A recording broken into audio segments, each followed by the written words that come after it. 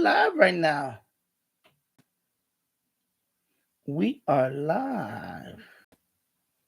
We are live, ladies and gentlemen. We are live right now. Let me put this. Oh, Jesus Christ. Oh, here we go already. All right. And yeah, I'm going to leave it like that. We're going to test the audio. Audio. That's kind of loud right there, right? Kind of loud right there. Kind of loud right there. Here you go. Yeah, looks good. Audio shows. Got see two green lights. Audio. All right. Using the microphone. And yeah. So it's 4:20. I get it 4:20. Yeah. 4:20 p.m. here in Yonkers, New York. And so it's about my God, I got a little cut. What the heck? I got a little cut right there, a little shaving nick. Yeah, 4:20 p.m. here in Yonkers, New York. It's gonna get cold tonight. It's gonna get a little cold, not much. I mean, like in the 30s, upper 30s, I think. Actually, up was kind of mild outside. Upper 40s, maybe. It's supposed to rain later on in Times Square. I am just checking the weather thing right now. I don't see anything. Yeah. Well, right now it's 50 degrees. Okay. 50 degrees. There is some light rain about 9 o'clock. Expected light rain in Times Square. I think by the time the ball drops, it'll be probably some clearing by the time the ball drops. He's supposed to go down to the mid 40s. And then I think in the next few days, it's going to get a little cooler. And then by late into the week, we'll start getting colder weather. I like what we're supposed to get around this time of the year. And hello, my Ready DX. Happy New Year to you, my friend. I know you're close. Yeah, I know you're in the UK. So right here, so you're probably about what, a couple hours away or an hour away. So yeah. So I was gonna do an all day, but I had a lot of things to do today. A lot of things came up today. So yeah, about more than 2 hours from now. Okay, so about 2 hours. Okay. Yeah. So because I know last year around this time, I started around 4 o'clock. I was actually thinking about doing a 12-hour, but it was too many things going on today. There's too many things. So I said, you know what? And before I decide not to do a live stream today, I said, let me just get on today. And it's like one of those days that everything came up today. Everything. And now I got the Windows update right in my face. No, I do not want to be start right now. I just started my live stream. Thank you, Windows. I'm gonna snooze. What is snooze? I'm gonna pick a time. And let's see what something pops up. Here we go. Pick a day. How about Saturday the 4th? There you go. Thank you.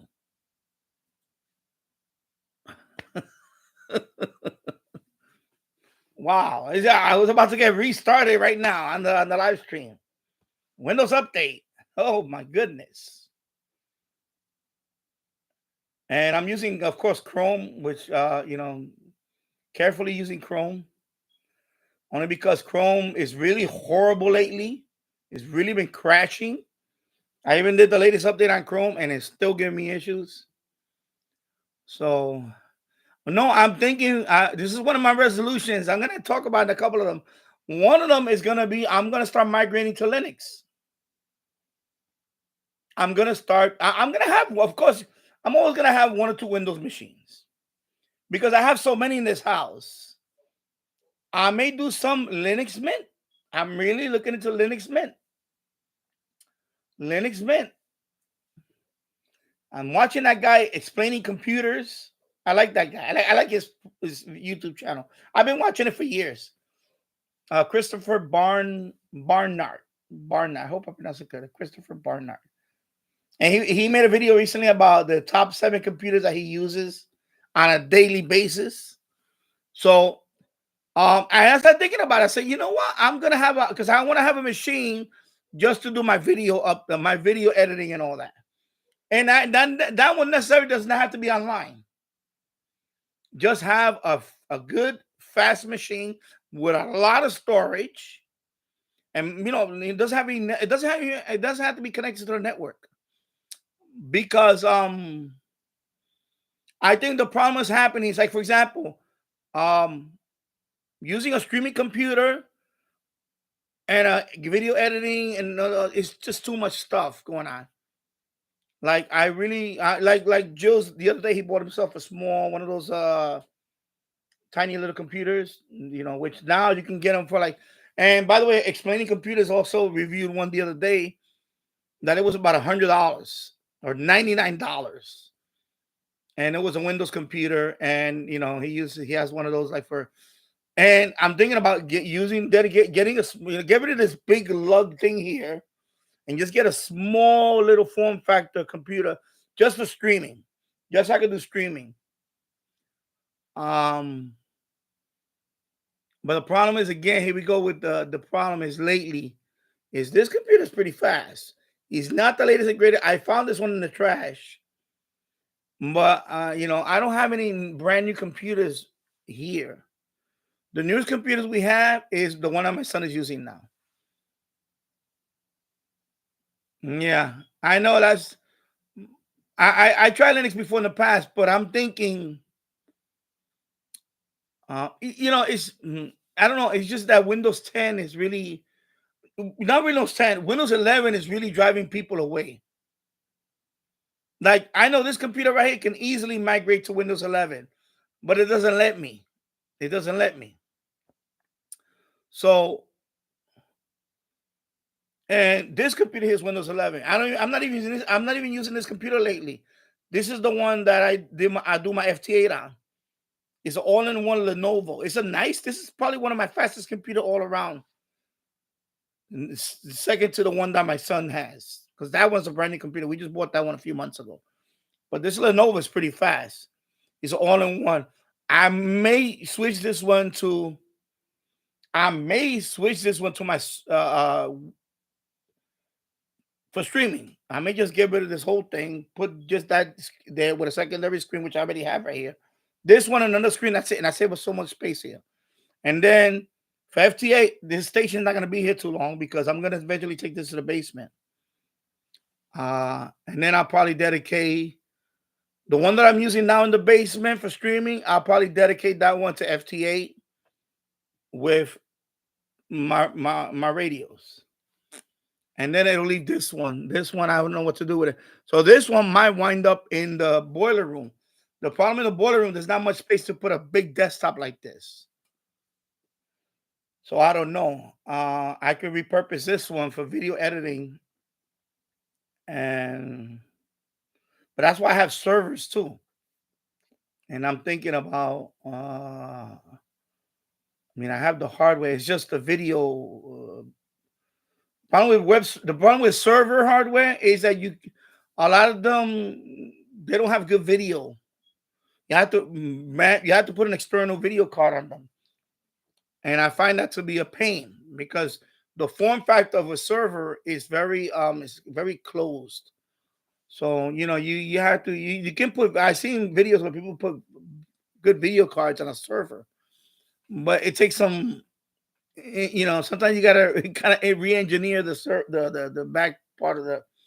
There's ribbon cables that you can put. And you can tightly put it in there. I have done it before. I actually put a. It wasn't not the best video card. It was just a better video than what the server had. A video card, that is. But I had to saw off a small piece of the. I think it was PCI Express. I know I had to saw off a piece of it. It was the end of it. I had to saw off. I had to Dremel it out so it could fit right in there. So I lost some of the. It worked. It worked. It was just mostly filler. I had to saw that part off, and it fit in there, and it ran. It ran fine, but it's not ideally what I want to do. So I just gave up on it. I took the video card out. Since then, I turned that server into a network and start a storage. That's it. It's just storage now. But I'm really thinking about Linux Mint, because Linux has come a long way. I know every tool that you could use for like for example, FTA, all this amateur radio stuff. They all have that on Linux now. All that stuff is on Linux. WSJTX, Grid Tracker. Uh, what would I need for example, this computer right here, right? Right now I'm doing FTA, so everything I don't need a Windows 11 computer. I could have done that. I could have done that with a Linux Mint, and it would be fine. It wouldn't bother me. And the good thing about Linux Mint is that I have very older hardware that I can still run that, and not to surf the web, because I'm not talking about surfing the web. I'm not talking about that. I'm talking about because even an older computer, they will struggle with websites now, because a lot of websites now they have a lot of video playing it already. There's a lot of stuff going on websites now. So even if you have a computer that's at least 10 years old or maybe more, it might struggle on some websites, you know. But at least with a Linux Mint machine, I could still use some of the tools. Like for example, I send out resumes once in a while. I haven't done it recently, but I send out resumes. I don't need Microsoft 365. You see, so it's not only Linux Mint, it's just the software in general. A lot of it in Windows now is subscriber based, subscription based software, which I don't understand. I don't like that. I rather have it use an older version of Windows. And like I have Photoshop, Photoshop 5 or whatever, before they went to the whole subscription based format. And that version of Photoshop, I can still do basic stuff on it. Like if I need to do thumbnails or banners or whatever, banner, channel banner, or whatever, I can still use those older tools. You don't need to upgrade the latest and greatest with some of these things, especially when you're doing a Word document. You don't need the latest greatest Microsoft 365. You can use Office Libre or LibreOffice, a free version of Office Suite, and you could do your documents on that. You don't need, even Google Docs has their own thing, with the Chrome OS. But I don't want to use. I going back to that. I don't want to use the online version of the software. You know, and so when I'm watching that guy explainingcomputers.com, Christopher Barnott, not Barnott, Barnatt, I think it's Barnott. You know, right. If you like my video, please give it a thumbs up. I don't know. Of course, his accent is awesome, but he puts a lot of emphasis on certain things. He's a character. I love that guy. But yeah, and very smart guy too. But there's some things that I noticed, that he has one computer that's offline, and all that computer does is archives all his videos, and he does the editing there and all that. And it's an offline computer. It's like a pen. It's like an i5 with like 32 gigs of RAM. It's not something really mind blowing type, but it's something that he does in his videos and editing and stuff like that. So I need to do that. I need to like more organize my. But right now I have a mishmash of stuff. So that's one thing I plan to do in 2025. I want to streamline everything, because I think for the immediate future, I will be streaming here and the basement as well. But I think the basement room right now, I might, after today, this one up here, that one, I don't know if I'm gonna stream anytime soon in that room anymore.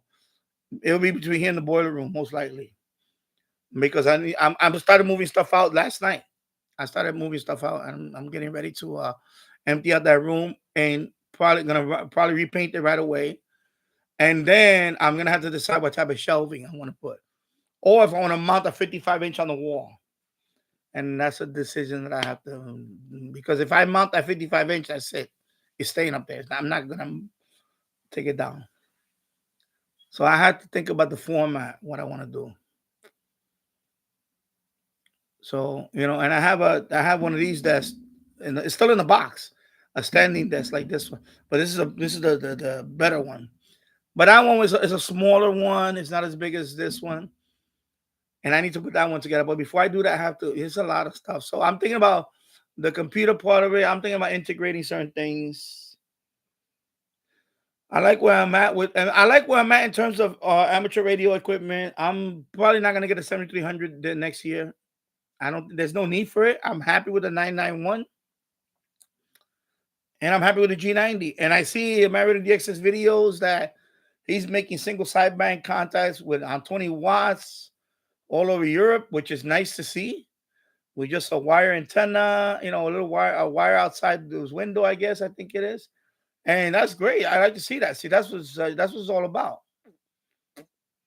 So that's what I'm thinking. I'm gonna, I'm gonna dedicate probably the G90 to FT8, and then I'm gonna use my 991A just for the single sideband. I want to have two separate, and maybe even two separate dedicated antenna for the uh well, yeah, well, I could switch. I'm gonna put a switcher anyway. I could switch them, but I'm probably gonna put another dedicated antenna. That'll be another thing for 2025. So right now it's the Linux. I mean, I already have a couple. I already have Linux on a couple of servers, but I'm thinking about um streamlining thing. Hopefully by the end of 2025, I'll have a new basement studio, and that'll be all in one studio. Because that's the problem is when I take everything out, I really have to organize. I have to maximize space down there because I want to have my shack in there. I'm gonna have my shack in one desk. That means the transceivers, all my transceivers. I want to have at least two screens for the shack, for the radio shack. So one is gonna be, with all the FTA stuff or whatever, and whatever, the QRZ and all that stuff. The other one, I don't know, it just be a screen, but that's not. I don't want that to be my streaming computer. I want to have a separate streaming computer. So what's gonna happen is it'll be behind me. So if I do a live stream from the basement, I think I'm gonna have a 55-inch behind me, or a couple of screens, and then you'll see the FTA stuff going on in the back, or the map of the world, PSK Explore or whatever, And then I'll have my streaming computer in my desk with a small one, and then you can see what's going on instead of having a whole bunch of radios in the back. I know people like this stuff. And I want to keep this stuff, but I want to put this stuff in another part of the room. So some days when I'm not, I can just go from one area of the shack. So maybe I'll start my live stream on a shack, and then I'll end it up in a place where the radios are okay. Because see, it's kind of tight in here. See, every time I back up, I knock something over here. Okay, here we go. You're not forgotten, folks. And so those are my plans. So I got that. So it's gonna be so far. I may be switching over to Linux on some things. I'll probably get a dedicated. I may even do it on my next paycheck. I said I was gonna buy that Yagi. I'm probably gonna put that up because even if I buy it, because I'm the payment is coming on January 21st. So I already I got the threshold for that. So right now it's about $125. But I mean, I can use a little more. That I'm gonna use that money to probably buy the small streaming computer, maybe, or I'll use this one, the Lenovo. This one. This is 16 gigs of RAM. This is an i7. I forgot what generation is it. It's not the latest one. It's I think 2 generations behind or 1 generation behind. I think it is. It's pretty fast as well. This was an NVMe drive. It's only 256, but that's all I need. So I can use this one for streaming. I'm thinking about using this one for streaming. Hook this one up with this monitor right here, with the one I'm looking at. Or hook this one up with the ultra wide, and that's it. I have those two. Then that'll be mine. And so this will be going down to the basement, and then I have my. Then that older one that's down there, I probably. Let me see what I'll do with that one. Maybe I'll just keep it as is and use that one for FT8 because I was already using for FT8 down there. So I'll just dedicate that one to FT8 and some other tools because I really want to separate the two. See, like what I did up here. This computer's for streaming only. My FTA is right here. This is all FTA. I do everything. So I need to do that for the basement. Eventually, this is all going to go downstairs. I don't know how everything's going to fit down there, but most of it's going to go down there. Then the rest of it is going to go to the other room. And that's another thing. The other room is going to be also, there's a room that you guys haven't seen yet. Now that you saw the boiler room, there's a room in between the boiler room and the room that you always see in the basement. It's a bigger room. It's the one where the stairs come down. And that one, at some point, I would like to rip that floor out and open that up too. And that one, I can put a lot of stuff there. I can put I was thinking about using that room for the model train. I was thinking about using that room for the model train layout, which I haven't even built yet. So I had to make plans for that. Part of it's going to be model train layout. My vintage computer setup might be there too. So right now you see that I had it right here, but that's gone. It's all gone. This is all gone. This is all going to be in a. I'm going to have all this in one wall. I'm going to have shelving, and I'm going to have a right there. I'm going to have a. Maybe I'll put the 32-inch right here. This 32-inch. I have it up here now. See the 32-inch that you guys saw from the Super Bowl. Maybe I'll use that one as my monitor for the Commodore 64 and the Amiga. They're sitting right here. I'll probably have those two hooked up to that screen in the basement on a table, and just all the old computers there, the Texas Instrument computer, and not the ones that I do Danny Retro Gaming. Danny Retro Gaming is retro gaming. That's retro gaming.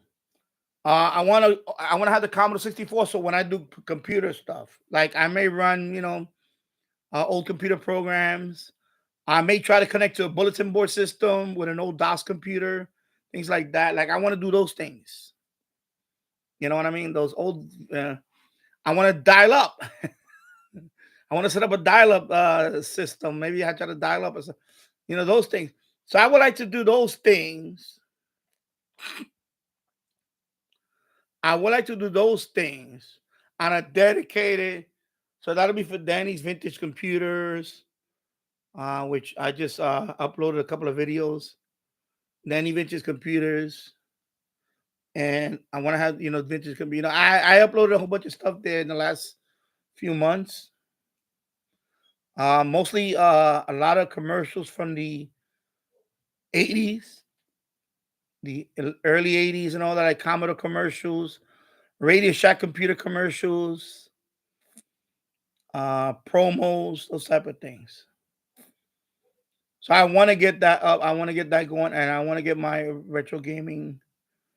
Retro gaming is probably going to be in the same area with because that one I just said I had I put the consoles right here and I just use OBS.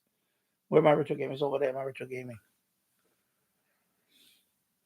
At some point I want to integrate all this and organize it. Right now I have a mess. It's very unorganized here, and I need to. So that's my thing for about 2025, just to be more organized. I have to be more organized. Physical and mental stuff for 2025 for me right now. I have to lose weight. I know I said that last year, but this year I really mean it. I really have to lose weight. I notice it's affecting me in some ways. My energy hasn't been the same, especially in recent months.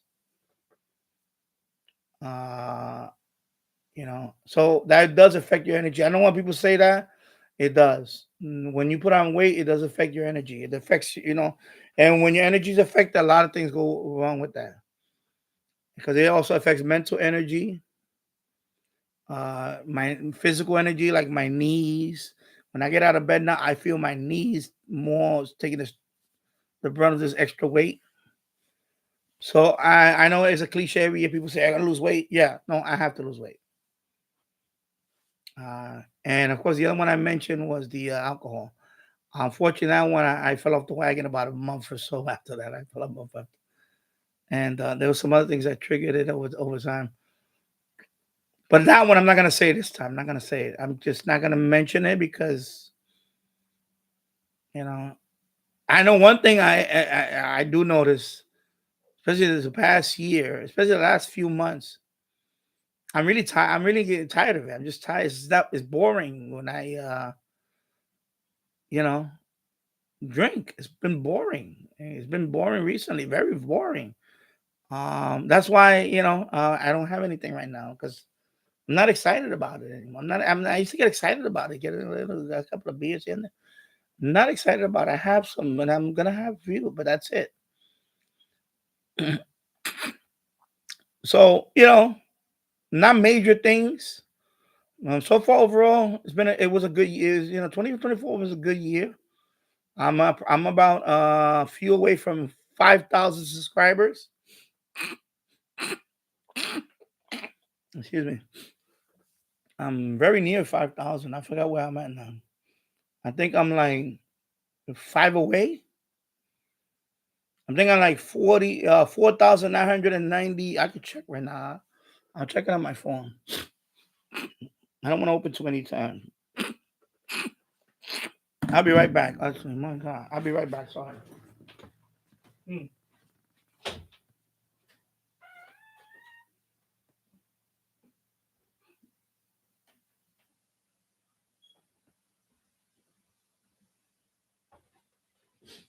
Just my sinuses just acted up. Sorry. All right. And I have to go downstairs and check on my son in a couple of minutes. Actually, unfortunately, he's doing some homework that he was supposed to do over the holiday vacation, and he been procrastinating. So I have to nudge him in a few minutes. I'll tell you right now what the number is. Sorry. Okay. So I'm 9 away. I'm at 49.91.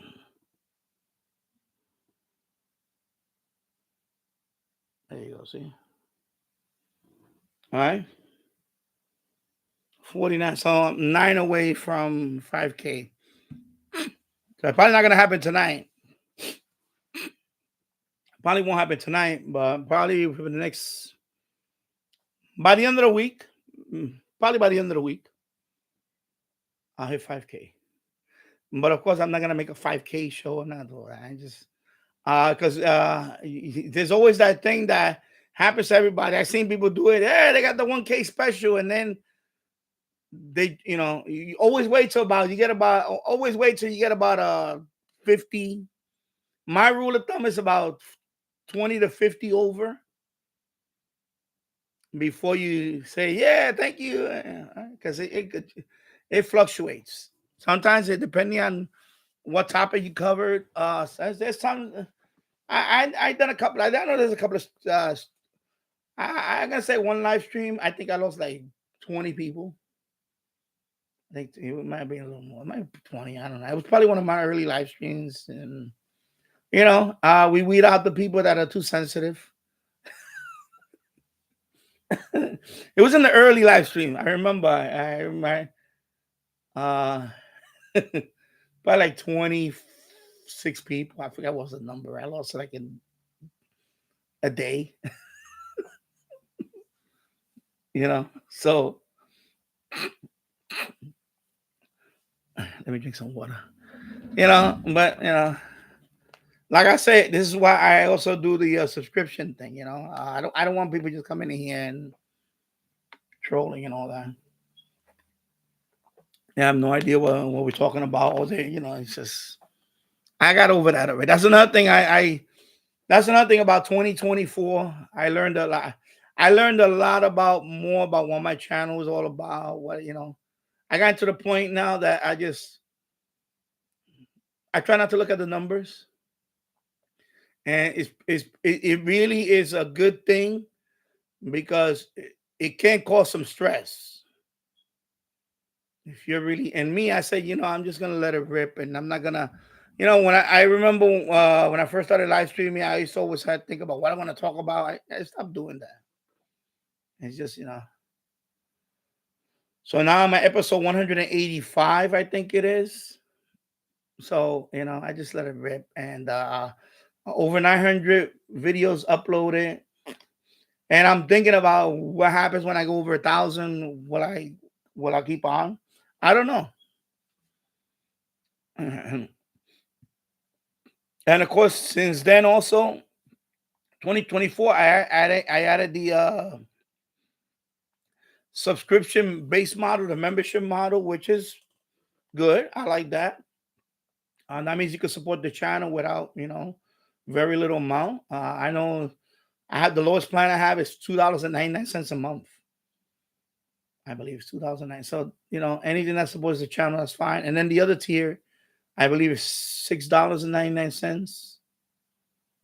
And I think that's it. I think there's only two memberships. So right now I have about actually I have 4 members. Two of them are here. There's two others that never been on the live stream. They just contribute to the channel, but they want to remain anonymous. And that's fine. And I appreciate them. Thank you very much. So I have a total of 4 members. I think the most I had was 6 members. And also the members can give away a free membership to anybody in the room. Because that's another thing I will do this 2025. I will do some more member only content. Because it's only fair that members that subscribe here and they have the membership, that I will do some kind of either member only live stream, which I already done, or member only content for that at least. And that I need to do more.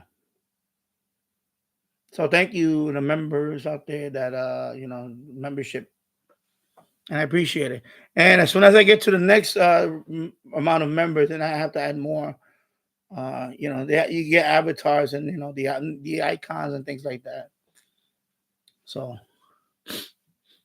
so let me read these comments, and I just want to say hello to everybody and Happy New Year. I know some people already had their New Year, like in Australia and so on. Okay, where's my mouse? Oh my God, are you kidding me? All right, I'm ready to get rid of this wireless mouse and put Myra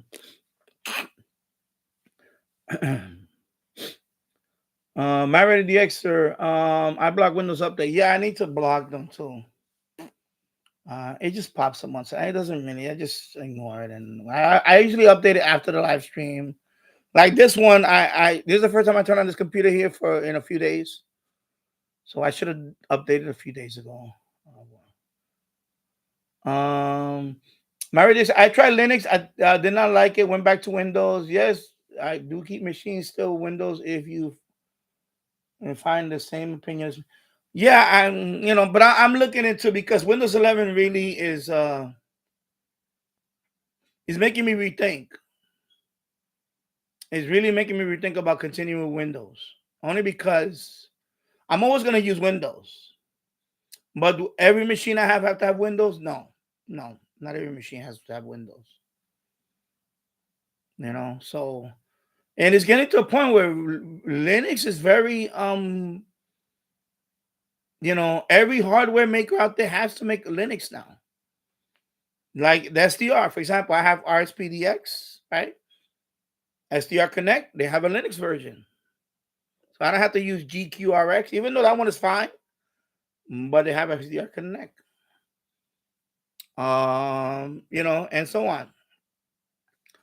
Of course, like I just mentioned, WSJTX, Grid Tracker, Linux. So, because honestly, for most things you do, you don't need to update your computer every 4 or 5 years. I'm sorry, you don't. When you're doing stuff like WSJTX or even SDR stuff, you're not reinventing the wheel every year with the software.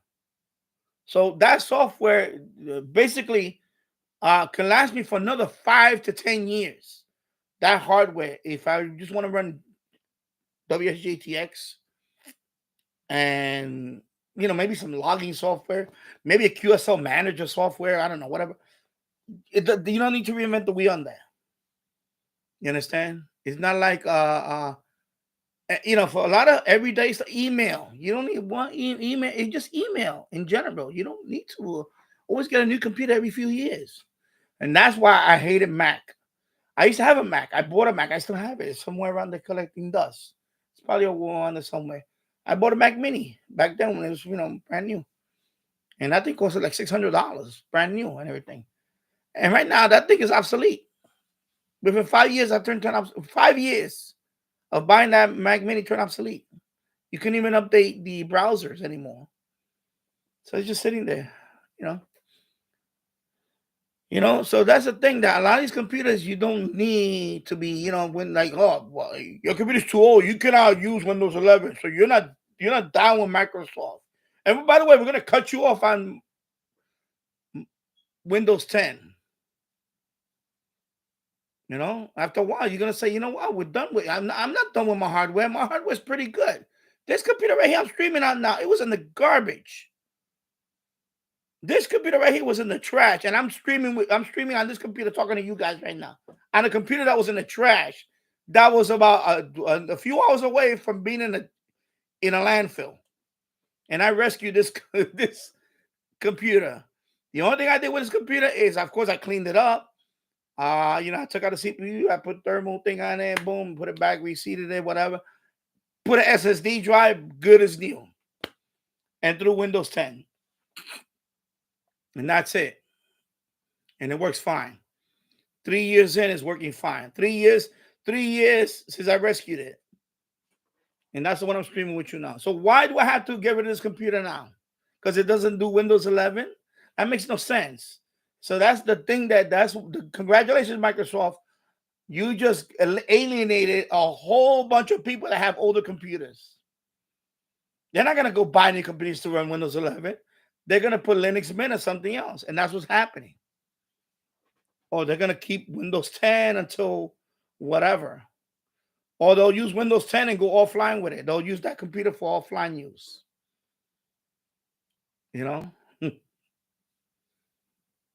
So it's crazy.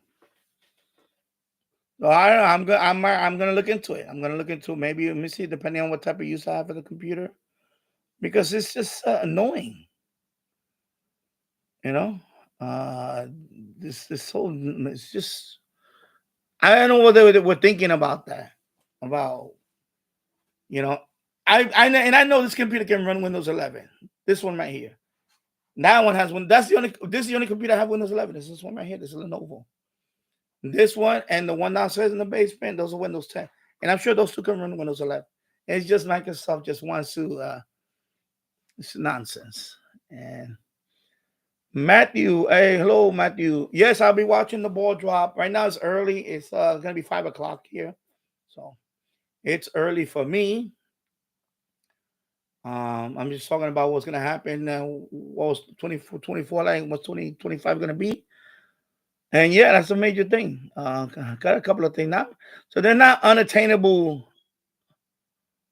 They're not even resolutions. They're just goals. They're more, for me, they're goals. Be more organized. That's the biggest thing, is I have to be more organized. Because I definitely was not organized this past year. I need to be more organized. I need to streamline things. Because I think that's what happens. So I think that people get depressed because they feel like they're not organized. And I tell people, sometimes you get overwhelmed. When I come up here, sometimes there's so much clutter here. My wife, she gets really overwhelmed about, I said, listen, honey, one day do one part of the room, the next day do this part of the room. That's what I do. I take one day, I do this part of the room. You cannot do everything one day. Sometimes you have to just do one part. And you see, until you get progress. This room was remember what happened? This room was fine, but what happened was a few months ago. Remember, my ceiling started falling. Remember, I had that issue with the ceiling. Since then, I taken it down and I painted it. And you can see, it's not perfect, but it stopped coming down the plaster, and that's what happened. So I had to take all this stuff out of here. And I had to put a tarp on it over here, and then I had to scrape all that out, and then I had to paint it. and that's why I got this whole mess. I just threw everything on one side, and some of the stuff I want to take it downstairs. But now it's been I've been a couple of months since I painted it and so on, so it's been okay. And over here, I got a little bubbly on this thing over here.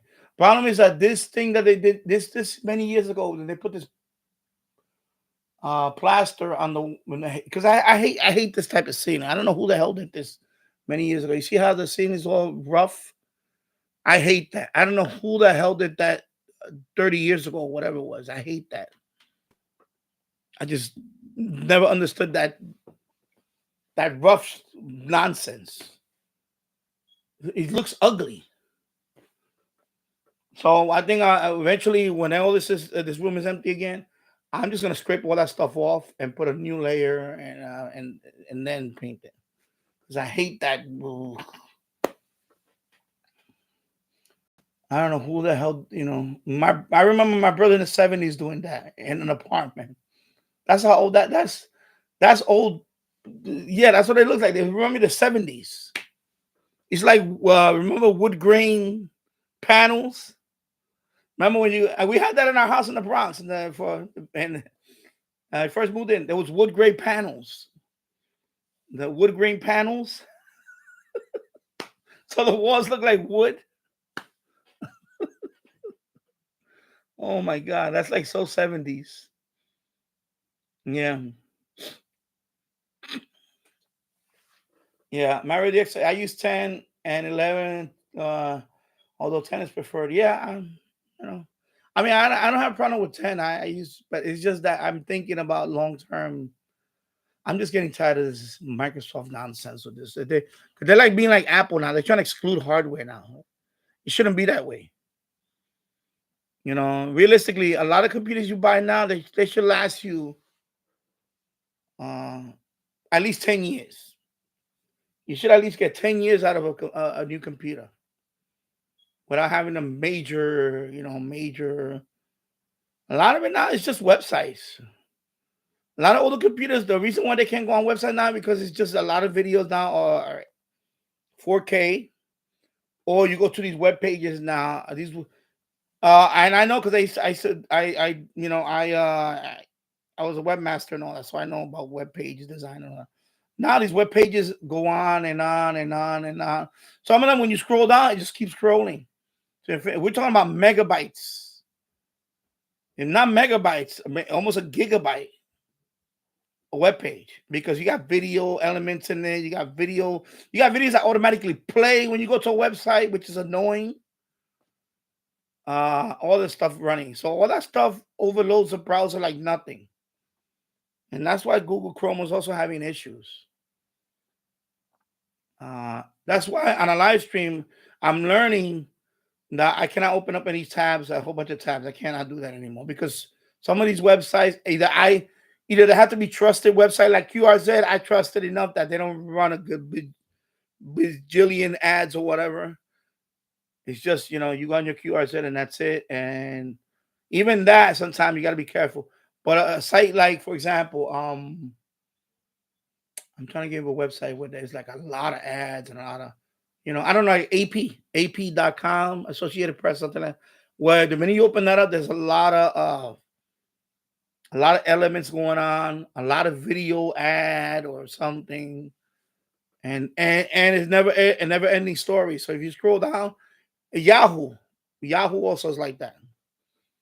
If you go to Yahoo, for example, and I'm on a Yahoo, literally can crash my website, my browser. You know, of course, I could be doing this live stream on OBS alone. I can do that, but OBS is just as bad. OBS takes just quite a bit of memory also.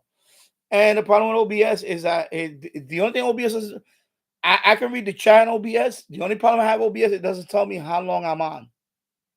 No, it does tell me that. It doesn't tell me how many people are watching and how many likes. That's the only thing OBS doesn't do. And then I think there's a plugin for that. I have to look into that.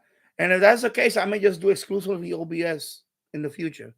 That's another thing I have to look into in 2025, because this thing with this Chrome, something's got to change on it. I tried I tried other browsers. I'm able to use Brave. No, I don't want to use a crypto browser or whatever.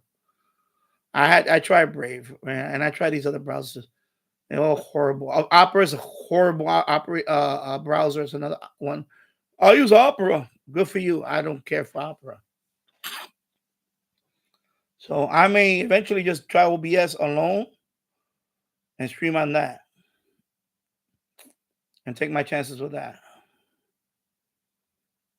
But I think OBS also, well, I don't know. I have to look into just because I usually use OBS if I'm going to integrate something else. But just standalone webcam OBS, I have not tried that. I need to try. Maybe I may just go with that. So yeah, so I'll be watching the ball drop. That's why I'm on now because we're gonna just talk and then uh another thing I'm not gonna be doing is I'm not gonna be playing a lot of music anymore. I learned my last live stream. I got hit with how many copyright notices? I think it was like 9 or 8 out of 9. Excuse me. 7 of them right away, one by one, because you got to do one by one. They let YouTube erase the song or mute it. When you do that, you lose the replay of the live stream. That's the problem I hate about that too. I didn't think about that also. Is anytime you edit the live stream after you've done the live stream, in other words, when it goes into replay mode, if you edit anything in there, you lose the replay on the chat. And that's what happened to my last live stream, the one on Christmas. I lost the chat replay. So that sucks. I like to have the replay with my chat. So that's a big one that sucks. Number 2 is YouTube allow all of them, one by one. Sometimes it takes about 6 hours for each song. Sometimes it takes 12 hours. So you basically say, oh yeah, you copyright here and you're not gonna make money on this. You're not gonna. So I said, no, erase song. So it erases the song. And then so I was going one by one over that. So the last 2 songs, it didn't allow me to erase the song no more. Now they wanted to keep it on there, and there's no option, only disputed. In other words, YouTube was not going to give me any ad revenue. So I disputed it. I said, no, I'm going to dispute it. And I wrote why. I wrote, the only reason why you're hearing this song is because I was tuning the bands on a radio. That's it. It's not because I intentionally put the song on. So that was it. So now that one is going in dispute. And then the other one got settled. And they say I'm not making no money. So so now I cannot edit it. What I should have done in the beginning for those 2 songs that to dispute it, instead of disputing with them and they're gonna hold up that video for 30 days. And in other words, you're not gonna make money on that video for 30 days at least. By then the video is dead anyway. Because it's gonna be a month into February by then. So what I should have done, the last 2 songs, just eliminate them. Just go into YouTube, to the editor, and just erase the whole video clip. That's what I should have done. And I learned my lesson on that. So if I play music from now on, it's going to be very, very short. And I'm going to skip it because it's a hassle. Most of the songs I did just say to erase it. And they do erase it. But I noticed they got slick on the last 2. On the last 2, they grayed out the option to erase a song. The only option I had was to dispute. And I said, are you kidding me? I can't even erase the song now. Now they want me to dispute the last 2. And the minute I dispute it, you got to put in a reason why. Then they send that up. Then they said it could take up to 30 days. So that one only took about 2 days or 3 days. Then that one, I guess that one, I won that one because it was gone. It wasn't even. So I was down to one more song that I was not allowed to make money on that live stream. So that one I already had it on dispute again because I disputed that one. As soon as I did that, I disputed that one. I said, what the hell? And that one is still being held up. I could check it now, but I don't want to open up another tab and go through all this nonsense and look at it. Anyway, and now that I'm doing this live stream, nobody's gonna watch that one because that one is history now. But I learned my lesson. And it sucks because your radio channel, You talk about radios. You review radios. You tune radio stations. Some radio stations are going to play music. And now I'm going to have to skip music like even faster now. And I let it play because I'm trying to get the feel for my audience and hear a little music and I can talk. And I don't want to be tuning like super duper fast. So, so I'm going to really try to skip a lot more music because just to dispute it is a pain. But I can still dispute it now. I learned now that when all of them is grayed out, and I have to make a video on that so I can show you because you're not going to understand it until you see it. There's if you get the option that says erase song, you just click on that button and it's gonna erase that song within that time frame that's disputed. YouTube automatically does that for you. But the last two songs they didn't do that. All of it was grayed out, and the only option I had left was to dispute. And that one you have to click on dispute and you have to put in the reason why. And that's the one that I should have not instead of disputing. I should have went to the editor and just deleted the last two. Just delete them manually. Delete, and that's it. And then right now, that video would have been monetized for me only. But that's not the case because I didn't know any better. Now I know that I'm not going to dispute with YouTube no more. I'm just going to tell YouTube, erase the song. If they cannot erase a song and they give me the option, the only option was to dispute, I'm not even going to dispute it. I'm going to go to the editor. Just record the timeline and delete. Just go in there and delete it. Just delete that section, they delete it. That's it. Or mute it. You can mute the whole section. That's it. And do it yourself. And that's it. And then you'll be 100% monetized. Because that was a 5-hour video. And this is the frustration about this stuff. For one, it was 30 seconds, maybe a 40-second clip of a song. I don't get monetized. All the money goes to YouTube. That's not fair. What is that? Audio. Yeah, like an audio. That has to be outside or something. Yeah. So happy New Year, everybody. And I'm going on 52 minutes in the books. Wow. Yeah, 2025, here we come. You guys talking among yourselves there. And let me see what else. What the hell is that? What's going on over here? What the hell is that? Oh my God, I'm hearing things. I got a clutter over here. I can't even go on this side of the room. Oh my God.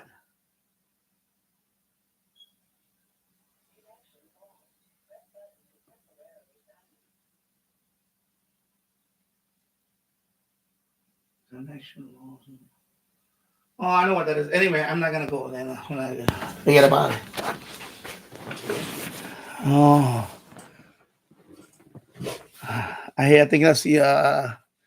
Never mind.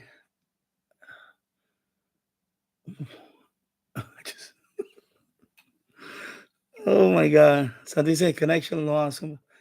What the hell is? I'm trying to think about what it is.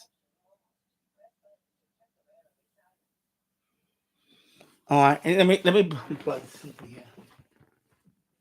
It cannot be the. Oh my God! All this clutter in the way, bro. Yeah, if I step on the plug and we get disconnected, that's it. Sorry. No, this is not plugged in. What the hell? What is going like? Okay, what the hell is going on here? Now I have to wait till it announces again.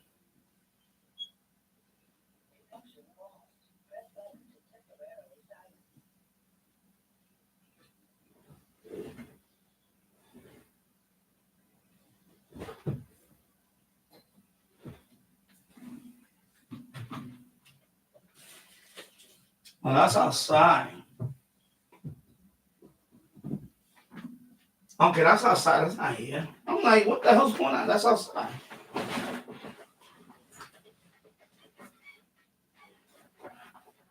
Yeah, that's outside. That's the neighbors. My God, I think it's loud. And that's outdoors. Okay. Oh my God, something. Oh my God. Yeah, so that's outside. I'm like, what is that sound?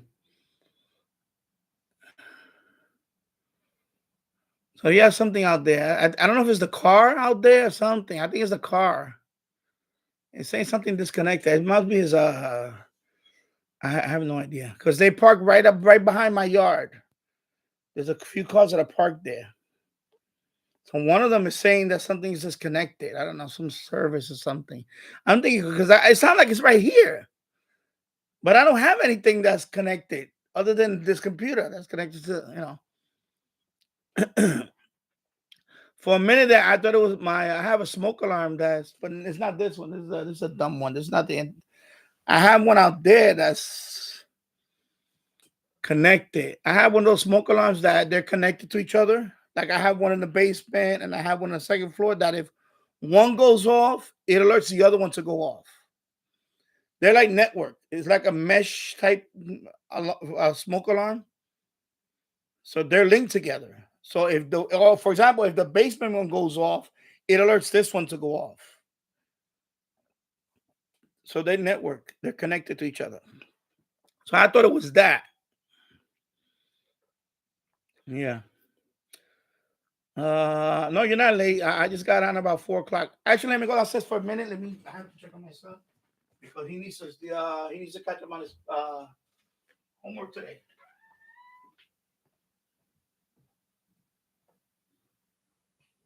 Okay. Oh, let me,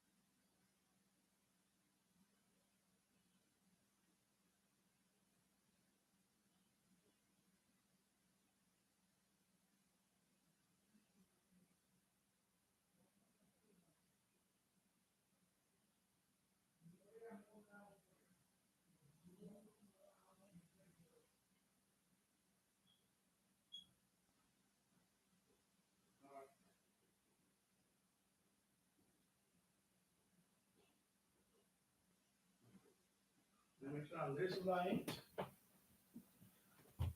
All right. Yeah. Let me. I'm gonna bring the video out soon. The Times Square thing. I like to show the Times Square before the. What am I putting the?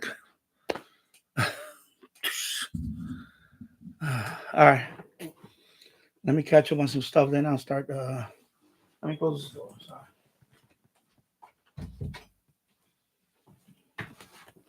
I gotta catch up on some reading here. Let me go right here. TV Radio 1972. Happy New Year, my friend. Hello, Tasso. Happy New Year. TV Radio 1972. I got a new radio yesterday. It's a Shangyong 8A Alpha 8W. The one Jill's reviewed a while back is a pretty neat radio. I can manually add internet streams through Shangyong's website. I was looking into that radio actually. It looks like a nice little internet radio. So I'm looking forward to your review on it. Yeah, that one I kind of like that one. That's the little one.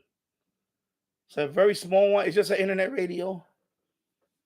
I like that one. That one's kind of cute. I like that one. And actually, I know I look forward to your review on it because that's pretty cool that you can add the streams through their website.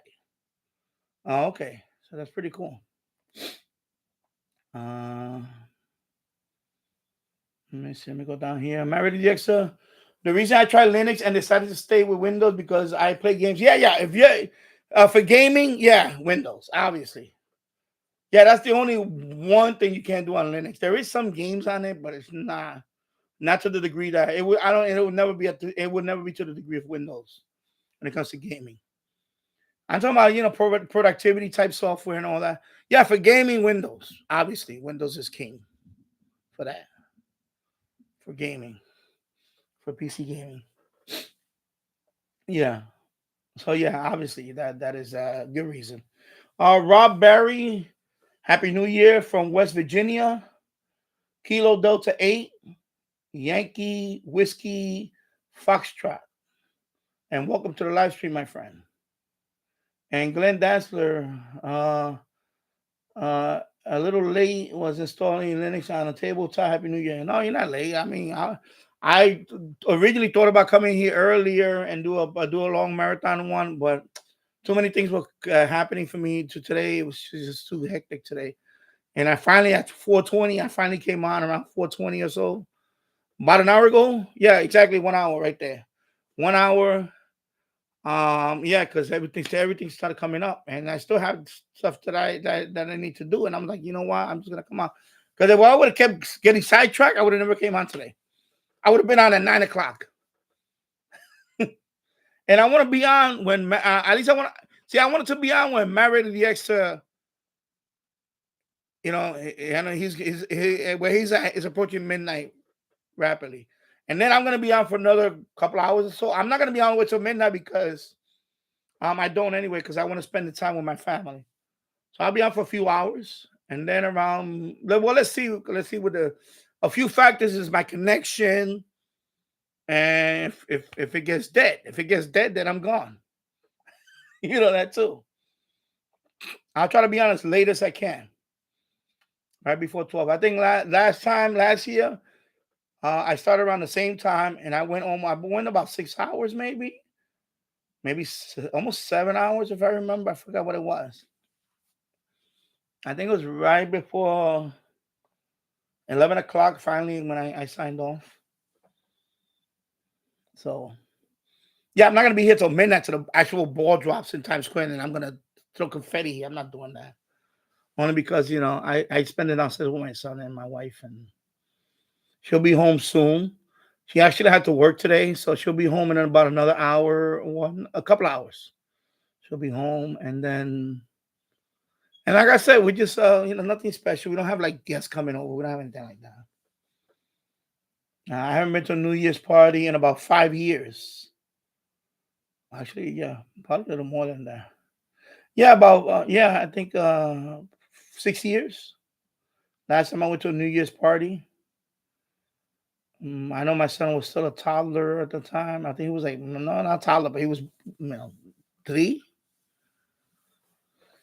And we went to a restaurant in New Jersey. It was an Indian restaurant. It was a nice party though. It was a nice New Year's party. But I don't like to be on the road on New Year's. Too many bad things can happen on New Year's. Especially coming home. You got a lot of people out there that shouldn't be on the road on New Year's. And that's the scary part. When we on the way back, it was like, we had to tell my wife, listen, when you drive, just don't be near any, how cars sometimes they flock together. No, no, no, don't do that. Because you don't know. When you look at the road, I'm thinking, yeah, somebody over here is probably drunk. This guy behind is probably drunk. Just stay away from them. You know, it's one of the scariest times to be on the road. It's New Year's.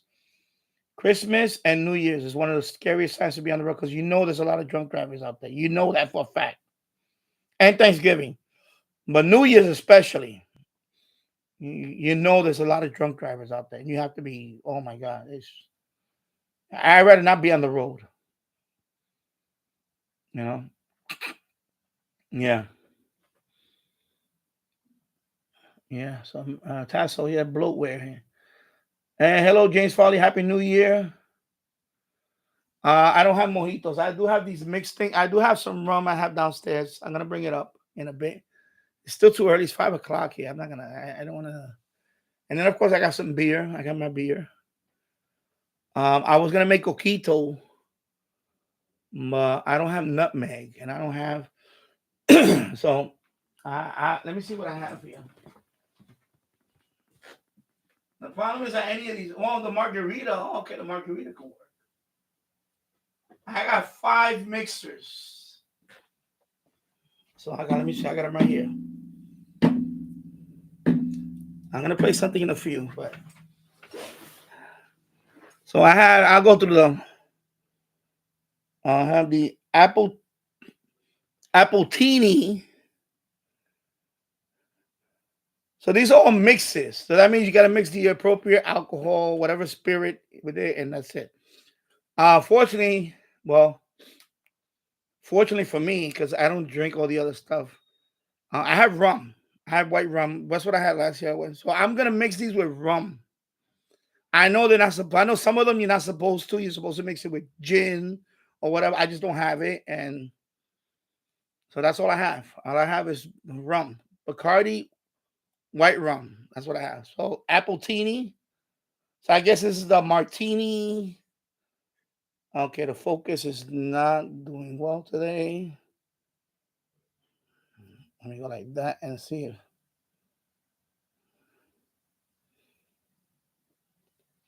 There you go. Appletini cocktail mixer. Okay, so that's Appletini. I remember these were the world. So I don't know what. I guess this is Manhattan. So this is representing the U.S. I guess. Then you have the Moscow Mule.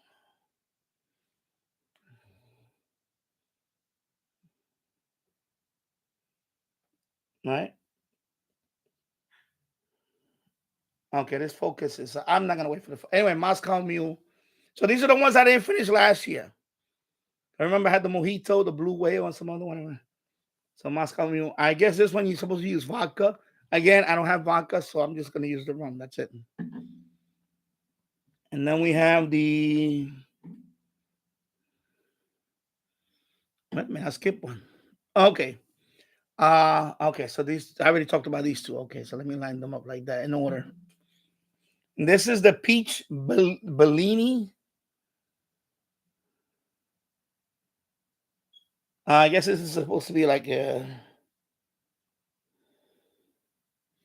champagne topper. So I think this one you're supposed to mix it with champagne. Again, I don't have champagne, so I don't know. I may just throw this with rum.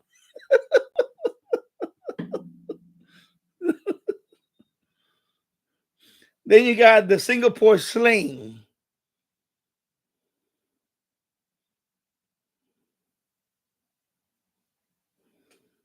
So again, of course, this is representing what? Singapore. So thing is that these serving directions are so small. Anyway, again, they're all gonna go with rum, so it doesn't matter. And then the last but not least, the margarita. Of course, this one you could definitely have this. Although margarita is supposed to be technically with what? Tequila. But I don't have tequila. So margarita.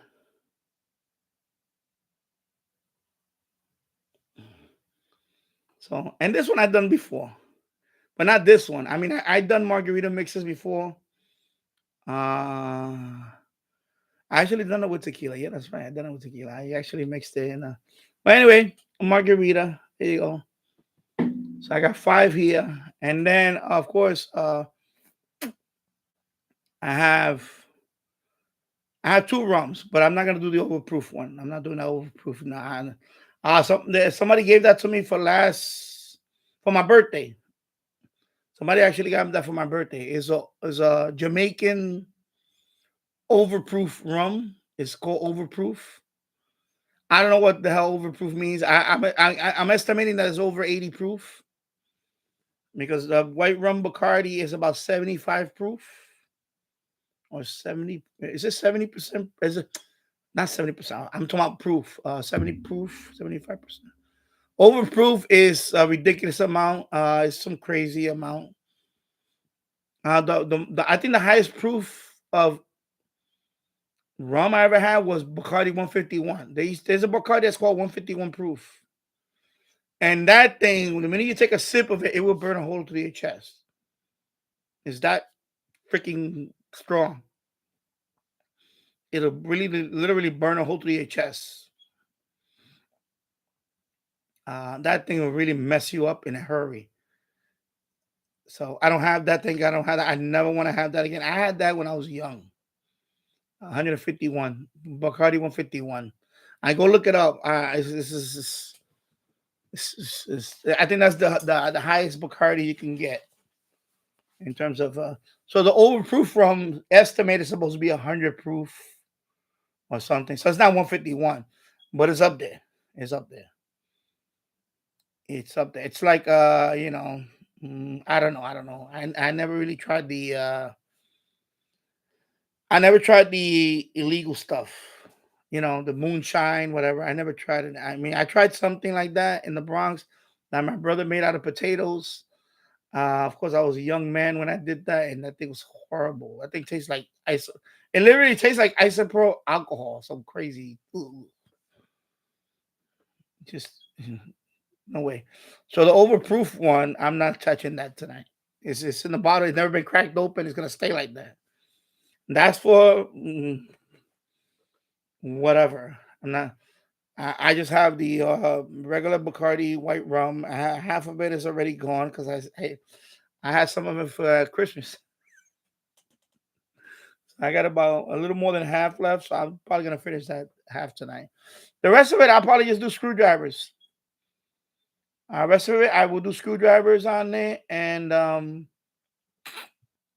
you know, screwdrivers, orange juice, and rum. That's it. Screwdriver. It could be a screwdriver. Could be orange juice with vodka, or yeah, any moonshine is too potent because now you're dealing with just straight up, So the overproof one is the one that I have is the strongest. I will not be touching that. If I touch that overproof, it'll be over. I wake up with I wake up with a. I won't remember what happened, and that's scary. I have not. I have not had a blackout in many, many, many years, and I don't plan to ever have another blackout. That is, blackouts are very scary. For those of you who don't know what a blackout is when you don't remember what you did the night before. That's when you had too many. When you had so many that you don't remember what you did the night before, that is scary. I'm guilty of that. I had that happen to me, man. Uh, More than one occasion, a few times, but it's been many, many years since that happened. No, I don't never get to that point anymore. No, I just don't care for it. Nowhere near that. Them days are over.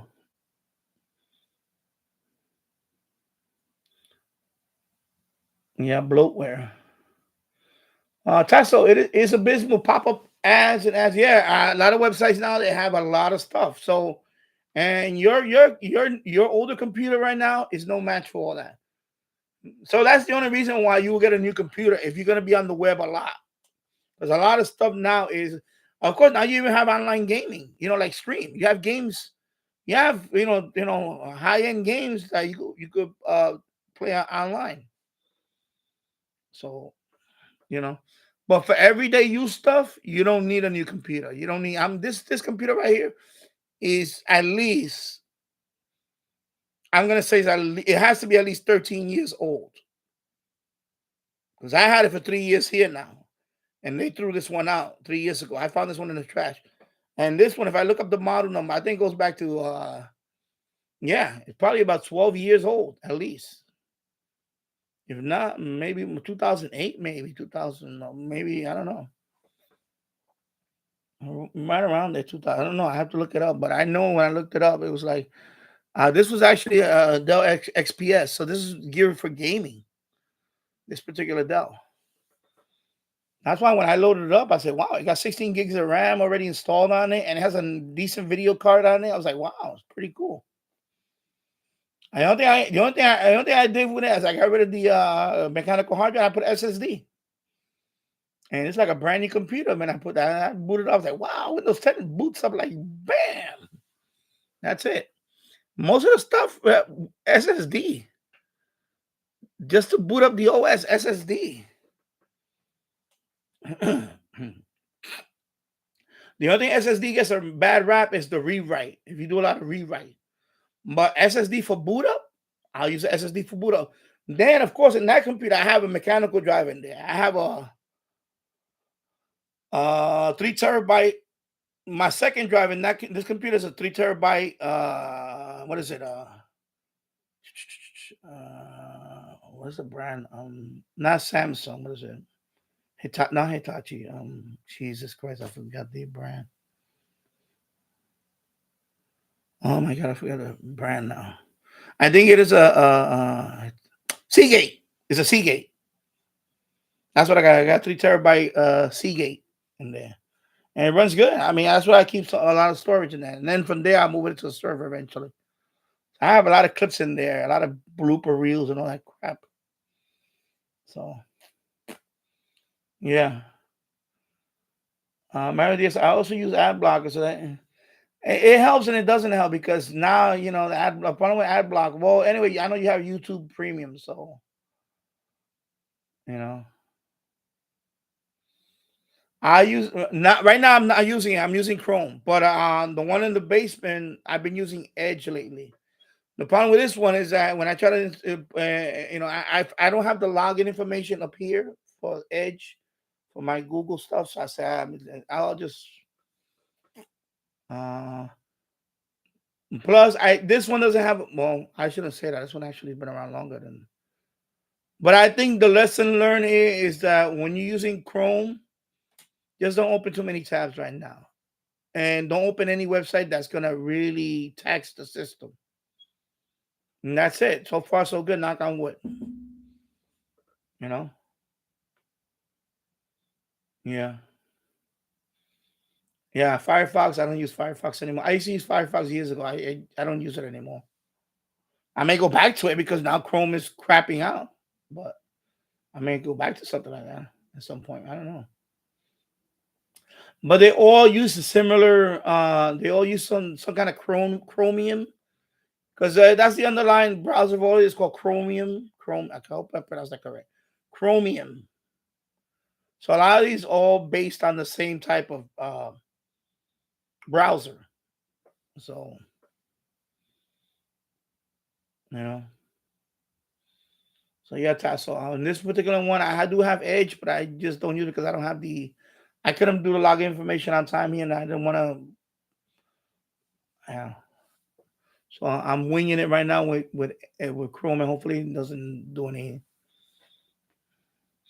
Because for New Year's, what I normally put on is the which I will going to check out in a few minutes is the website where they do the.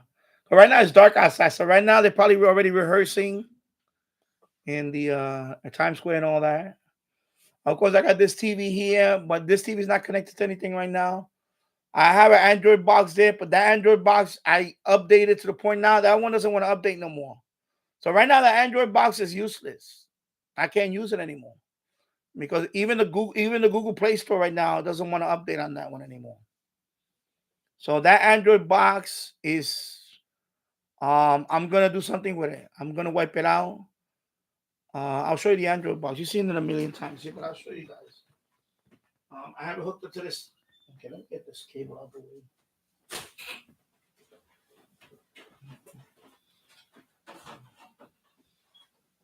Let me disconnect this HDMI, okay, because I'm not using this Android box. So this Android box is no longer doesn't update anymore. I had this Android box for a while now, so now it's just too it's too outdated now. I tried to the other day, I got my TV here now, so I wanted to run YouTube on this one so you could see the stuff here. Like for example, tonight I would have been showing you the thing up here. But this one, the Google Play Store doesn't want to update. Nothing want to work on this one anymore. So I'm gonna wipe this one out. And it has an SD card. What's the SD card reader? It's right there. SD card reader. I'm gonna put a new version of something in here. I'm gonna repurpose this one. I was thinking about using this one maybe for if I can update this one to a point where I can put ham clock software. because that's what I was thinking about repurposing this one for ham clock. So of course this is a ARM based processor, I believe. So this is I think the OS for this one's called Armbian. It's a version of Linux for some kind of Android, Android version of it. So I need to see because that's what this has Android, but Android's like Android version is old. I think it's version 7 or I forgot what. Is it 7? Or I forgot which one it is. It's old. This is old, but it worked well until this past year. I tried to use it recently, and finally, when I went to the Google Store, I logged in and everything. It just doesn't want to update even the Google Play Store. So this one's getting to the point where it's just. And this one, I do have the keyboard. It has a little keyboard and everything. It's the same keyboard that they sell in the website for the Innovato that makes the ham clock app, the little ham clock device. So I'm thinking about repurposing this for ham clock. And I seen some posts on Reddit about it that people use these type of boxes too. So eventually I'll probably get a new one of those Walmart O&N type, just to put on that TV so I can run YouTube there or something. But in the meanwhile, this one I'm gonna try to update and see what I can do with it. Because I tried with the Raspberry Pi thing, and you can run ham clock on it, but you got to do a whole bunch of stuff on it. It's too many steps. So basically, you got to enable the Pi Star. You got to enable web service on it and all that stuff. I don't want to do all that stuff. You got to open up another port, I believe, for it, and I don't want to do all that with too much of a hassle. And it's not even recommended with a Pi Star Zero for the ham clock. You need at least a Pi Star. They recommend you use at least, you can use zero, but you're very limited on the graphics. Because the graphics on that one doesn't have a good graphics on there.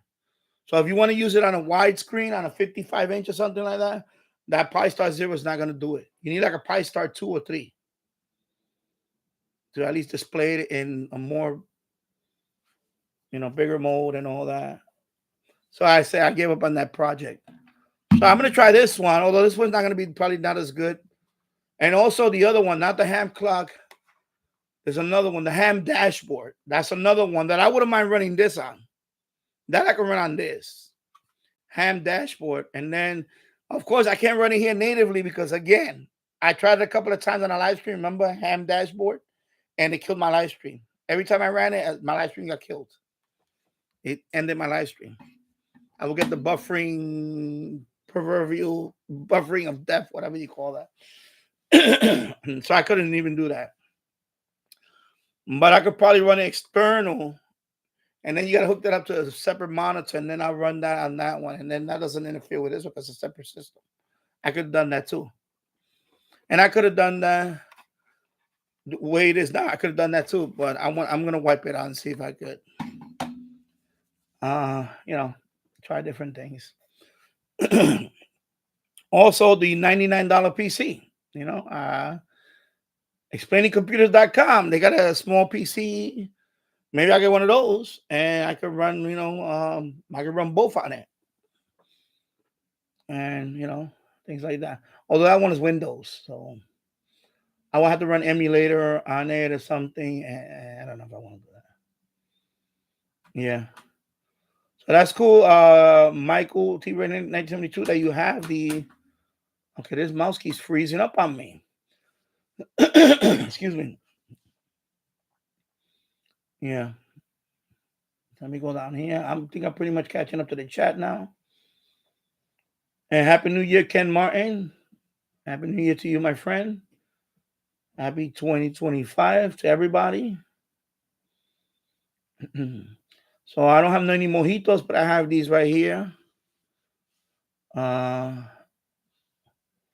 Mojito. Well, mojito, you don't need much to make a mojito. I do have mint.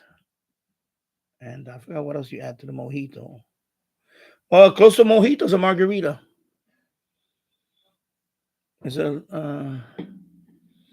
It's similar in a way. I don't remember exactly what the ingredient for mojito is. It's minty. Yeah, yeah. It's more. It's like a mint on it, and yeah.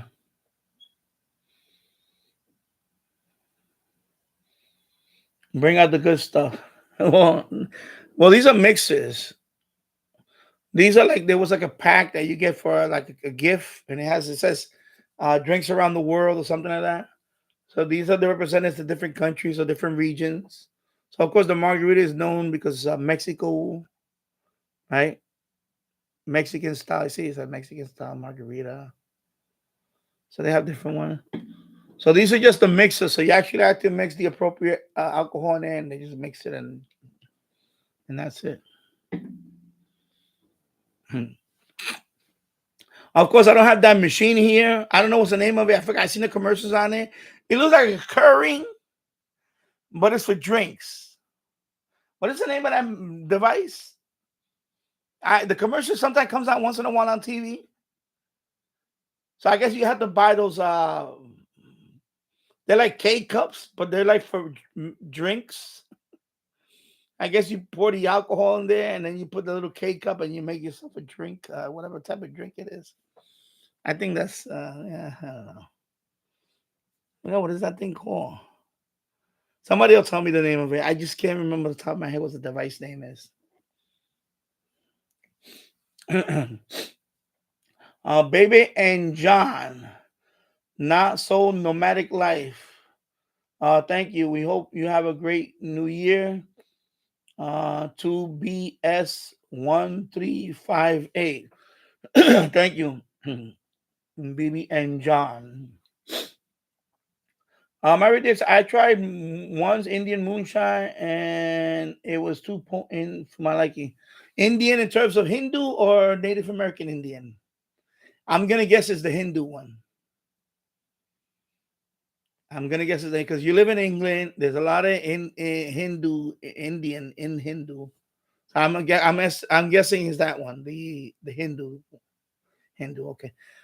Yeah, I have a beverage. I never opened it up. I don't want to open it up.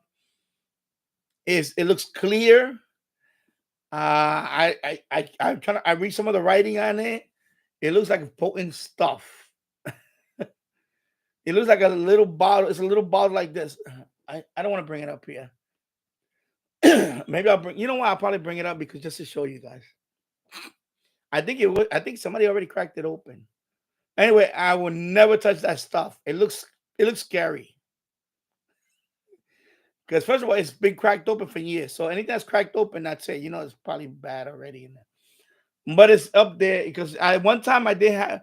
There was one time that I did have like a bar on a shelf, but I have since then I got rid of all of them.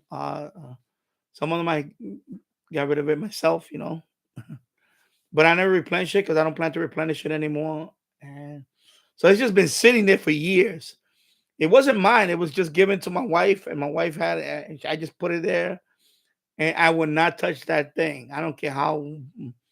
Oh, I don't have any more. Oh no, that can stay there. I would never touch that. And it looks like some kind of moonshine, some kind of Hindu liquor. And I know because the way they drink, I'm not. People don't get offended. It's called stereotyping. Don't get offended, people. I've been to Hindu parties, and let's just say that when we go to like a banquet, those big dance, what they call it, recreation hall, whatever they call them when they rent out the whole thing, and there's a bar over there. All the men are in that corner. That's it. And some of them are the worst drinkers. Just like the over here we have the Mexicans. Those are the ones that wind up lying on the floor on the curb. Ooh! They just go overboard. It's like every night they go overboard. I can't hang with those people. I just can't say them. Good luck, fellas. So when I go to those parties, I just go to the bar, get my drink. I go sit at the table with my wife and friends, and I just sit there and that's it. I don't want to be on that because that's and fights break out there sometime, and well, forget it. And that's what I see. I see bottles like that. Never heard of these bottles. This brand, I don't know what the. I was like, oh, forget it. Palo Viejo is hello, Chrissy. Palo Viejo is considered cheap rum. Believe it or not, it's considered like like the Bacardi's like the king of Puerto Rican rum, right? Then you have like the middle one, Don Cool, whatever it's called, Don Cool. Then now you have a whole bunch of Palo Viejo. Even though it's been around forever, some people consider that to be like the budget rum. I don't know why. I never had it. I don't know why. It's just that my preference is always Bacardi. I grew up at Bacardi, Bacardi, Bacardi. That's it. You know, I know what it is. I've seen them many, many times. I go to the liquor store. I see Palo Viejo, but I never because somebody told me that a long time ago. That's cheap. 'Cause I think I know it was a friend of a friend that brought that to a party, and I think they made fun of him. They were like, this is cheap, cheap ass rum. You couldn't get Bacardi. You couldn't get the good stuff. You had to get this. So I think that's why Palo Viejo stuck to me. It's considered like the it's not like Mad Dog 2020, but it's a tier above that. Bacardi 150. Well, that I had. I was talking about that earlier. That is some powerful stuff. Yeah. November 2, Charlie Oscar Delta. Happy New Year, my friend. N2COD. And Happy New Year, my friend. I hope you have a great 2025. Yeah, Marity X, a good thing you just that's it because that um mm, you understand when things are made in the United States, we have regulations here when it comes to that. Like the white rum Bacardi, you see white rum, it's a tall bottle like a skinny bottle. It's 70%, it's 70 proof. It's not like ridiculous amount of proof. It's and the white one is very mild. That is the one that you can mix drinks and it doesn't hit you right away. It will not hit you. That's not like 151. 151 will hit you within a couple of two shots. You're already on your way. With the regular Bacardi, you need about I would say 3 to 4. That's when you start. Okay, But I don't do shots anymore. I just mix it and drink it slowly. I don't do the shot thing anymore. I can't. I just can't. I don't have this. I don't have that. I'm not 21 years old. I'm not 24 years old now. I won't. My body won't react well to that. I'll probably wake up sick, really sick, and I don't want to do that. I don't want to wake up tomorrow sick. I want to wake up tomorrow. I gotta wake up tomorrow, but I don't want to wake up sick. You know. So, any type of those type of things like other countries liquor, I stay away from. Like the overproof one that my birthday, a Jamaican woman, she works with my wife. She gave me that as a hey, happy birthday, and I looked at it as like thank you, but I'm never gonna have this in my life. I put it on the shelf. It's overproof, or anything that says overproof, I am not touching. Not touching it. I just I may mix it one day, maybe. I don't know. I may mix it tonight if I need to, but I don't think I'm gonna need to. I think what I have, I'm good. What I have, I'm good. I have my X amount of beers, and I have my. These are 5 different drinks. That's what I'm gonna have. That's it. That's it. And that's it. I don't have. Yeah, I don't have no gin. I don't have no whiskey. I don't have no gin, no whiskey, no vodka. I don't have any of that. All I have is white rum, and that's what I'm gonna drink. That's all I'm gonna have. Yeah. So I'm interested in that review, Michael, on the. I know Jill's made a review too, but I don't remember. But I know I want to see your review on it. I was eyeing that radio. It's a.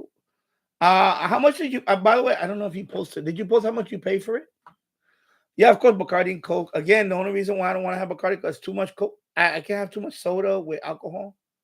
It's just not good for my stomach. I rather have orange juice. Orange juice, like screwdriver orange juice with. Yeah, exactly. Because I done that years ago. It was okay, but when I'm now that I'm older, I can't do those Coke and Bacardi. I can't do that. It's too much. It'll wreak havoc on my stomach. I guess because of the acid. So yeah, I don't do that. The closest thing to soda, maybe the only soda I could try that with is 7 Up, or like they call 7 and 7, Seagram's 7 with 7 Up, or Sprite. But I don't want to do that because I just don't want soda. I'm gonna have these. I'm gonna be fine with these. And it's not like I'm starting right now. I'm not. Uh, if I start now, I won't make it to 12 o'clock. I'll be snoring by 12 o'clock. Nah, can't do that, man. Got to pace myself. I'm a lightweight now. I'm a lightweight. So yeah, yeah. Chrissy is strong. Ginger ale. I never tried ginger ale with that. I don't know, but yeah. Mary Dixon. I remember seeing a news report before I had that moonshine that India had about alcoholic issue, but there's a lot of things going on in India. There's a lot. I watch my wife watches all this programming. There's a lot of crazy stuff in India. Many suffer from kidney issue. Does not. That's why I only had a couple of shots. No more. Now, I wouldn't even have that anymore. I would stay. When I go to Indian parties, I don't drink their native stuff. I said no, no.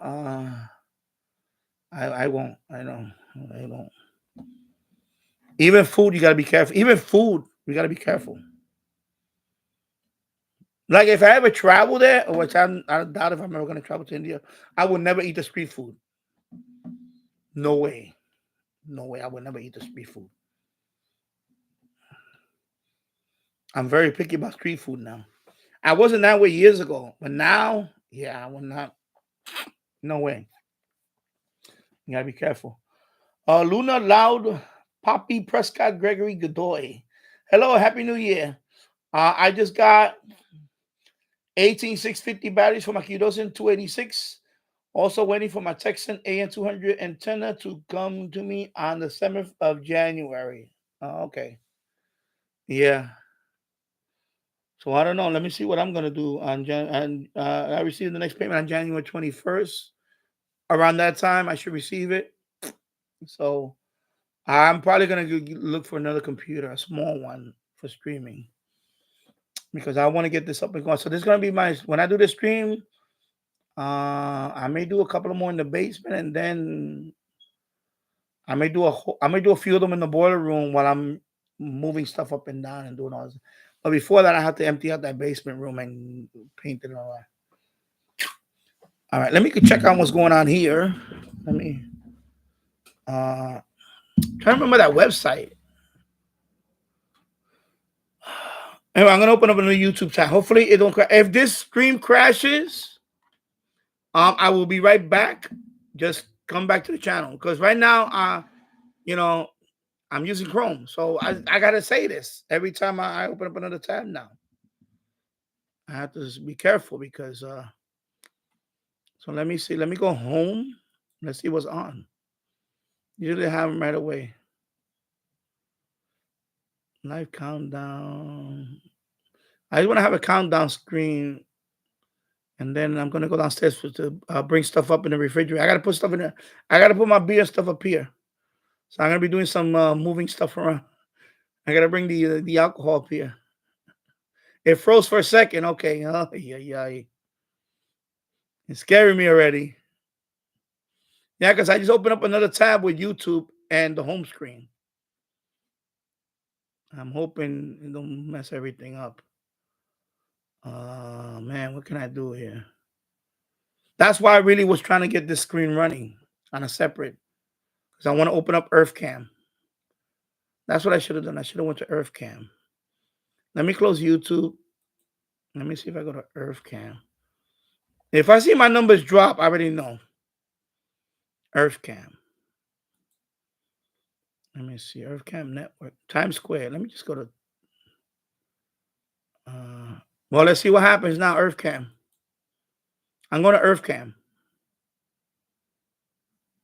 Okay. So this is live. So that's EarthCam. Okay. So now I open it up like this. Okay. I need to see movement here. All right. So now it's moving. Okay. Anyway, I got the volume muted. So let me see how it looks like that. I want to see how it looks first before I. So of course, it's playing this ad now. So right now you see there's people just standing around there. I would never do this. I saw a video on TikTok about this. People, people posting videos about I would never do this. I lived in New York almost all my life, and it never occurred to me to go to the Times Square not once. I'm talking about July. I'm talking about New Year's Eve. Back then it was more reasonable when you could bring your own bags and things like that. Now you can't even bring your own bags. Let me get closer. And now you can't even bring your own bags. Let me see if this focus is better. Anyway, because there's a lot of different light colors going on. So right now it's red. So this focus is gonna have trouble because of the lighting. They're changing the lights, you see, and then it takes a while to focus. Let me go a little bit out here. I see the numbers fluctuate, man. I get worried when I see numbers fluctuate like that because I'm thinking it's like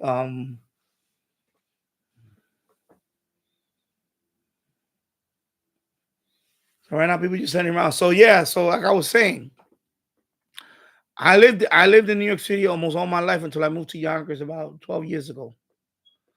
And it never occurred to me to go to Times Square, even when things were better back then. Not like now. Now you got to be corralled in there. A lot of people now you got to go in. You can't. There's not even a bathroom. You can't bring a bag. You can't bring an umbrella. You can't bring anything.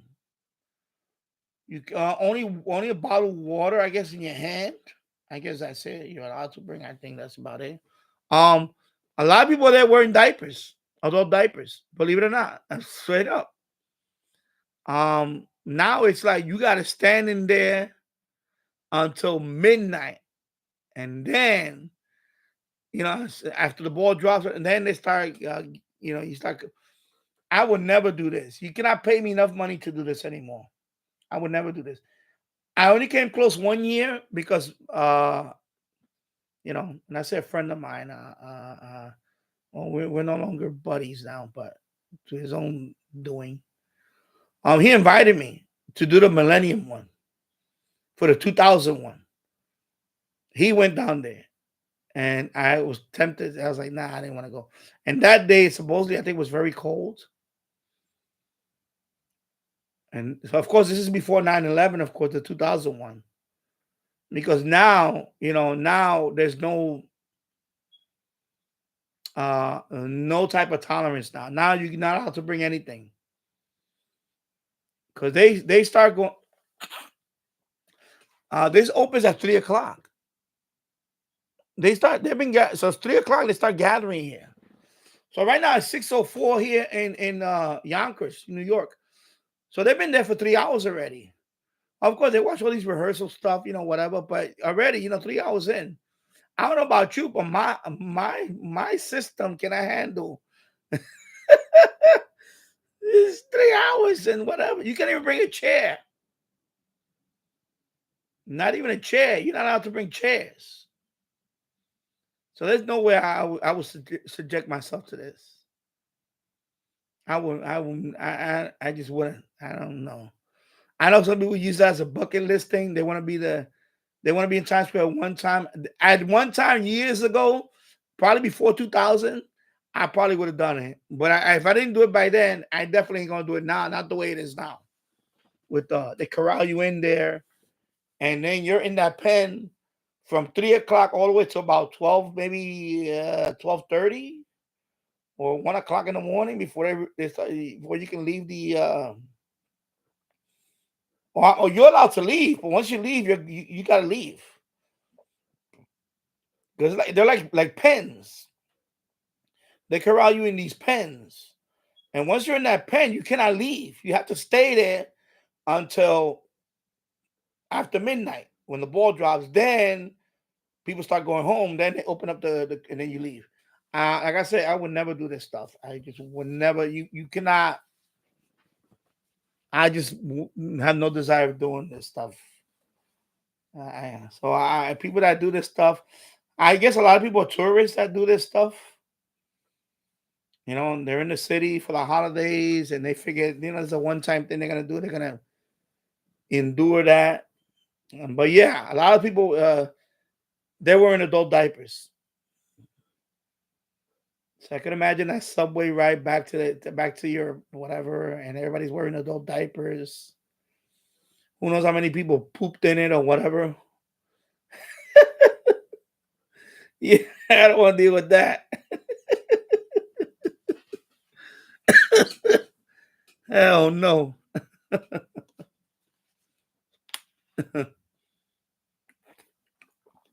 I'll be right back. I'm gonna go downstairs. I'm gonna put the radio on too. I'm gonna put on 1010 wins. And then I'll be right back. I'm gonna bring some. Gotta bring some beer up here for the refrigerator. Let me turn on my Grande 800. I will leave the background there. And Joe Biden for target practice. Your forecast from the Ramsey Mazda Weather Center for the ball drop tonight. Clouds and showers, heavy at times, the low 48, 49.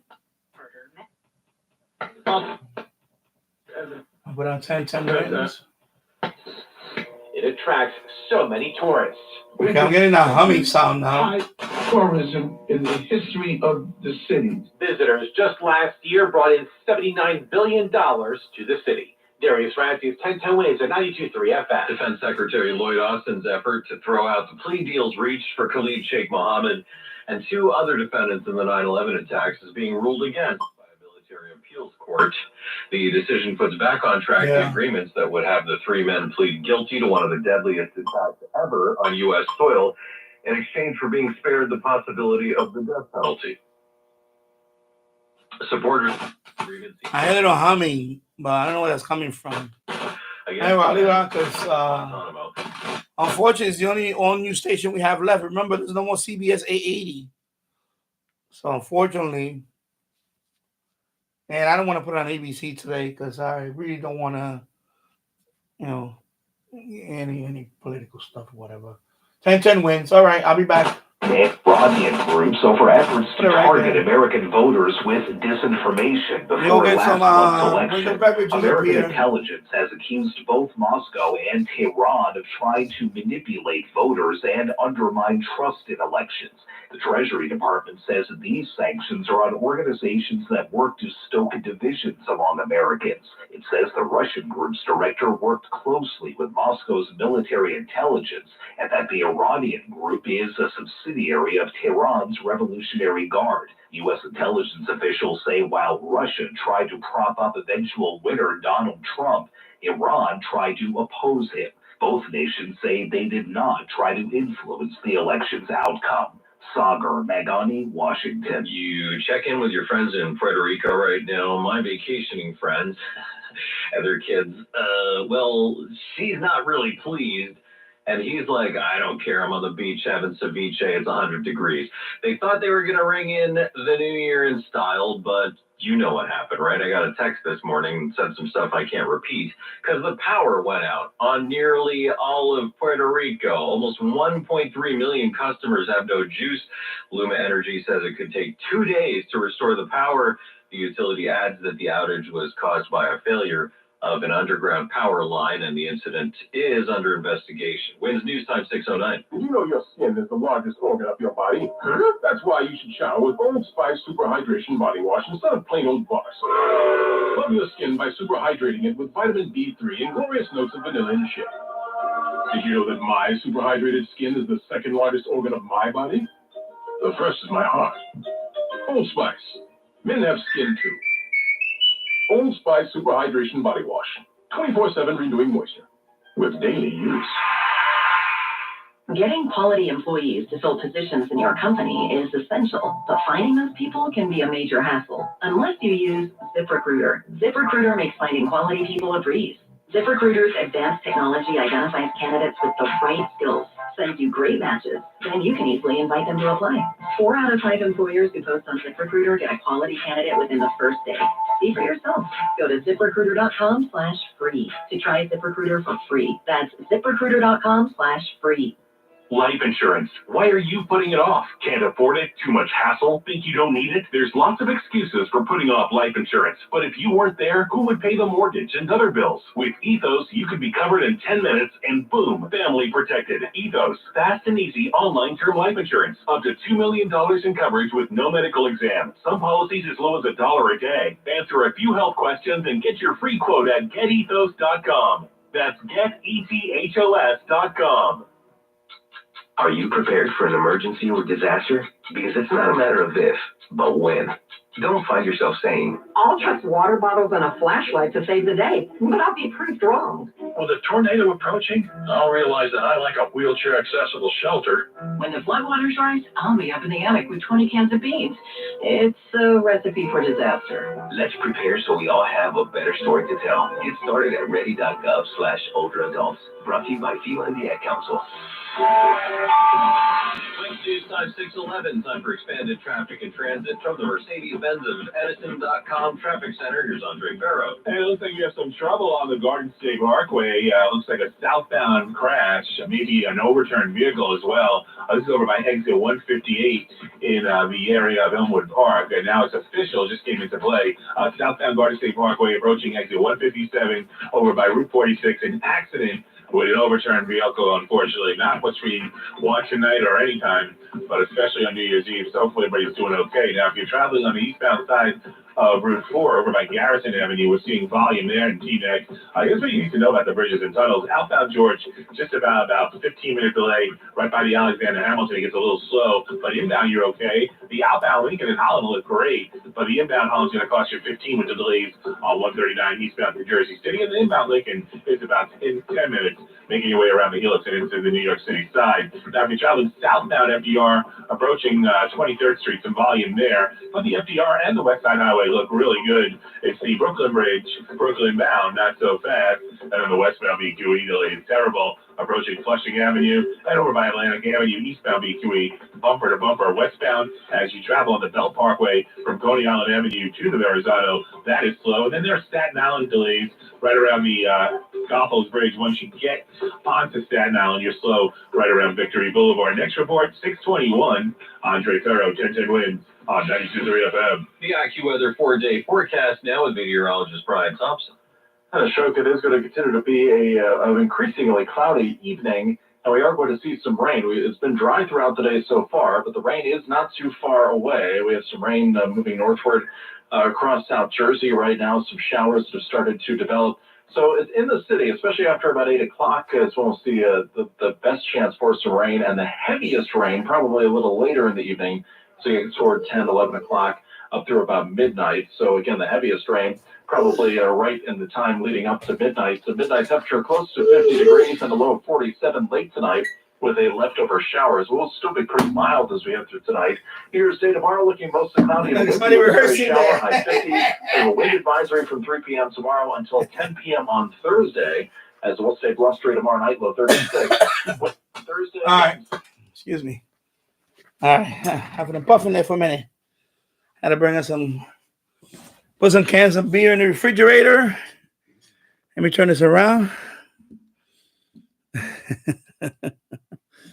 Oh, here. So anyway, this is the mixer.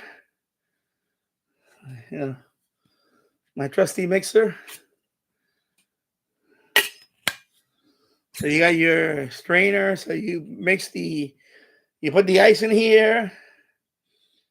You put your favorites, and you put I put the rum in the freezer, let it chill, let the rum chill. And you mix it on the rocks, and then use the strainer. Of course, you pour it without the ice. This is to measure a shot. You can fill this up with alcohol, and then that's what you put in there. You can do that. I put a little more than this, though.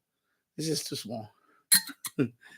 Or use an actual shot glass or something like that. Anyway, I put it right there. Anyway, this is the one I was talking about, my Ready DX. I looked at somebody cracked a long time ago. That wasn't me. I would not drink this stuff. I don't know what the hell this is.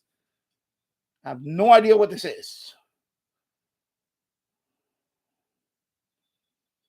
All right, this can focus there. That would be splendid.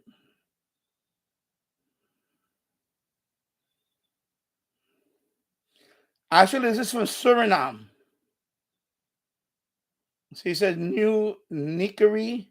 That is a town in Suriname. So this is from Suriname. So this is from Suriname. This is I guess it's in Dutch. Okay.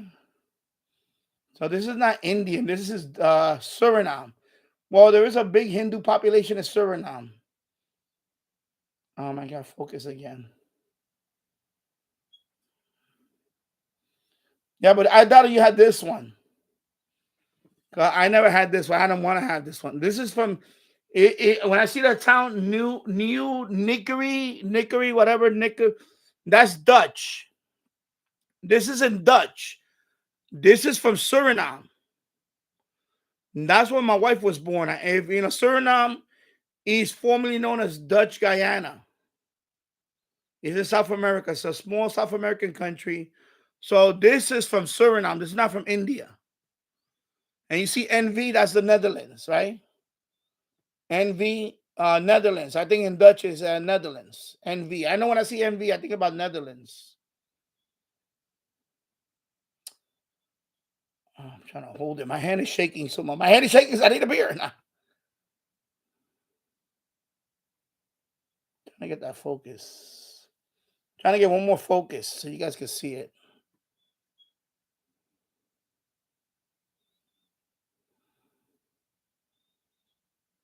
All right, I'm gonna do something. Hold on. I'm just gonna put this here and the camera on my lap and see if you can catch that. And of course, I'm still shaking. That doesn't really help, does it? Put it right there. There you go. 25. I don't know how you pronounce that. JAR. You can Google it real quick, people. Hack Ring Bank NV. She said New Nickerie. I know where that place is. That's their birthplace. That's the town where they're from. My wife's family. So this is made in Suriname. Okay, so I'm not gonna Google it right now because but yeah, I would not touch this stuff. I don't know what the hell this is. It doesn't say anything. There's no warning label. There's no warning label, no nothing. You know that this thing is this is moonshine. This is from the country of Suriname. This got to be moonshine. It don't even tell you what proof it is. And look, somebody cracked it a long time ago. I would not take a shot of this. No. That's gonna sit right here, and it's always gonna sit away from me. No. Hell no. So that's the one I'm talking about. And when I see that bottle, I'm like, what the hell is that? So no way, Jose, I will be touching that.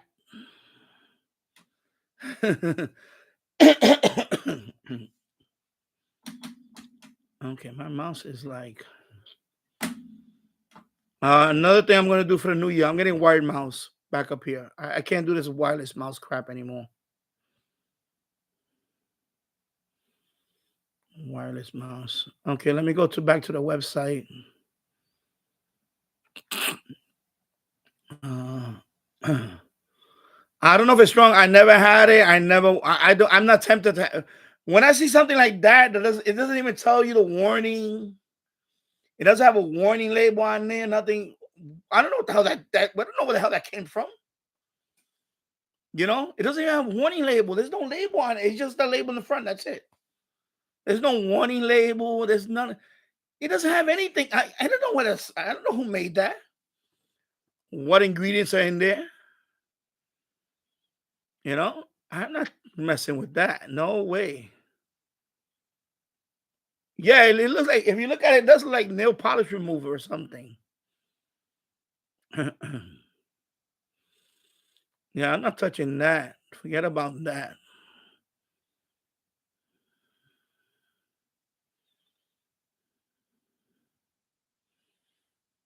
Yeah, I'm not touching that.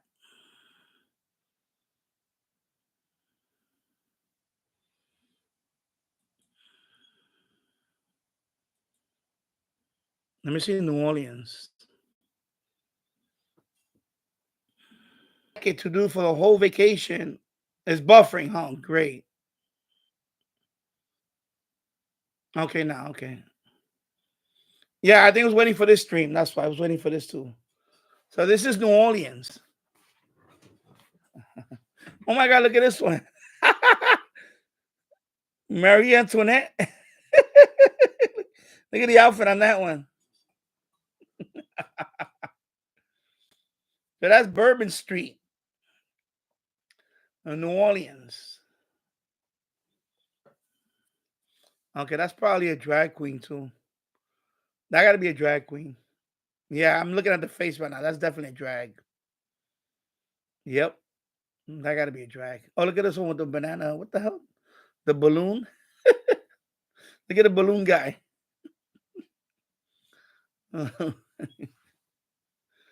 Yeah, it's Marie Antoinette. Yeah, more like Mario Antoinette. Mario.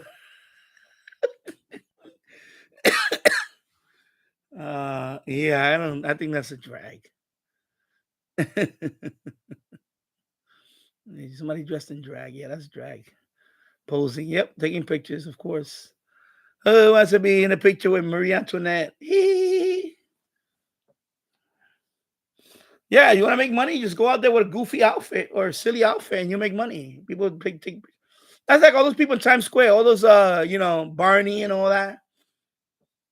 You know, last time I went to Times Square was a few years ago, and oh my God, this was a while back. And they're like harassing people, like, oh, you know, it was just my wife, and at that time it was before my son was born. And it was just my wife and I went there, and they were like, "Oh, take a picture with." I said, "I don't want to take a picture with you guys." Like they try to photobomb you. I was trying to take a selfie with my wife and I, and they were like, "You take a picture, take a picture." And I know I don't want to take a picture with you. Oh, look, now the pirate is there too. What's his name? Is that supposed to be what's his name? From Pirates of the Caribbean. You see the pirate is in the corner right here. The pirate, there's a pirate over there.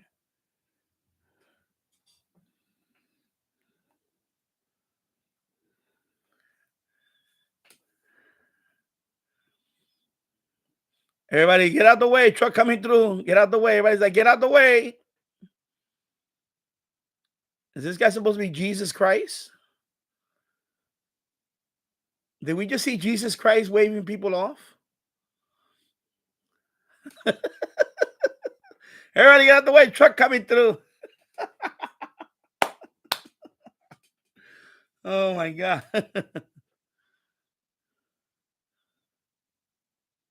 They're going to back up.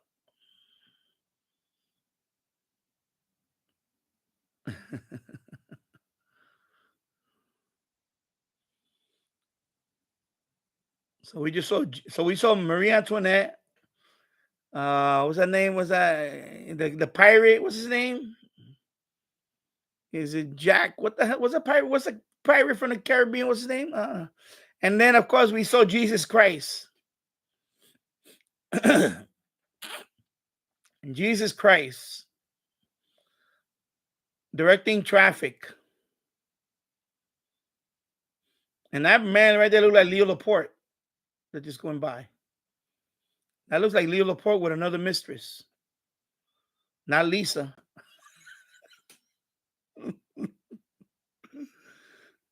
Yeah, Jack Sparrow. Thank you. I need some water.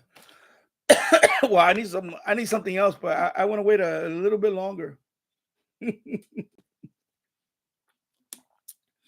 Oh my God. Jack Sparrow. Oh my God. So I never been to New Orleans. So this is the Bourbon Street. As you can see up here, I'm pointing at the wrong. Let me get my magic wand pointer. I can't reach over there with my. As you can see up here, these are you see there's people up here. This is where they throw their beads down. Remember you ever seen those videos that are woo, you know? Yeah, let me see them. Woo! And they throw their beads up there and you see them up there flashing. Is that the Dalai Lama or somebody? So anyway, that's what they be at up there. Those balconies, I guess. The Dalai Lama there for a minute. I said, what the hell is he doing in New Orleans? I thought I could highlight stuff. See, I can highlight stuff. So there you go. Yes, it's Jack Sparrow. Okay, thank you, James Farley. So you see right there, Jack Sparrow. Oh my God. So he shake your hand with Jack Sparrow, this guy right here.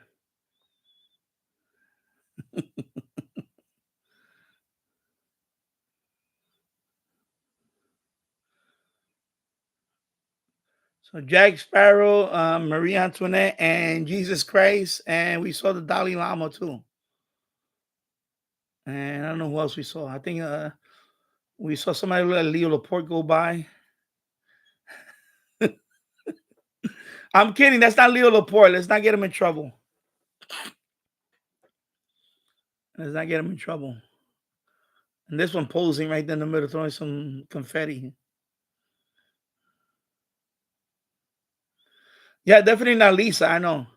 Remember he cheated on his first wife with Lisa.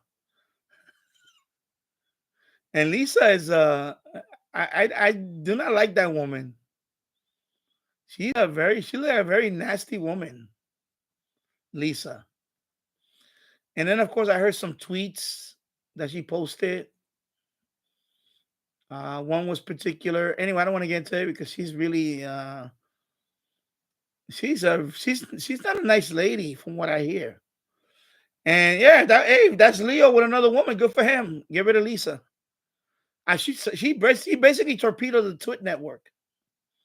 I believe that because of her, the Twit network got torpedoed. Because of her. I think her influence, I don't know, man. The man got whipped or something. I guess the man got whipped. Here we go. Hour number 2 is on the books now. So I mean, here go the PG rating. I guess Leo Laporte got whipped. And Lisa must have rocked his world or something that he just hand over the whole Twit empire to her. And she torpedoed that sucker. They had to move to. I saw the video of the YouTube a few months ago where they lost the cottage. Remember, they had the Twit cottage and all that. They had that studio and all that. Now they basically he's in an attic now, like his home attic. He's doing the video. I could have told you right off the bat what's wrong with the Twit network. First of all, they expanded too fast. They had too many programs that were boring. You know, the radio gig that he had was pretty good. I don't know why he retired that one. He had the radio gig. That was a pretty good gig. And then the tech guy, he had that gig going on. Because I don't watch Kim Commando. I don't listen to Kim Commando. I think she's boring as. I'm not a fan of Kim Commando. She's not an expert. I don't care what anybody says. She's not an expert. I don't know what they call the digital goddess. She's not the digital goddess. I'm sorry. I'm not a fan of Kim Commando. So I like the Leo Laporte. Leo Laporte's a smart guy. I followed him since Tech TV. I used to love Tech TV, and I don't know why they got rid of Tech TV. I guess and then they try to make it a gamer channel only. What happened is they tried to appeal to the younger guys with the gamer stuff, and then it went. Remember there was G4 TV or something. That was a disaster. That didn't last. But the problem with his Twitter network is that Lisa, I think she torpedoed the. She's like the Yoko Ono of the Beatles. The Beatles basically, she ruined the Beatles. Yoko Ono. I know people are gonna say otherwise, but yeah. And I'm not a fan of the Beatles. I could care less about the Beatles. I think the Beatles. I'm gonna say I don't care what people say. I know somebody's gonna say what. I think the Beatles are the most overrated band in recent history. There you go. I just said it. I think the genius out of all of them, there was two people. One is gone because he got pee-whipped by Yoko. And the other one that, to me, he's the one that's still around for a long time. And he's always Paul McCartney. To me, he is the one that really outshined all of them. Sir Paul McCartney. Yeah, I know. Let's see if we can spot the hooker, right? Yeah, it's too early. The sun is it's getting dark now, so they'll come out soon. I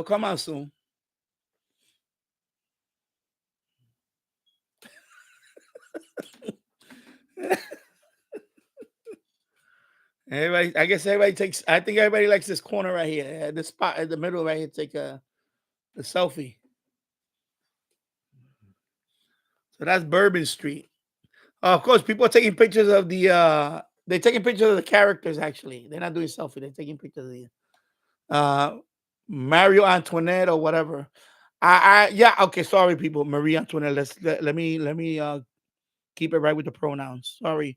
Marie Antoinette. There you go. Of course, we know better. I can spot it from a mile away.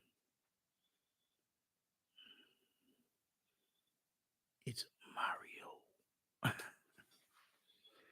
Exactly. Glenn, Twit before Lisa was great. Exactly. It was. I had it on every device. On my MP3 players. I had it on my TiVo. I had podcasts on my TiVo, And then this Lisa woman came into the picture, and I noticed right away. Like they came out with This Week in Law. Who cares about This Week in Law? They started coming out with all these different. Remember that This Week in Law? And I'm sorry, the Ham Nation is boring. I'm an amateur radio operator. I say I like some. Of course, legendary Bob Heil. I love him. I love Gordon West. But Ham Nation is boring. Sorry, it's boring.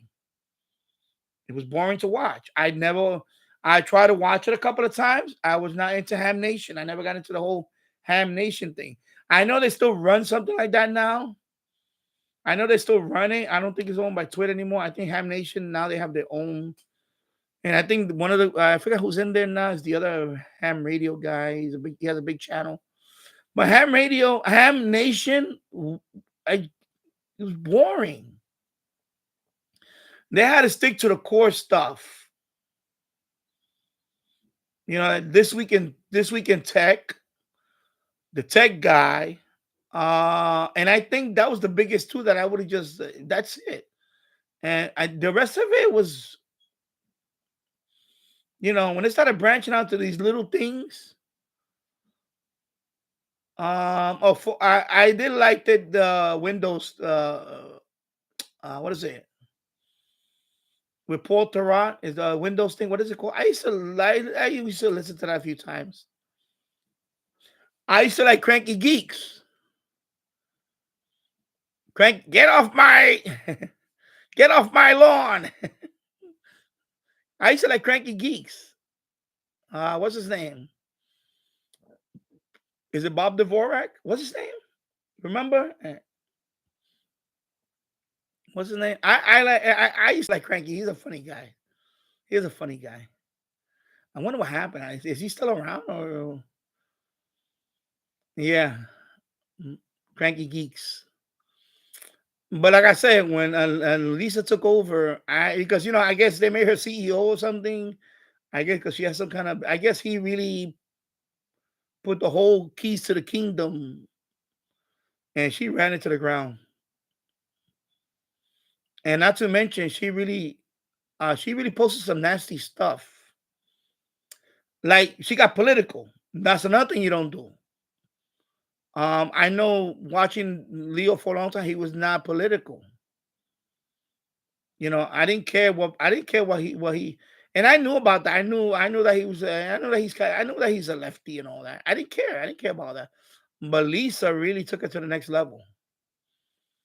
I see some nasty tweets that she put about, you know, wishing someone finished the job, that type of thing. She posted that. What happened in Pennsylvania? She actually posted that. Nah, too bad the guy missed or something like that. She's really a nasty woman. And that's when they really, really you losing your audience. Especially when you tell people, you don't care. Like, I don't care, blah, blah, blah, whatever, Like, I don't know. It's just 'cause I knew that about Leo. He was always like some people posted some things. That's why when I used to go in the chat, I used to be in the IRC and all that. I used to be in the IRC and all that. I didn't post that stuff. I would just post. I would never got into it with anybody in there. I just post computer stuff and that's it. Whatever topic, that's it. I don't talk about any. I seen people get crazy in there. I used to follow Leo when I had Stickum. I don't know if you remember that, Glenn. I had a Stickum account. For those of you that don't know what Stickum is, I don't know if they're still around. I don't think they are around. I think they got bought out by somebody and eventually they folded. Stickum was like you could stream. Before YouTube had live streaming, Stickum had live streaming. So you could live stream on Stickum. So I remember Stickum. I used to go to people's live stream and just chat in the live stream. And I remember that. So he had his live stream was on Stickum. So that's going way back. You know what I'm talking about. I know Glenn knows what I'm talking about. And James Farley, I'm sure he probably knows what I'm talking. Anyway, Stickum. It was stickum.com or or it was stickum.com. So that was one of the first websites that used to do live streaming. And okay, so what's going on here? This is the police, the po-po. Break it out.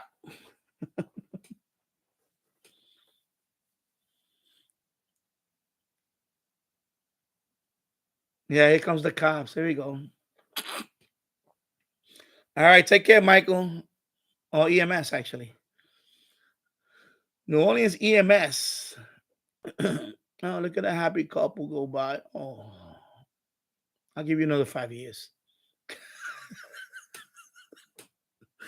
I have to go now. Have a happy new year. You too, Michael. Happy new year. Happy and prosperous 2025. And I'm going to go downstairs for 1 minute. I'm going to check out my son one more time before my wife comes home. And let's tell him that it's break time. Yeah.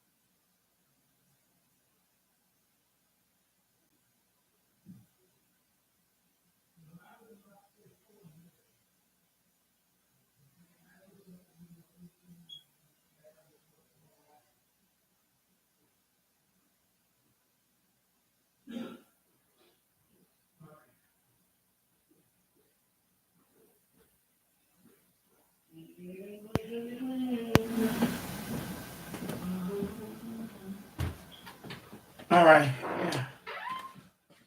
Yeah. I missed all the. Oh my God! Did I miss all the garden tools? Excuse me. Did I round them up? Excuse me. Yeah.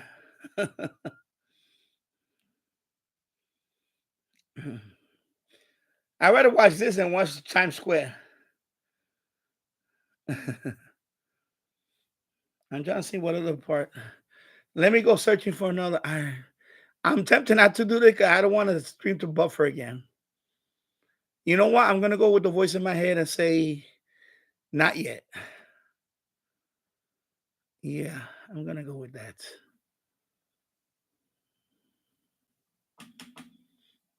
Okay, I need to get a wired mouse. This wireless mouse is ridiculous. Oh my God, really?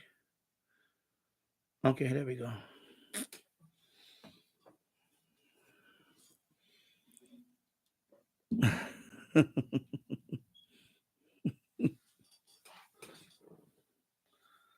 All right, let me drink this water. Let me start chasing. Let me prep up my liver. Here's a tip, people. Before you start drinking, drink plenty of water. And then back to work. I saw a TikTok video on that. This woman was like drinking water. And then she said, back to work. She was holding a vodka bottle. It's like, my God. And get it ready for the oh, there goes my water. My water's gone. So be right back. Let me get my what I need. What I need. I wish I could go to London. I wish I could do London. But this one doesn't show London like when they I thought I saw a rabbi go by.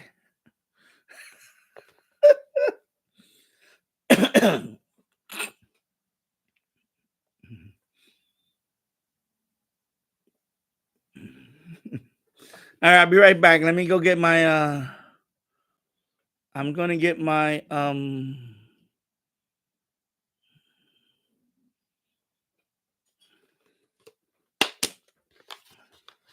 let me get some ice on this mixer. And yeah, let's begin. So I'm gonna need the mixer, some ice, and let me get my cup.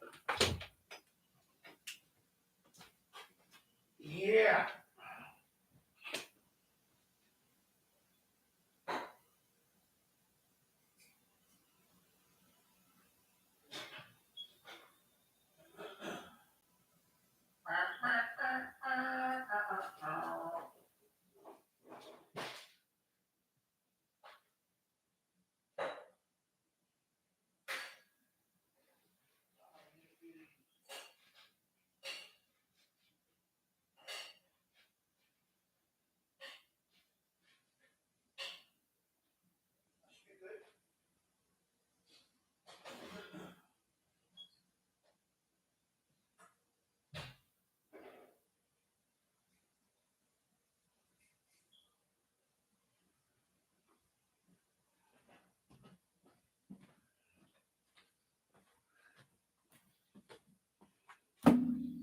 All right.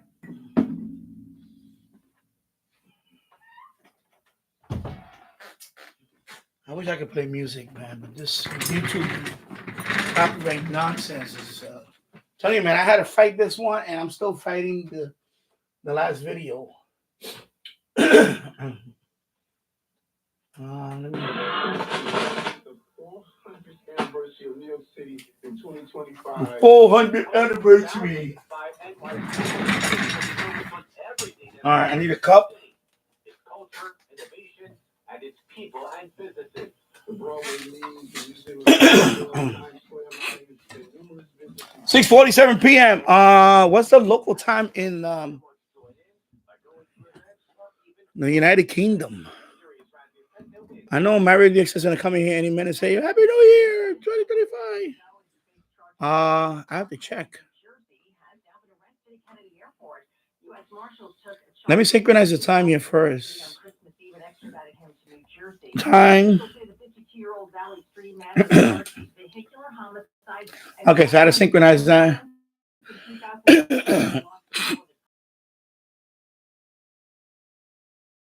In London. Okay, so he's about 13 minutes away.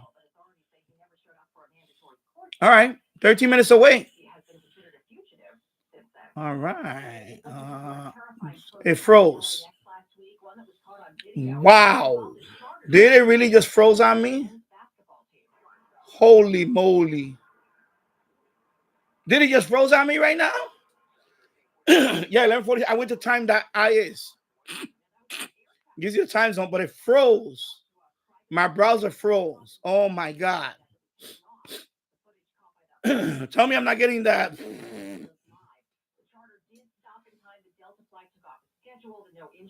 Ice. Ice.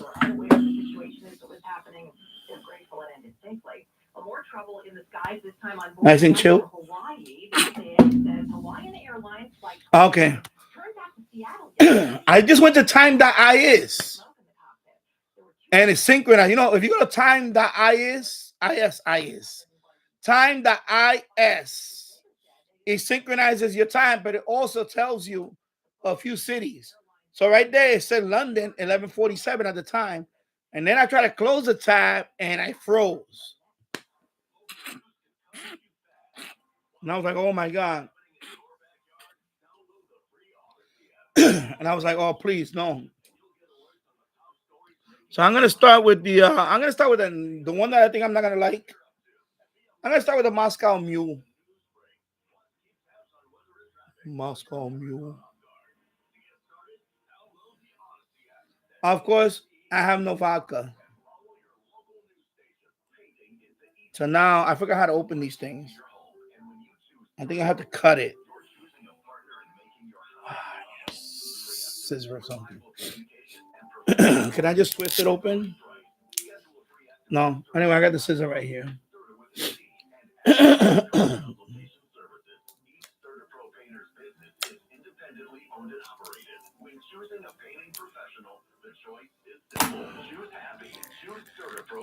Oh my God, this plastic is this is not the one that you can just crack open easily. I mean, they're ready to seal this sucker.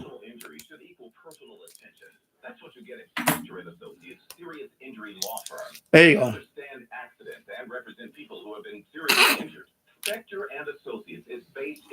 And it has this cap on it. They just really make it impossible for me to open this. Wow.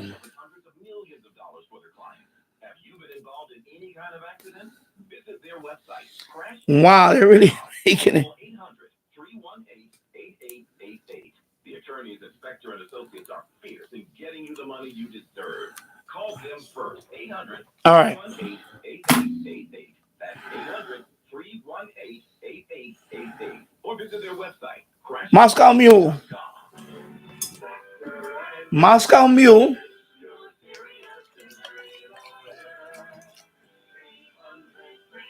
So Russia already had their New Year. So Happy New Year, Russia. Here we go. Moscow Mule.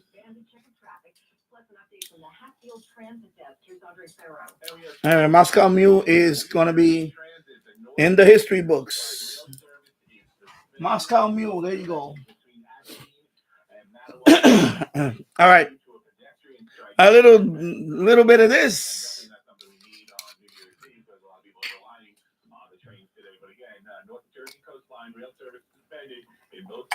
That's it, just a little bit.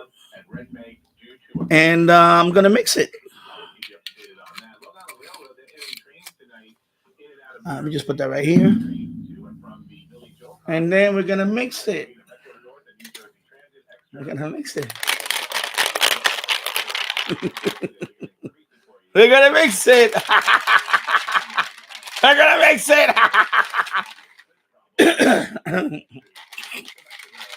This will clear my throat. 8 more minutes for Marity DXA.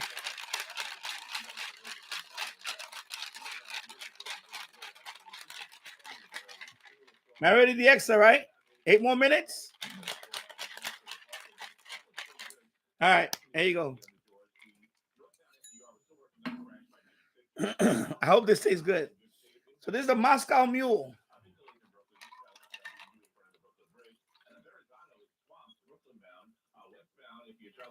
Oh, even if it don't taste good. Even if it don't taste good. Cheers. Salud. Kind of strong there.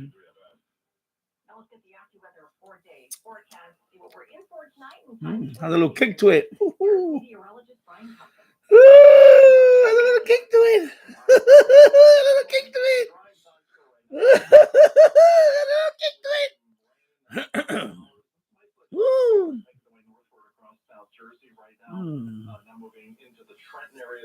Ah. And then there's a more solid area of rain and some downpours back toward the Baltimore area. And that's what we're working on as we get towards 10, 11. This will clear my sinuses in a few minutes. Oh my God, I feel that one. I made this one a little too strong. Anybody getting on for straight key night? I'm not. No, not me. Hello, Paul. BT Radio. AA1SU. I know you're missing the A, but I already know your call sign. AA1SU. Checking in for Northern Vermont. Happy New Year and cheers. My first beverage of the night. So this is a Moscow Mule mixed with some Bacardi rum. I don't have vodka, so I'm sorry. Normally supposed to put that with vodka.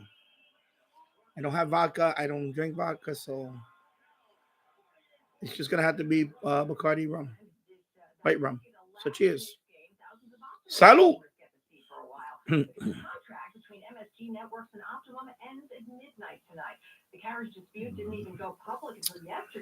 Let's go get that general, baby.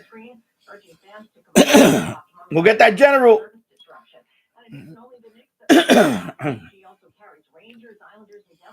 Yeah, I'm gonna hook up the shack downstairs now. I'm gonna put I think I'm gonna do the 55-inch.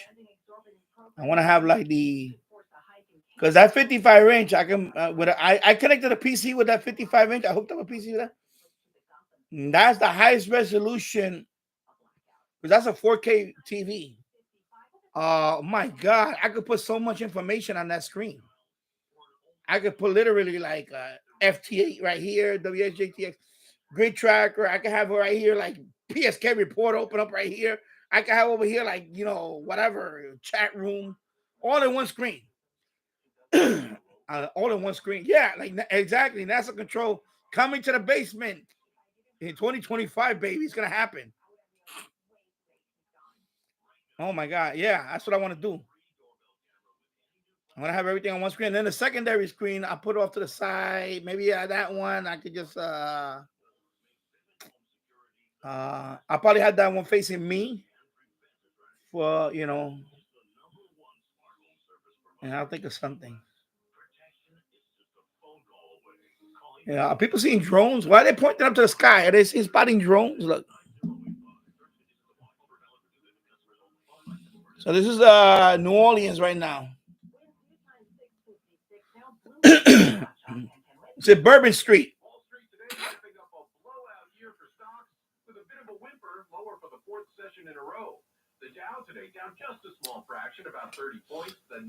Bitcoin, baby. Bitcoin is going to hit $150,000 in 2025 at least. Oh, look, that's Jesus Christ. Is that Jesus Christ right there?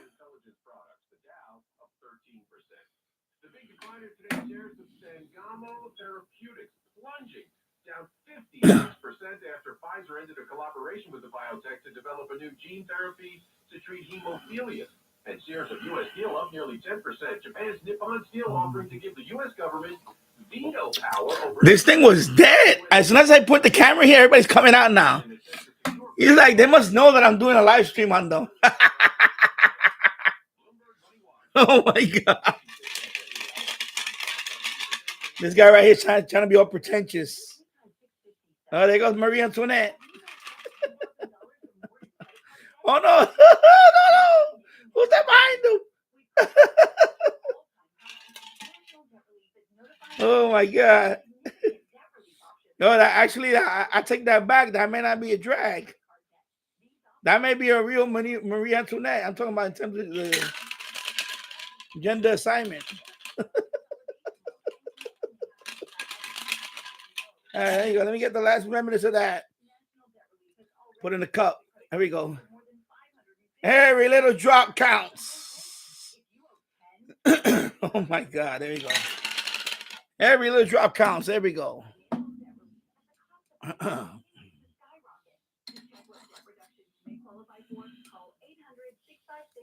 Let me point it back to me because I believe we're 2 minutes away from London, England, welcoming the new year. And Happy New Year to you, BT Radio. Oh. So it's 11:58 in London. After London, it goes across the river to across the pond. Excuse me. Across the ocean. Right after London, what usually is we have to wait a few hours, and then usually is the first Brazil or Nova Scotia. It's a couple of countries before New York City. I believe it's Atlantic time, and then is us Eastern time. Me and the rest, most of us here. So after London, then it goes like to and then I don't think they have a webcam for Greenland or Iceland. So London is probably the last major city before us. Well, not really, because Rio de Janeiro is a big city. Yeah, Rio de Janeiro, because Brazil usually is before us. So that'll be in another 3 hours, maybe. Right, 3 hours or so. 11 o'clock our time is Rio, midnight, I think. So yeah, so wow, another 4 hours before it makes it across the pond. So I believe it's midnight in London. Ding dong. Happy New Year, my friend, my Ready DX, sir. All right, so you're in the new year right now. You're in the new year, my friend.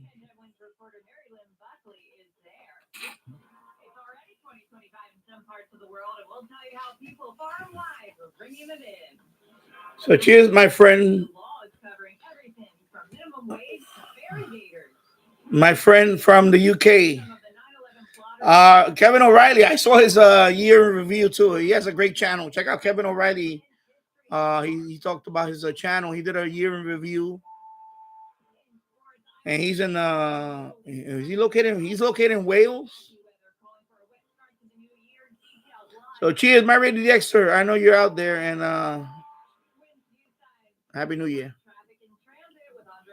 And unfortunately, my Islanders already lost to the Maple Leafs. That's okay. I don't want to open up another tab because I know there's college football going on. I know there's a college football playoff. There's a couple of games out today, and then tomorrow there's a couple of more games on for the quarterfinal. Is it not the semi? Is it the semifinal? So I think Notre Dame plays Georgia in the Sugar Bowl. I think it's later on tonight. It's not right now. It's later on. I think around 9 o'clock, 8:30 or 9 o'clock. I know Georgia plays Notre Dame. I forgot the other game. There's the other game going on tonight, and then there's 3 other games tomorrow, I believe.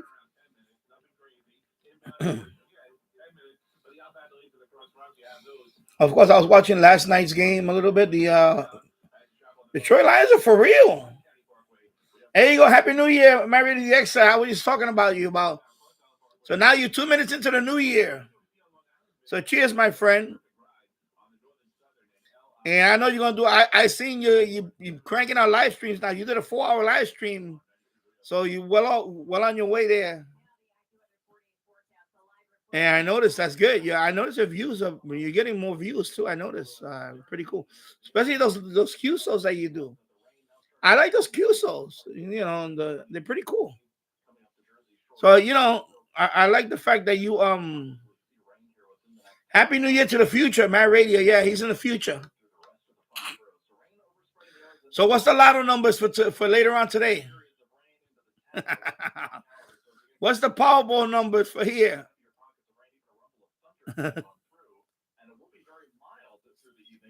So cheers. So this is the Moscow Mule. So we're done with Russia. And Russia right there. You go. You want to win it all? Okay, you're not telling. All right. Who's going to win the World Series for next year? I'm going to put some money down. I want to put some money early in Las Vegas.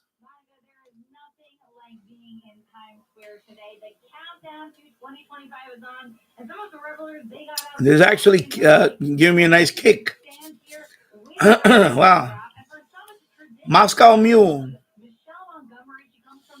I'm going to go with the next one is going to be the... I'm going to go with the Singapore Sling. Coming up next. So we're going to go from Russia to Singapore. Yeah, I'm going to do that. I'm going to go west to east. So this is Russia. And now we're going to do Singapore. So I actually went out west for a minute. And now... So Singapore. Yeah, I probably will, right? Celebrating all night long. Maryland Buckley 10th wins on 92.3. Yeah. Live in Times Square. And Mary Dixon said, "I'm not telling you, I want to win it all." There you go. Yes, those live streams have surprised me. No, I seen the chat. You're getting good people in there chatting. See, you're building your audience. I noticed DX Lithuania is there. He's been in a few chats now. DX Lithuania. I saw you got a couple of amateur radio operators in there. So you're doing good. You're doing you keep on doing your thing, bro. You're doing good, bro. Today you was on while I was sleeping.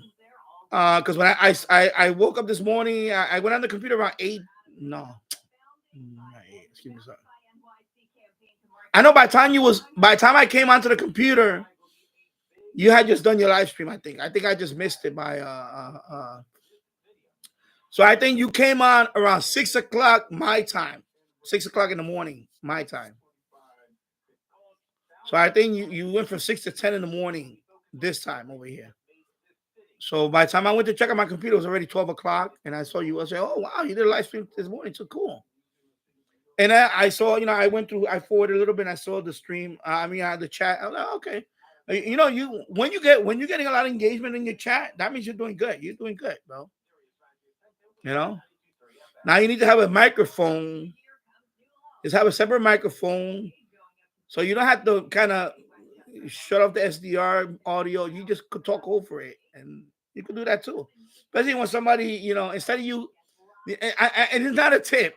It's just, like me right now, I'm hearing the radio, but I don't want to reply to everybody by typing. It just takes too much for me. I can't type back and forth like what you do. So that's why I have the microphone. I just be like, I'll just read what they say, and then I'll, I think that's the next thing you're gonna do. You're gonna get a microphone or something, hook it up, and then instead of you typing back and forth with them, and but I see you guys, people they're watching and all that, which is pretty good. So, you're off to a good start, bro. You're off to a good start. Keep doing your thing. You're doing good.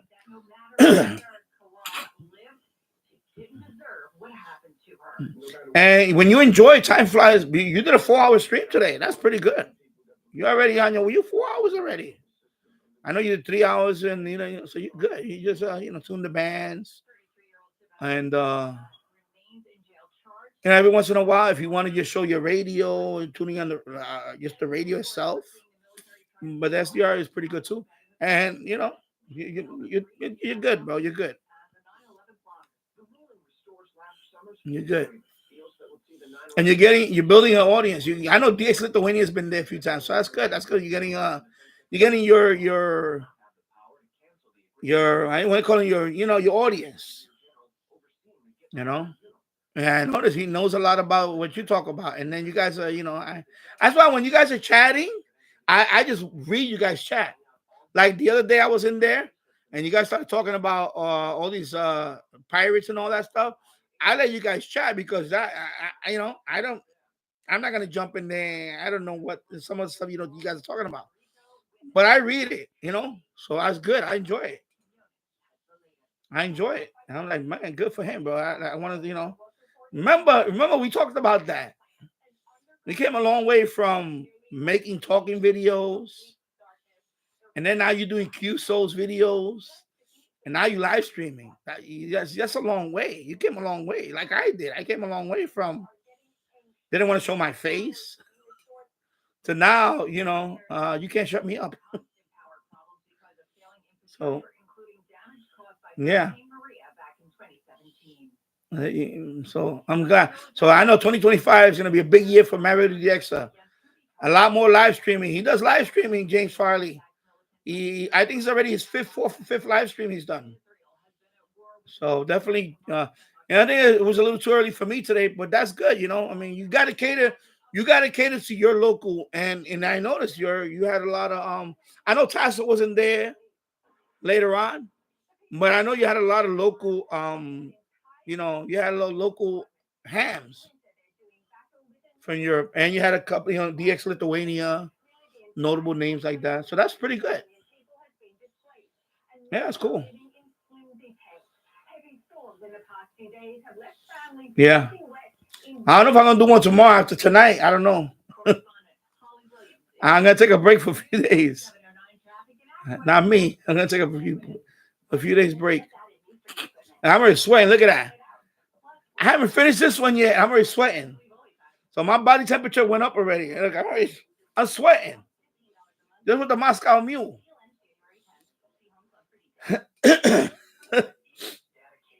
Wow.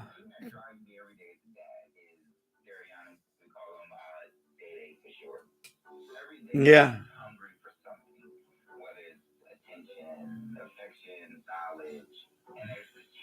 Yeah, and just tune away. Don't think about if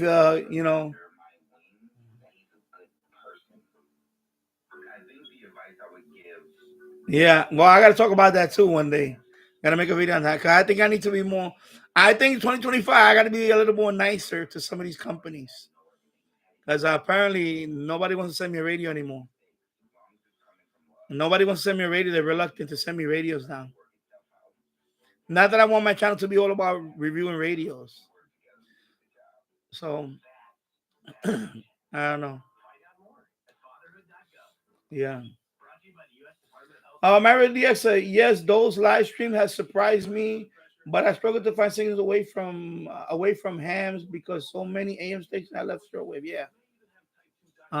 Yeah, that's the thing. But but like I say, that's why it's good to. That's why I like to talk because one thing you don't want is dead air. You don't want. Well, I know I'm guilty of that. I do a lot of dead air, but I'm just crazy. I'm just crazy like that. Like I'll go pick up my son and I'll leave the radio on, and people still hanging around for a while. But like that's why it's good to have a microphone always on because when things get slow, you just talk. You just start reading. I find that when you read people's comments, that fills up a lot of time. I know people want you to read their comments. I learned that early. I learned that from a few live streamers that a lot of people do want you to read their comment. They want you to read it. They want you to call out their name and say, like when I say, like when I first went into Jill's live stream and he called out my name, Danny Shortwave Radio DX, and he reads my comment. First time he read that, I was like, wow, he actually read my comment. Because there's a lot of channels, I'm telling you, there's a lot of channels that they won't even acknowledge you. They're big channels. So when he read my comment, I was like flat. I was like, okay, well, he's paying attention to me. He's paying attention to my opinion and, whatever. And I'm not giving him a reason not to. So when he reads my comments, it actually brings, because I have a channel, it actually brings some attention to my name. And then people sometimes go through my name and go to my channel. And they'll say, oh, I like your channel too. I'm going to subscribe to your channel. So when you are, talking on a microphone and you call out somebody's name, people like that. And it's not only radio, it's a lot of channels. Railroad, I go to this model railroad channel all the time, and he does live stream. And I post a comment and he'll read my comment because I don't post stupid comments. He knows me already. But there's other people that keep posting the same thing. And the moderator's got to tell them, listen, he's not going to read your comment if you whining. You remember like that kid? Hi. And then he finally got banned. The same thing. So people, I don't know, it's the psychology of the YouTube live stream or any live stream. People want you to call out their name and read the comment. So I think that's only the next thing maybe you could do is have a microphone. And I know that you're typing in there. That's good, but that wouldn't last. That wouldn't last long for me. I can't do that. I can't do that typing back. I cannot. I'd rather talk. Plus, it adds an element to the whole live stream thing. Because other people want to come in here and talk to me or want to ask a question. And, so I think that's a big thing is talking to your audience. I'm not giving you advice. I'm just saying that's what I found to work long term. Because you're gonna have moments where it's gonna be dead. Especially like you said, there's not a lot of medium wave stations and whatever. And if you're gonna be typing in the rest of the people that are watching from the outside, remember there's people that are watching you that are not in the street in the chat, and all they're gonna be watching is you typing to somebody else. That's not gonna cut it for them. They're gonna lose their attention. So the microphone is gonna come in handy at some point. So I already have my thing now that I could just read the chat and I could either they bring up the topic and we could talk about it, or I just read their comments. Like for example, official SWO channel, he spends almost the first hour just saying hi to everybody.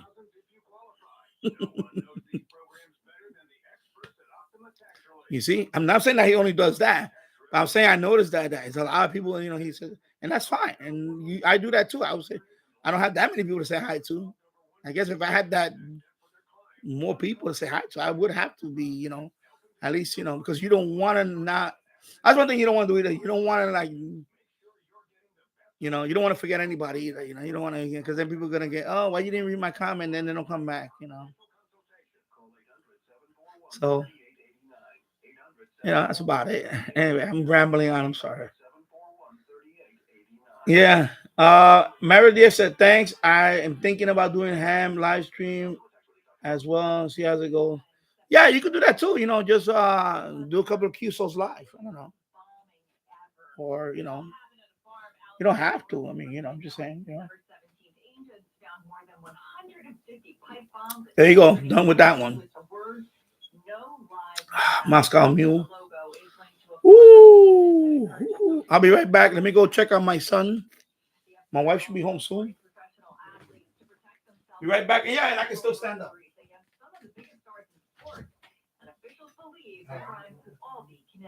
Quarterbacks like Patrick Mahomes and Cincinnati Bengals star Joe Burrow spoke out after their homes were also robbed. I feel like my privacy has been violated in more ways than one. The NFL and NBA previously issued security alerts to their players, urging them to take extra precautions when away from their homes. Something Boston Celtics star Jaylen Brown is taking seriously after a break-in at his mother's house 2 weeks ago. Correspondent Dana Jacobson. A holiday break-in at the LA home of Marvel actor Simu Liu. It happened 2 days after Christmas, and cops say someone smashed a glass door there at the house around 11 p.m. No one was home at the time because the house is being renovated and there was nothing of value taken. Liu starred in the 2021 Marvel Cinematic Universal film Shang-Chi and was one of the Ken dolls in the 2023 blockbuster hit Barbie. Well, betting on high-profile events is growing in popularity, but U.S. regulators are drawing the line on betting on crime. Online gambling sites like Kalshi and Predicted have pulled all bets on the fate of Luigi Mangione, the man accused of assassinating United Healthcare CEO Brian Thompson. The Commodity Futures Trading Commission stepped in, banning wagers on crimes like assassination, terrorism, and war, labeling them against the public interest. The unregulated site Polymarket still hosts Mangione bets, including will Luigi Mangione fire his lawyer before 2025? And will it be confirmed that Luigi Mangione used psychedelics? Dave Packer, ABC News. Emergency rooms are busy placing over the holiday, and one thing they need more than anything else is blood. The need became personal for one Red Cross employee who's sharing her story and encouraging I got it last night when you sleep. All right. Blood donations are especially needed around the holidays. All right, here we go. Often see more trauma patients. Yeah, I had to check on my son. He's okay. My wife should be home. Oh, they stopped the thing. Says still watching. So should I click on it? Still watching. Okay. What's going on with my? Oh my God, my mouse. Okay, there you go. I had to click on it. Okay. Still watching? Yes, I am watching it. Yeah.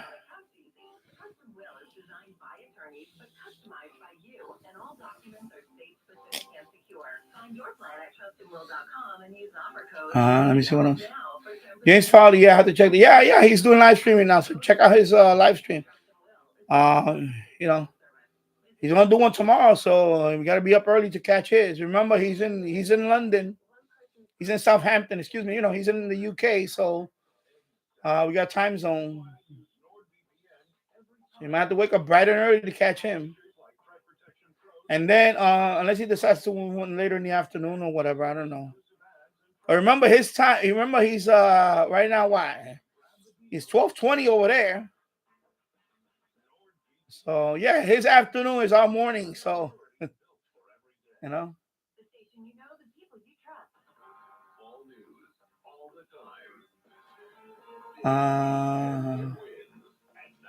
James Farley, maybe you'll give a good rating to one of those crappy radios tomorrow. I doubt it. I don't think it's gonna happen. Even if I'm under the influence, have a hangover, or whatever. I don't think it's gonna happen. So let me open up the Singapore Sling. Glenn Dansler, I think this is the best chat on YouTube. Thank you. I appreciate those. I really appreciate, when you guys say these things, honestly, and I know I say, I don't care what people think. But you know what? When you say those things, when people say these things, I listen to them. And I appreciate that. That really motivates me. Now, there's times that I feel like I don't like very close today. I thought about not doing a live stream today because there are so many things came up today. But I said, no, I got to do the live stream because, one, I already kind of told everybody and, that I'm going to do a live stream. And you know what? They're looking forward for me. They're looking forward to me doing this live stream. And I say, you know what? I'm not going to let them down. And it's people like you that really, this is what I think about. I think about the people that are here all the time or most of the time or whatever that always participating on my live stream. Those are the ones that I want to really want to do the live stream for you guys. You guys are the best, man. I always say that. I always say this is the best. I always say that. I say I got the smartest people in this live stream, bar none. All right. Let me turn that around. This guy got a walker or something going on right there. He got a walker in the middle of the Bourbon Street there. So now I'm gonna put the Singapore sling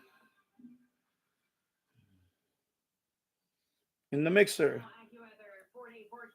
Okay. Unfortunately, this seal is not broken. Okay, now the seal is broken.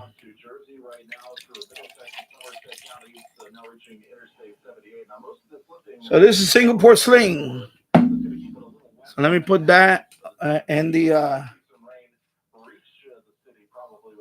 There you go. And let me mix it with this guy.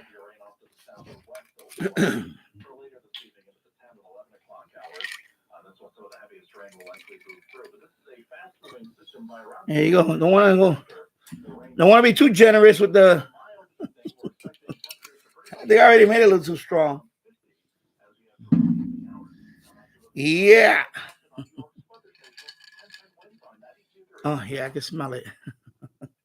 My hair's already standing up. My hair's already standing up. There you go, Singapore sling, baby. Hey, shake things up.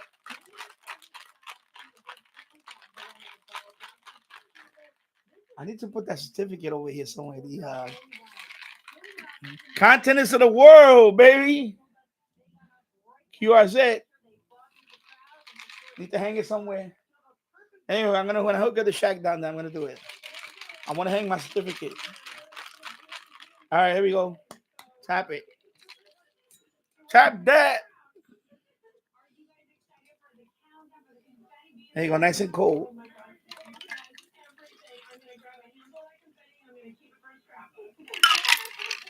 There you go. It's actually like a pink. I know the camera doesn't do justice here. It looks like the camera doesn't do justice. It changed the color on it. Somebody goes, "You drinking piss, man?" No, I'm not. It's actually a pink. It's like a pink color. Although right here it's showing like it looks like the colors change here. I don't know what's going on with the color, man. Let's see. Let me get it close. No, it's not. It's not showing pink. Okay, Singapore sling. Cheers. That smells good.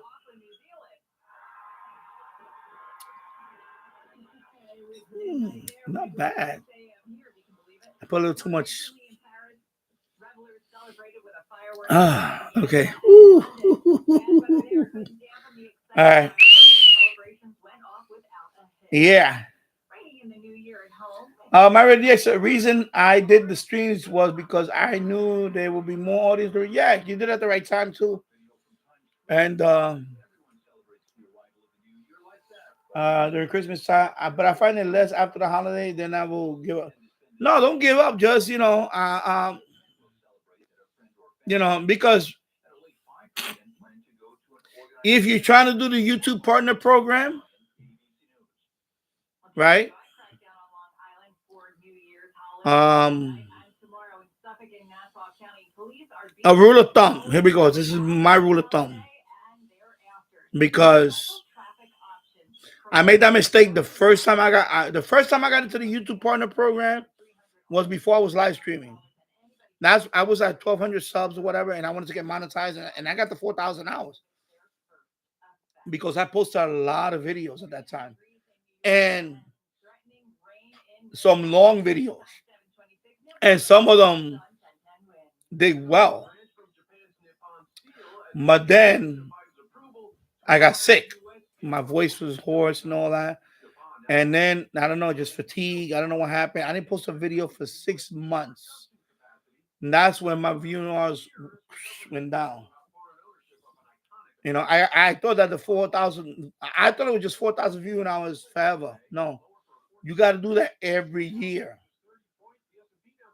So every calendar year, you got to have 4,000 viewing hours, or you don't, or they don't renew it. So you know, you probably gonna hit 4,000. Oh, you probably already hit it already, and you'll get accepted. But now you got to keep it at 4,000. You can never go below 4,000 hours again in a year, or you'll get kicked out. They'll kick you out. They kick you out of the YouTube Partner Program. They did it to me. So now you got to keep it at 4. So every year. So right now I had the YouTube Partner Program for how long now? Over a year and a half now. About a year and a half. I always kept, when I go back to 365 days, my viewing hours are always above 4,000. They're like 5,000. I had as high as 6,000 in 1 year. So it stays up there. So you can never go below 4,000 again. The minute you go below 4,000, you're going to get kicked out. So if live streaming is the only thing that's really keeping you above, in my case, it is just that, live streaming. I see the numbers. Live streaming is what keeps me up there in terms of the viewing hours, of the viewing hours. So you really have to do one at least once a week if you want to keep it. At least once a week. And or or unless you got videos that get a lot of views.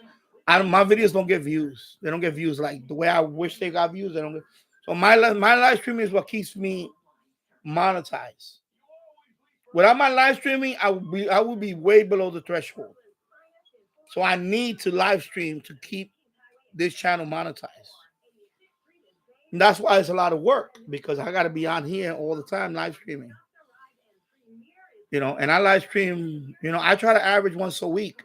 But sometimes there's days that I've done 5 days in a row. I know you guys, you guys with this 5 days, 4 days in a row, 3 days in a row. Sometimes I go on. I think a couple of times I took almost 2 weeks off, or 2 weeks off completely. That live stream. But then I come back, bam, bam, bam, bam. I got a few just to get the view. I'm always monitoring the viewing hours. So I'm always monitoring the viewing hours. The minute I see that, even if I take a week break or 2 week break, if I take a week break, or even going into 2 week break, I see my viewing hours going to start going down. I said, no, I got to bring them up. I don't want to be on par. When you go to analytics, you don't want to be on par with it. You want to be above it all the time. So when it adds up to a year, the anniversary or whatever your channel got monetized, you won't always want to be above 4,000. If you go below 4,000, you get kicked off. They don't care. And then you have to go through the whole process again. Then it takes a few months to get back in. When I got kicked off, I was at 2,800.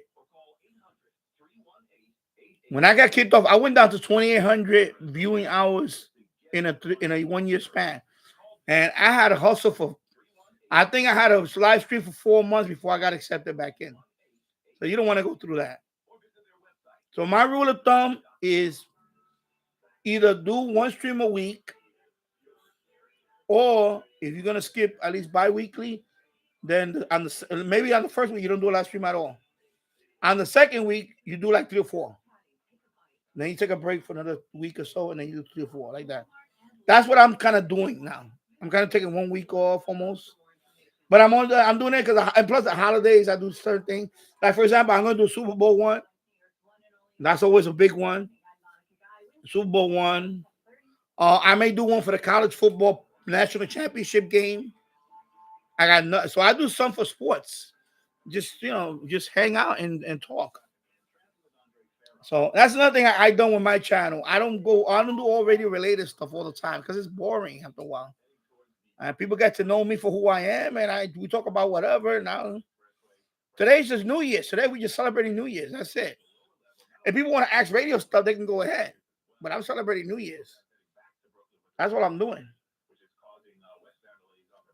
Right now I'm on for 3 hours already. 3 hours. So, and I'm not playing music tonight, so this is gonna get monetized. So I ain't playing no music tonight. I'm gonna try not to play no music tonight. So, but you need the viewing hours, and you got to keep it above 4,000 every year. And now they added, you cannot go no longer than 60 days to post any video. So of course, when you live streaming all the time, that's like posting a video. So, but I post videos every so often too. I post shorts every so often. Because sometimes I don't post a regular video for, it could be weeks since I post a regular video. Because I'm live streaming all the time. When I say all the time, I'm talking about often enough. Or I throw shorts up there. There is a few videos that I want to do soon. I do want to talk about a few things.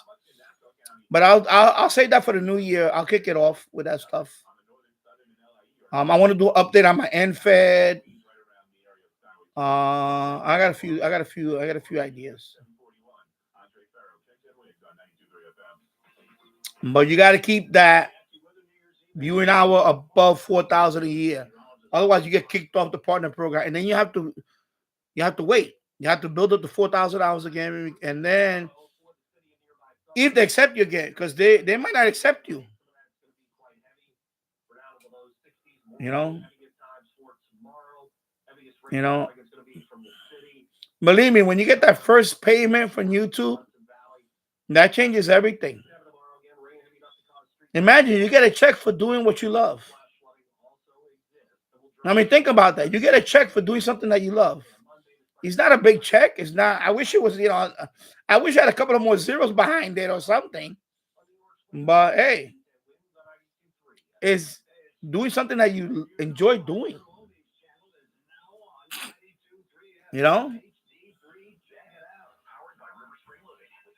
And that's another thing. You got to be patient. Like right now, I'm gonna hit 5,000.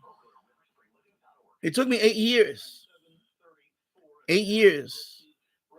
So who knows what it might be in 3 years. I might be knocking at 10,000, or it might skyrocket. And remember, as you get higher, as you get more subs, you're gonna get more views. You're gonna earn more. So hey, I joke about that with my wife. I say this could be my retirement plan. By the time I'm 62, hopefully I'll be having YouTube checks every month with a couple of zeros behind it. Who knows? Maybe even an extra zero would be nice. Even if I had an extra zero behind what I'm getting now, it would be nice. I wouldn't mind. But it's something that you enjoy. Come on. I know people say in the beginning, yeah, I do it for fun. We all do it for fun. I still do it for fun. It doesn't hurt to get a check too. It doesn't hurt, but it really doesn't. It really helps. It helps, and it really helps enhance your hobby, because now you got people supporting the channel, and you could use that money to buy. It's not coming out of your pocket, or things like that. Plus, it is kind of motivation, Well, not kind of. It is motivation to keep going. There was a few times that I thought about, what if I just walk away from it and do something else? But now it's money on the table now. It's not much, but it's something. It's better than nothing. And that something gives me a little bit of freedom to buy other things. Like I may use that money to buy another computer, another small computer, or a Linux box for the project that I want to do, the ham clock project. Or maybe a Raspberry Pi 3 or something like that. You see what I'm saying? And that's because of what you put into the channel. So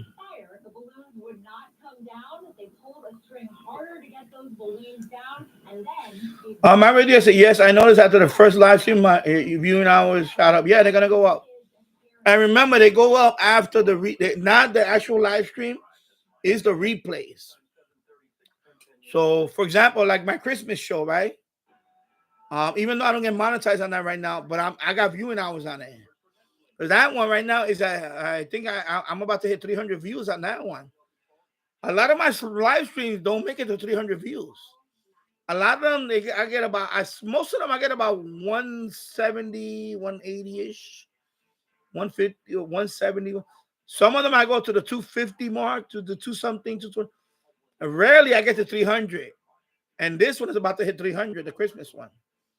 And I think this one, within a few days, this one might hit 300 views.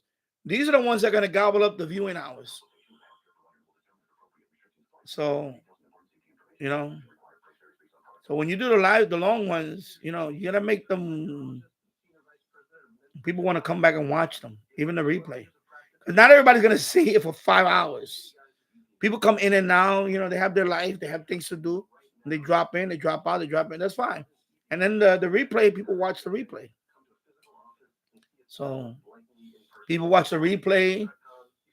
And that's what matters to me. The replay is what determines, you know, the replay. You know, people get caught up on how many people watching you right now. That's great. And I will, you know, at some point I will have to have more. But the replay is what keeps the viewing hours above there. So right now I'm nowhere near the threshold. I'm way above it. So I you know, even if I miss a month, I could take up a whole month of live streaming. And then I have to make up for it. But I don't want to be in that point. I don't want to get complacent. Exactly. And that too, the quality does count. But definitely, you know, and there's gonna be a point where I may want to do a daily live stream. I thought about doing it just every day, just come on for a couple of hours. But it's not there yet. I just don't have the time.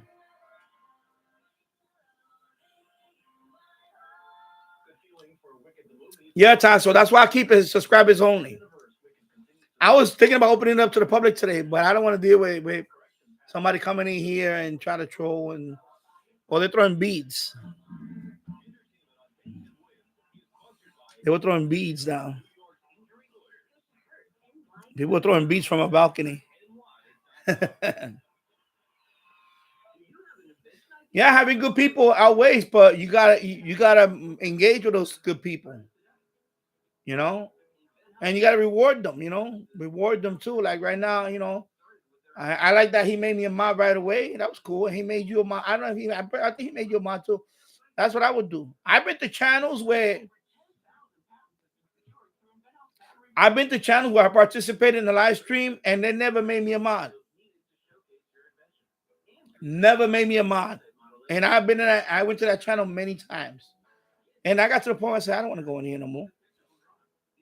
And he's read my comments. But, you know, reward some people with making them a mod, you know, things like that. Especially if you know that person has a channel, a small channel, make them a mod. That's what I did with that kid. I made him a mod because I was trying to help him out. When I made that kid the mod, I didn't have to make him a mod. I made him a mod because I was trying to help him out. But the kid was just a knucklehead. He didn't see a good thing. He didn't take advantage of the opportunities that were presented to him at the time. You know, because he's still young. He's still wet behind the ears. You don't understand. You know. Right now, I'm gonna put it this way. You know me. You know what I'm talking about. Had that kid would have never did it to himself, I believe that kid would have had 1,000 subs right now. Because of me. You know, remember at that time he already had 100. He already had 100, and I made him a ma, and I was trying to, you know, take him under my wing, but the kid just was a knucklehead. He was a knucklehead. So I think that kid, if he would have not been a knucklehead, he would have played his cards right. He could have been knocking on the door on 1,000 subs right now. You know, I try to help people out. Yeah.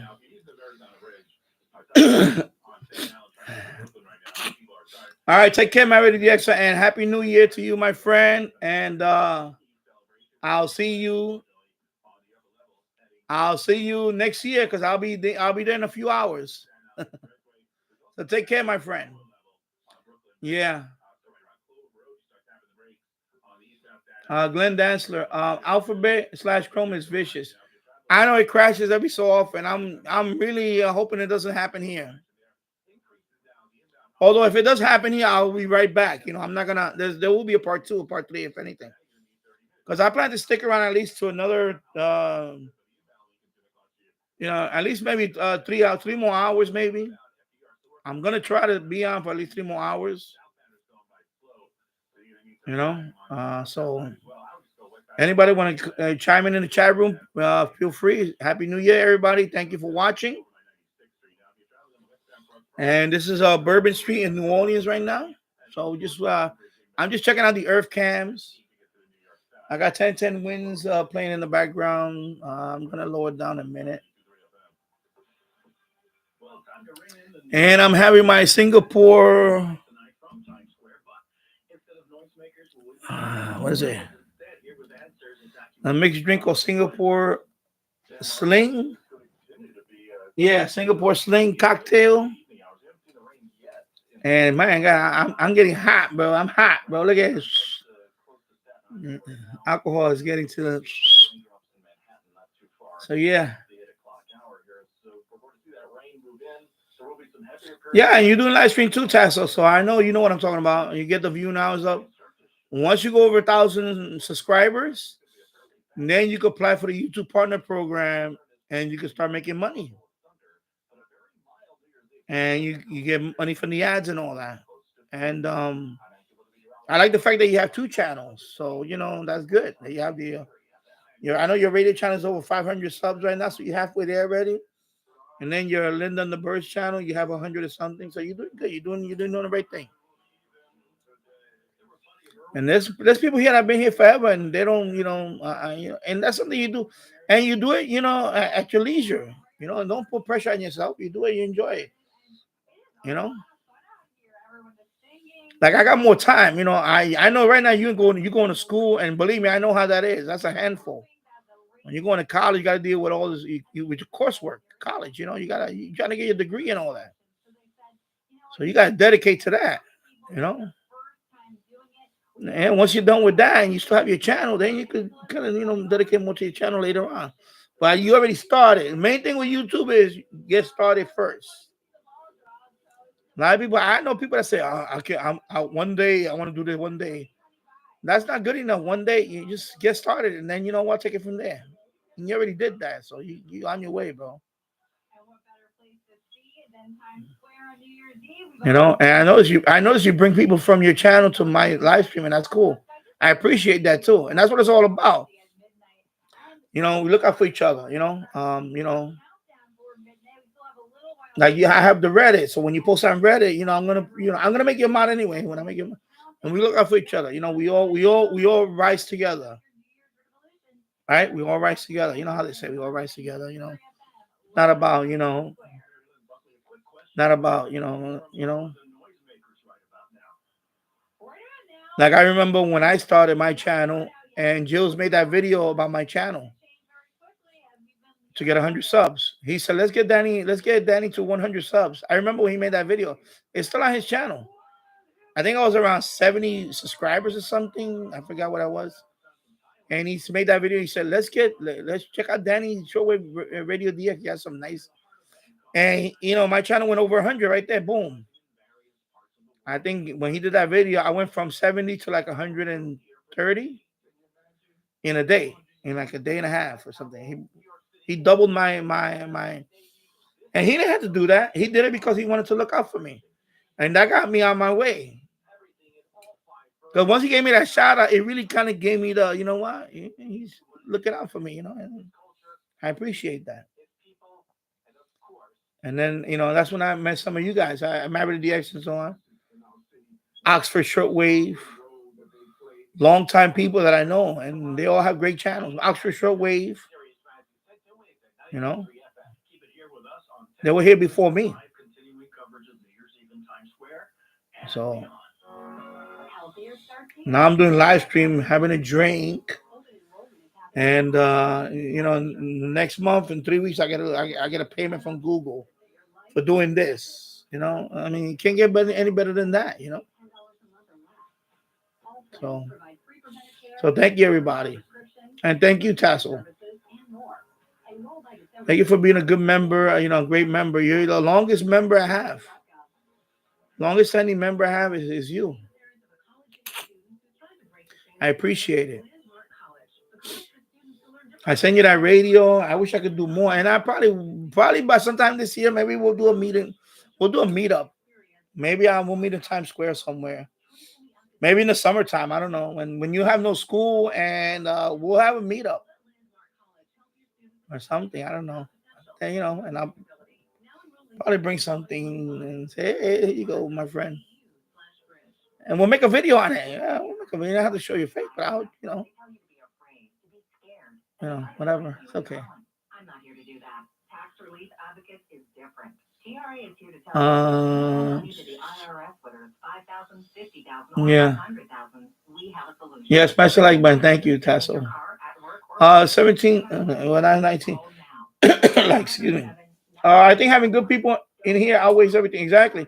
But that's why I decided to do subs only live stream. I mean, live chat. I tried that open to everybody. I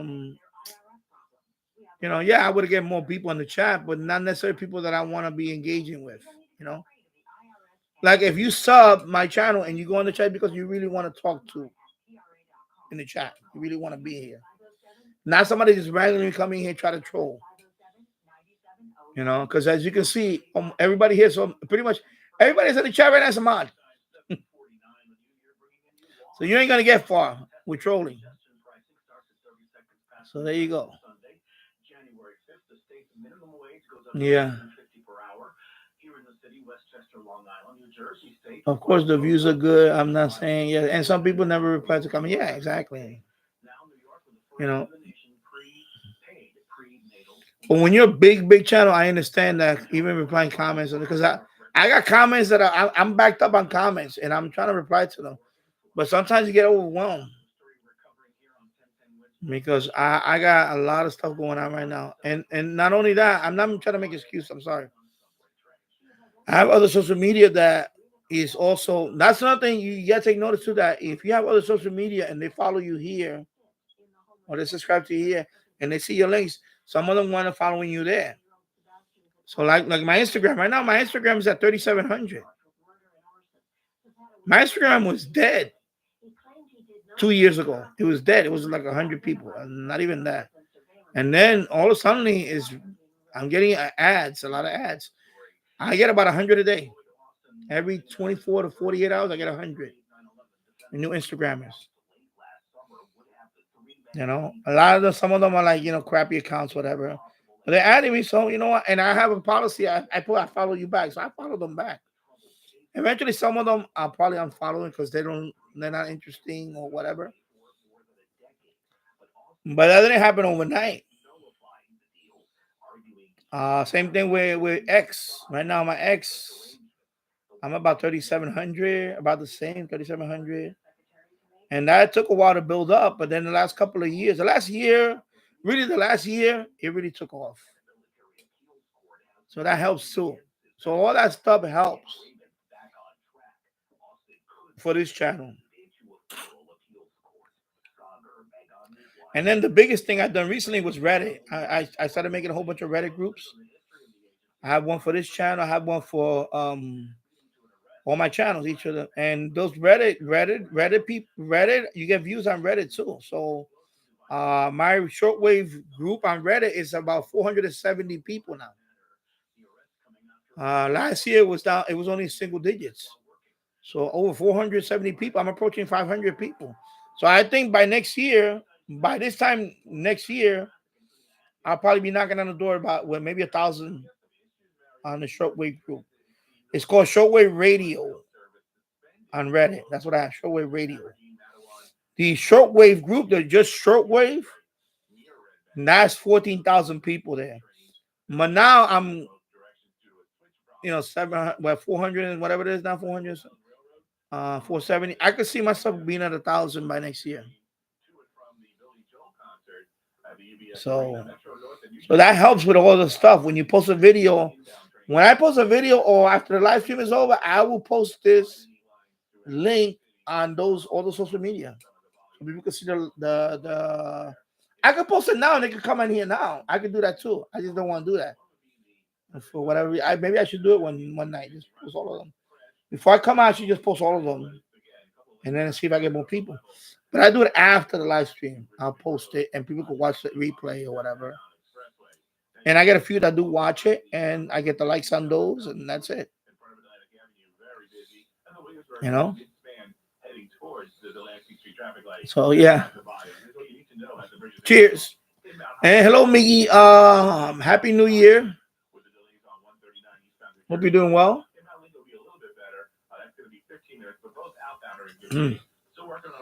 Ooh. Is getting warmer. Ooh. I need an ice cube. Actually, yeah, I'm gonna pour some in here. Forget about the ice cube. I got the cold.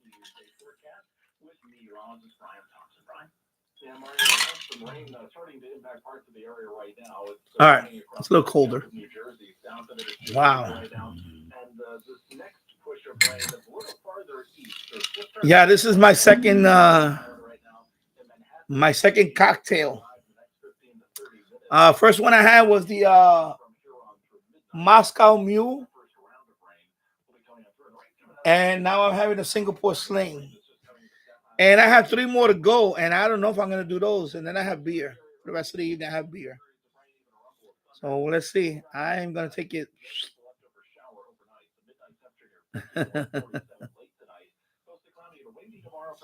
So my Radio X already London, England already had the New Year. So now the next is gonna be us in a few hours. So it's probably gonna be Nova Scotia,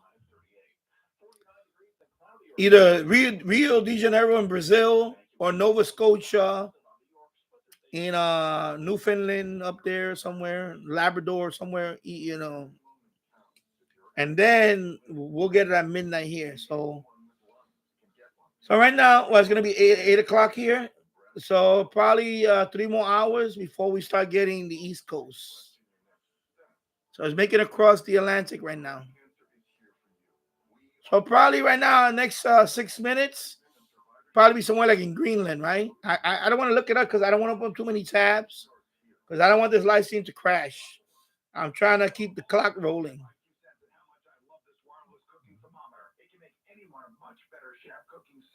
So I'm thinking about hooking up an antenna to that receiver, but I'm not gonna be here at midnight though. I'll be gone by midnight already. I'm gonna celebrate with them downstairs. So I'll probably be on to about 11 o'clock my time. And then I wish everybody happy New Year. Then I'll go down and spend the last hour with them, with my wife and son. Watch the ball drop down there with them. Because that's what I did last year. I didn't want to be up here at midnight. I don't want to be. Well, I don't know how I'm gonna. I don't know how I'm gonna make it at this point. Cheers. Yeah. Rum, Coke, and wings. Okay, rum and Coke. Yeah, I can't have Coke and rum because too much acid.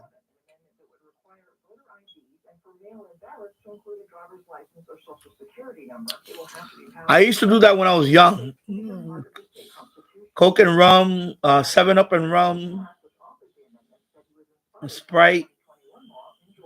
I can't do that now because the soda is too much. But soda and rum at the same time, nah, I can't. That'll wreck my stomach. Yeah. And I don't have no more eggnog. I wish I could. I would have done eggnog, but I don't have no more eggnog. And I couldn't make the coquito because I'm missing a couple of ingredients. I'm missing nutmeg and cinnamon and vanilla extract. So I couldn't make the coquito. I was gonna make coquito, but forget it. At this pace, I'm not gonna need it. I got three more countries. See, I did Singapore. Well, I'm still doing Singapore. That's Russia. So I got Mexico. I got Italy, and I got New York City. Manhattan. So, and then that's it. I'm done with the spirits. Then nothing but light beer for the rest of the night.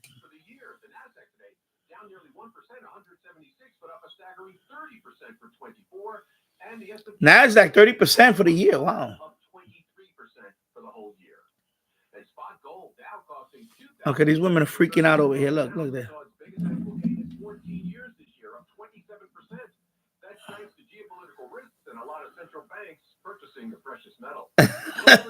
That's New Orleans. That's Bourbon Street. They're already getting the party started there. They're already getting.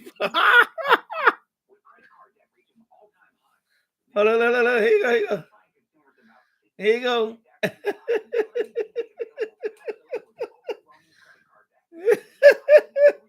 They want beads. They're gonna throw down the beads. Watch.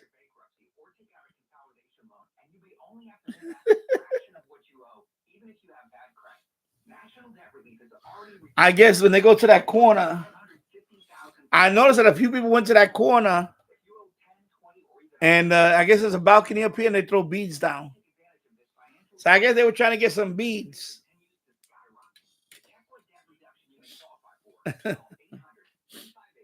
So they were doing their little dance there, I guess.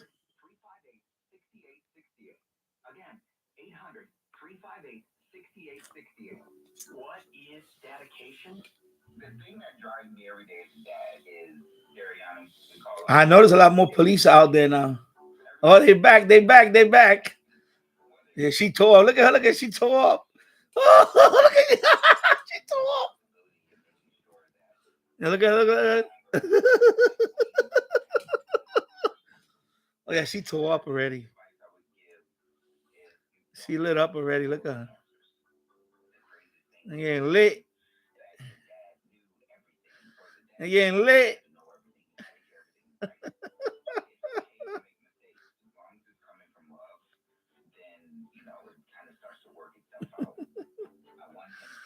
Oh my God.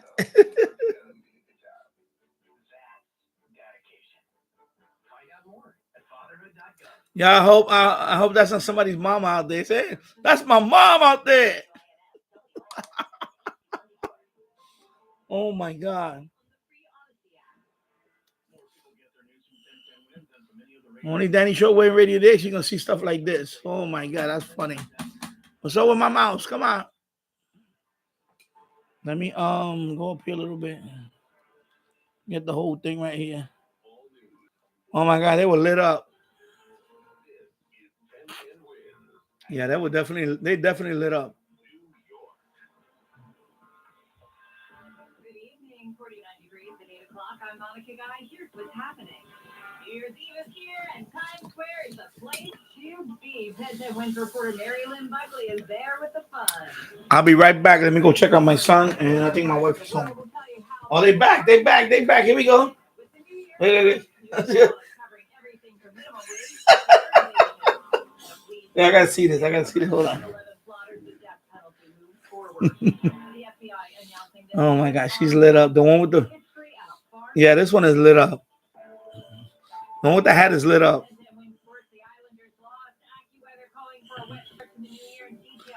Yeah, she tore up. She tore up already. Oh my God, oh my God. Suspended both ways between Aberdeen, Mattawan, and Red Bank due to a pedestrian strike near Red Bank. And you've got extra trains on LARR, Metro North, and more subways are running to accommodate New Year's Eve revelers. Let's talk about what's happening in Westchester County. In Yonkers on the northbound Bronx River Parkway at Oak Street, you've got 2 lanes closed down with a 2-car hit. River crossings are not too bad. Georgia outbound 15, 25 minutes or so for the inbound Lincoln. Holland's running a touch better at 15. coming inbound. And here's what we see on Long Island's Big Three. I'm seeing pockets of delays here and there on the LIE northern state, southern state, but nothing major in the way of crashes or collisions. Now on the east side of Manhattan, that northbound FTR before 96, you have a crash taking down at least 2 lanes of traffic. This report sponsored by MajorRoads.com. Don't get duped by low advertised prices on pre-owned cars. Once you go to buy one, the final price is going to end up being thousands more. Go to Major Roads. Transparent pricing, no surprises. Major Road at 4340 Northern Boulevard, Long Island City, Queens. Call 1-800-MAJOR-AUTO or go to MajorRoads.com. I'm Susan Browning. Next report to 811 1010 Wednesday on 92.3 FM.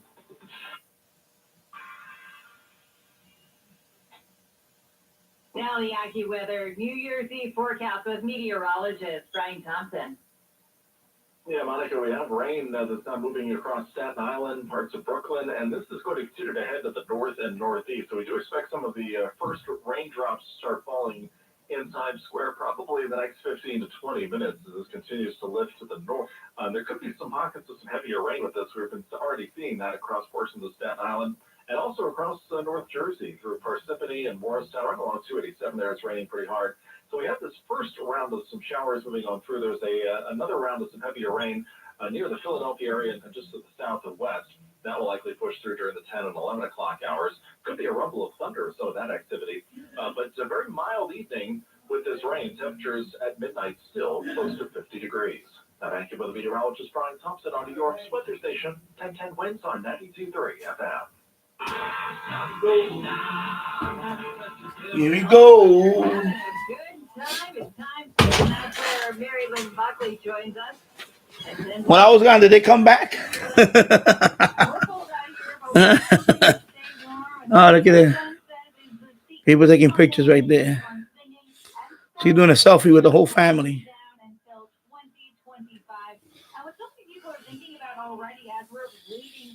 All right, I'm going to get some ice for this mixer. I'm running low on that. Actually, you know what? Let me just finish the water.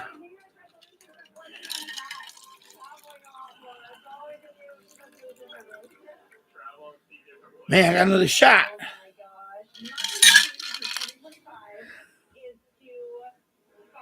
Oh, they back. Oh my God, they go coming back every few minutes. They're coming back.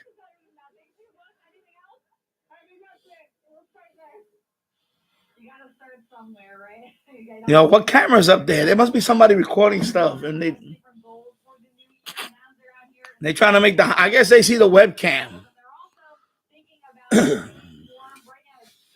All right, take care, Miggy. Ciao. Happy New Year, my friend. So they're coming back every few minutes. Yeah, the one with the hat is tore up. You could tell she's tore up. I just want to see if she bust her ass doing a move. You can see her here live. They're back. Look at that. They're back. I said, there she back. She's back, baby. Here you go. Solo. She's doing a solo dance.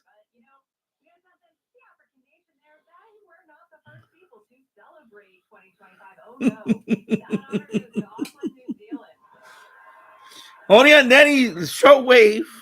And ready that you're gonna see. Oh my God. Oh my God. The other one. I think she had enough already.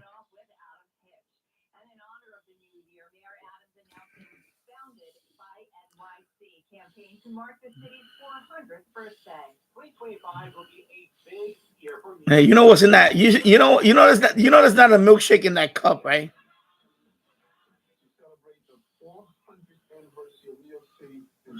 Look at the police over here. Like, where's my wand? They're all right there. You can see. You know what's in that cup, right? Ain't no milkshake in there.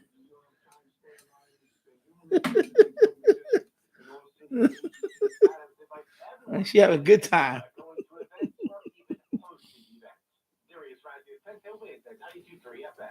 Well, along Too bad I can't play the music because I'll get hit with a copyright notice. There you go. Now her friend is back now. Or whatever. Here we go.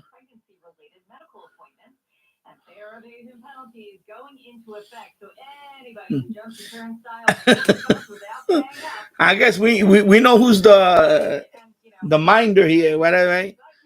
Okay, we gotta look after this one. This one is gonna fall over. Oh my god! Oh, she got a beads. You got some beads. She was 57-year-old Sabrina Kawam from Toms River, New Jersey. Mayor Adams confirming she had a brief stint in the New York homeless shelter system.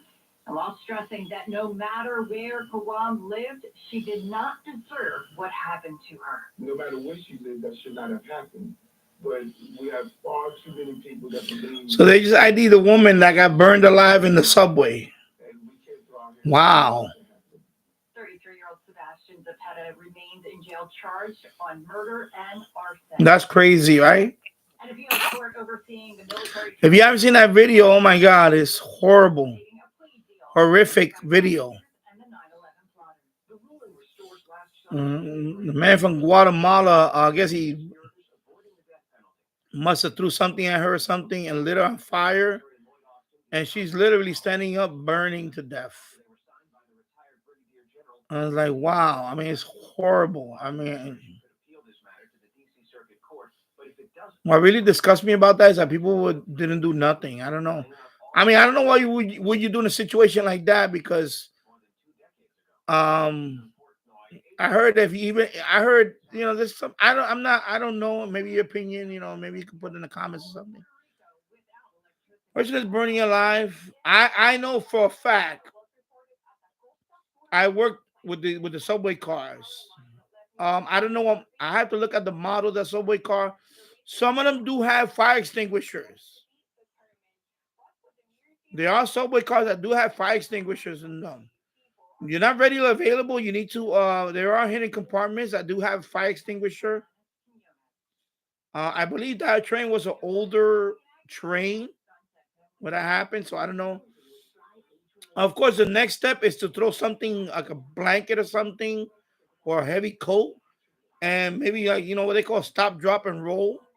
Like somebody maybe could have done that, but I guess when you see that many flames, you're scared. Of course, a lot of people carry bottled water. I'm surprised nobody that came over and threw bottled water at her. Just water to put out the flames. So, a lot of people were recording. They even showed that video of the cop just walking by, which to me is disgraceful. I'm sorry. A person standing there. Of course, I heard that the cop didn't even know that was a person there getting burned. You could clearly see that the person is standing there. There's a person standing there getting burned alive. But I think a lot of it happened to be because of the whole people just don't want to get involved. People are afraid to get involved because of the whole Daniel Penny thing. It's unfortunate, and that's the truth.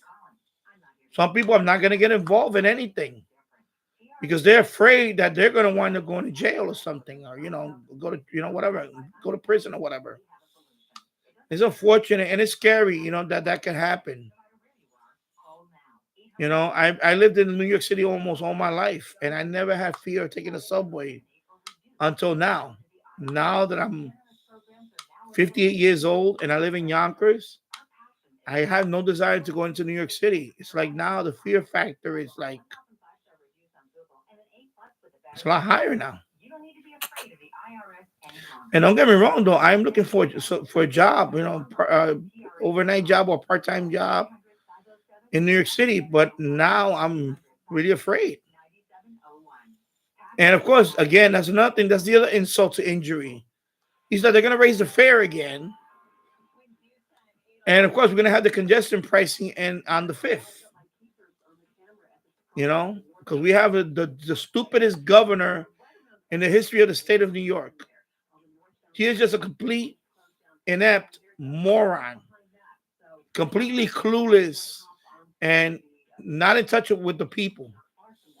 And she says, "Oh, the subway is safe." Yeah, because you're riding on a subway with 15 state troopers and security. Of course, you're going to be safe because it's you. Why don't you take the subway alone at 3 o'clock in the morning, like I had to do when I had to leave Coney Island train yard to go back to the Bronx to go to my house when I lived in the Bronx? How about doing that ride, Hoku? You know, these people are so out of touch with reality.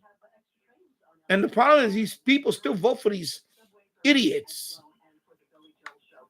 And I'm sorry, that's just a horrific, you know, I thought I seen it all, but that was the most horrific crime I think I ever seen on a subway. Is someone getting burned alive. I know we saw that in the movie. It was called Money Train. But that was in a movie. I didn't think that was going to happen in real life, where someone got burned alive. You know, I know a spoiler alert in the movie. I know the beginning of the movie, there was a serial killer that he would go into the token booth clerk and pour some kind. First of all, he would lock them in the token booth. He would put I guess a crowbar or something so they can't get out of the token booth. And then he would pour some kind of gasoline in there and he would just light them on fire inside the token booth. So that was like the opening. If I remember, that was like the opening the opening scene in that movie, Money Train. And there was a serial murderer. And I never thought that would happen in real life, and it did. And it's horrible. And this is you know, right after she posted that stupid, she's posing in a subway car with all these people taking selfies. That, oh yeah, look at the train. The subways are safe. And then a few days later, this woman gets burned alive on a subway on an F train. You know, it's just disgraceful. I'm sorry I'm talking about this but it's just really disgraceful that it just grinds my gears. It's horrible. Anyway, yeah, so this is Bourbon Street, and yeah, so let me go back. Let me see if anything else is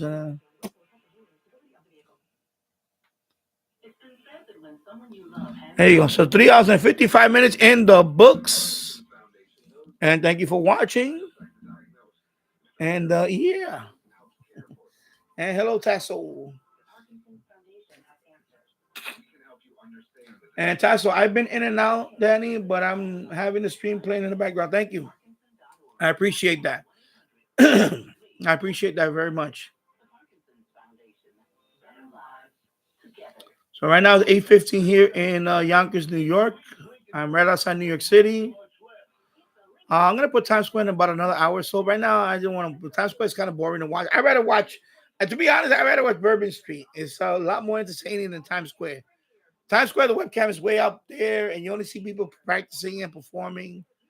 I figured this year I want to do Bourbon Street a little bit, and then this is more entertaining. It's actually funny. And I've never been there. Someday I would like to go to Bourbon Street. And anybody have been there, let me know in the comments. Let me know in the chat, you know. I know they have Fat Tuesday, Mardi Gras. I see many videos on there. I used to watch Cops. Remember Cops? Of course, they always had a lot of crazy, arrests and all that. People getting, drunk and disorderly and all that. Of course, not for children. Of course, I'm beyond the 3 hour mark. This is the PG rating is out the window. Of course, we all seen those. I know I have back in the 2000 and so on. Girls Gone Wild. A lot of those are now grandmas right now. We seen that. I know I seen that. That was the internet back in the days, and of course, I'm guilty of seeing those videos and downloads on Kazaa. Those remember Kazaa. Yeah, it's a file sharing application, and you download it and you just share files. This is before the BitTorrent. So Kazaa was notorious for a lot of stuff like that. I remember Kazaa very well. I still have some archived today. I still have some on old hard drives. I have a lot of downloads. And a lot of them were from the Kazaa days. I still have them, especially music. Especially music. I download so much music from Kazaa. Oh my God. Kazaa was like the. We had Napster, but Napster was music. Napster was music. Yeah, I was too late. I was one of the few that was too late for Napster. By the time I got into Napster, they got shut down right afterwards. So I got there too late. And then BearShare. BearShare was like the first peer-to-peer software that I was using. BearShare. No. Take that back. LimeWire was the first one. Was it BearShare? Anyway, I think it was LimeWire. LimeWire. We used to call it the limon. Me and my friends used to El limon. Because the limon, you get everything. They have video too. And photos. Then it was Kazaa. Right? LimeWire, BearShare, Kazaa. Kazaa took it to a whole nother level. Kazaa was wild. Cause I would download movies. Cause I was getting movies.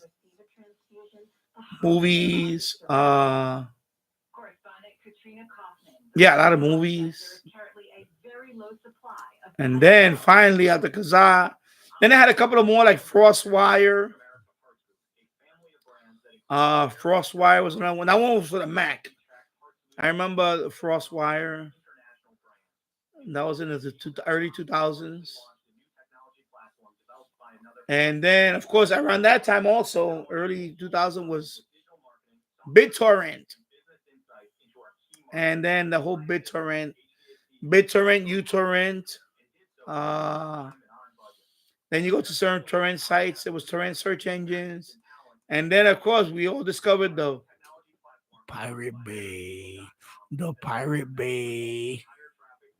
Because we all needed some kind of software or serial number crack or something. Because we all had some kind of Windows or whatever software. Sorry, I'm going to say, YouTube shuts me down. Sorry, YouTube. I need a serial number for this. Or I need this crack code for this software to unlock.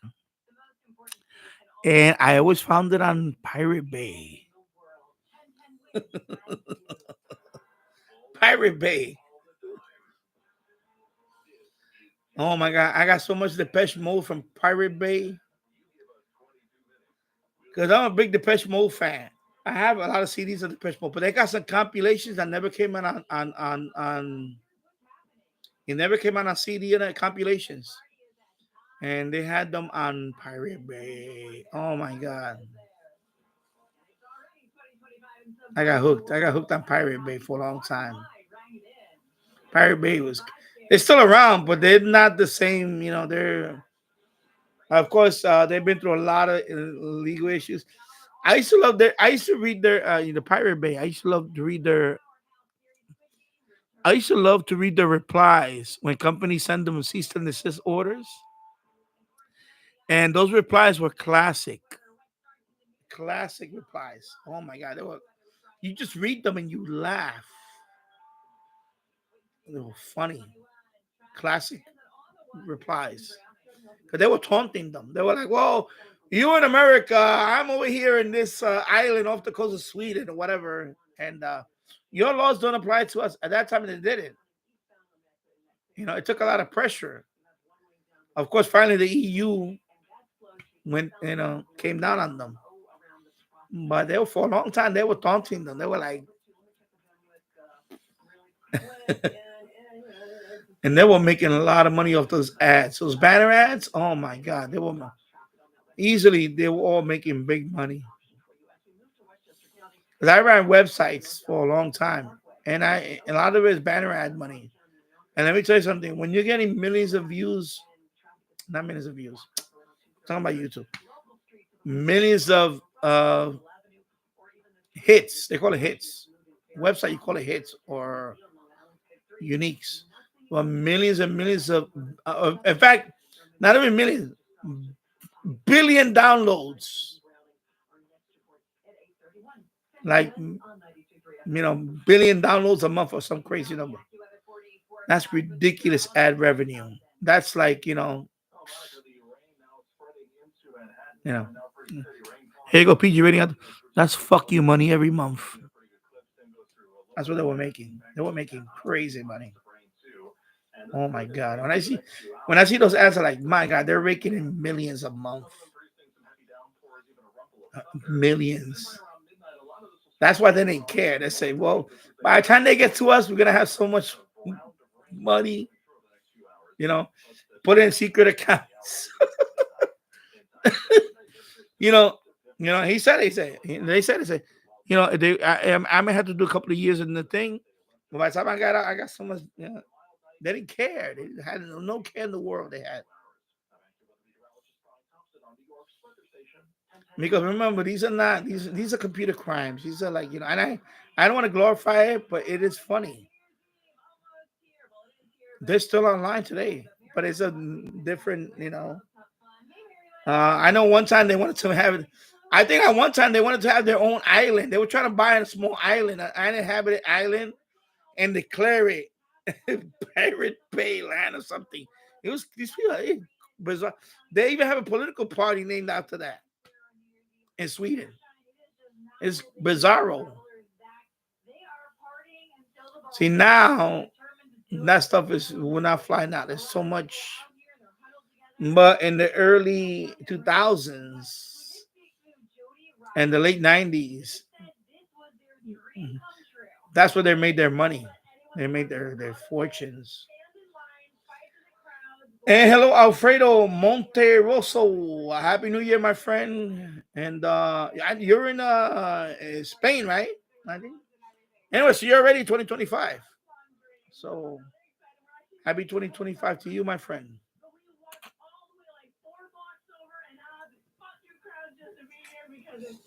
So now I'm done with the Singapore sling. I'll be right back. Let me put some ice in here. Let me wash this.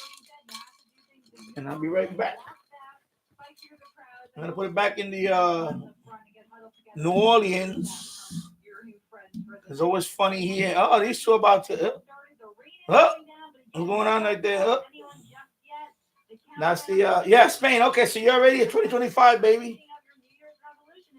Yeah, 2025 for you. You're in España.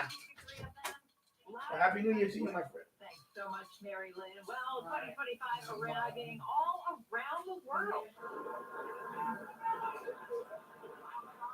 Those are fireworks in Pakistan. That was included all for folks there. And it turned midnight in Karachi when it was 2 p.m. our time. But you know what? Pakistan's not the first country to celebrate. Oh, no, that honor goes to Auckland, New Zealand.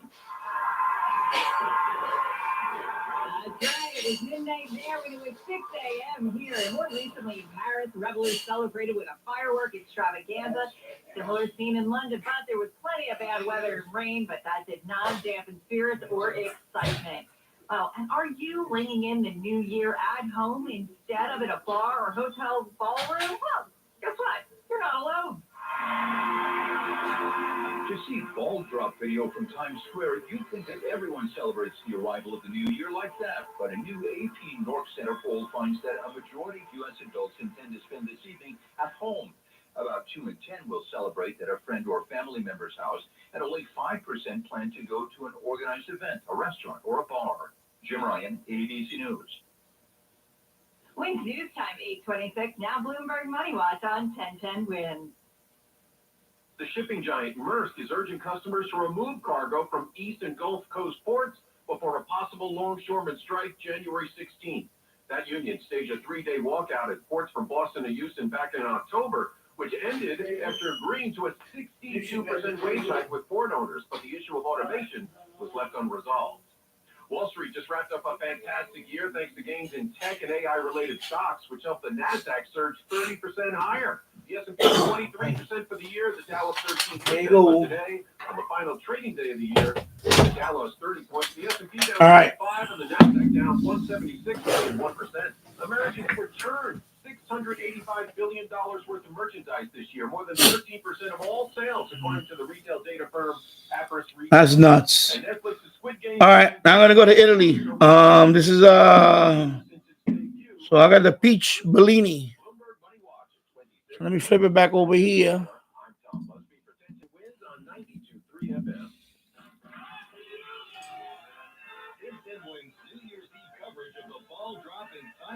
Peach Bellini.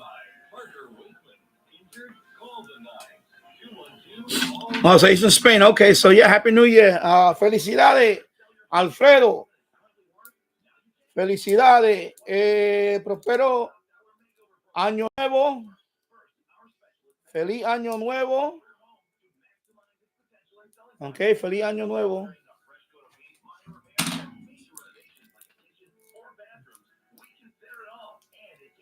Alfredo.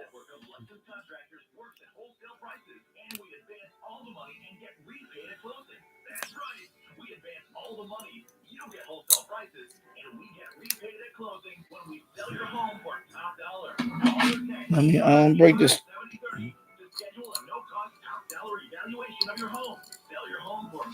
Let me break that seal.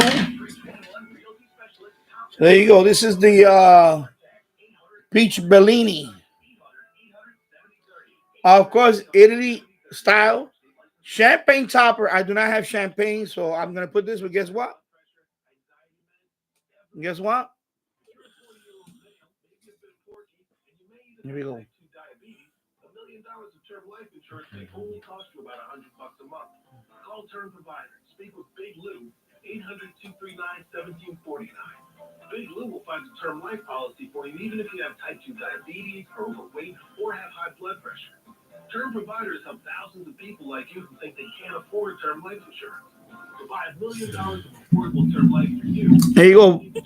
Big Lou at 800-239-1749. Lou will make sure the scales are So I already putting the fresh ice in here. So this is my mixer.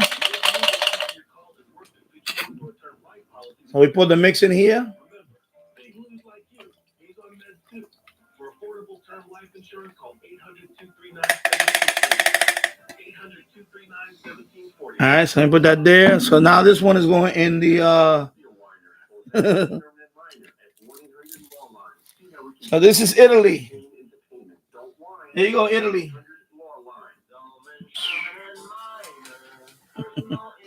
We're going around the world. We started that last year. So I don't know what's going to happen next year. I'm going to have to get a new set. Going around the world, baby.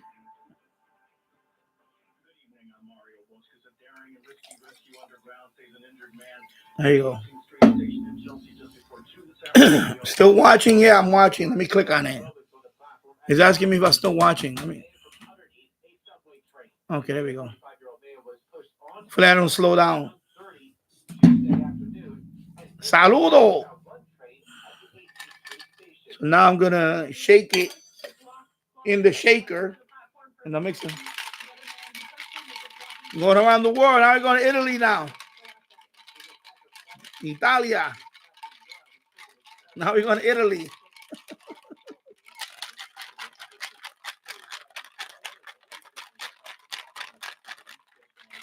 All right. There you go. So this is peach Bellini.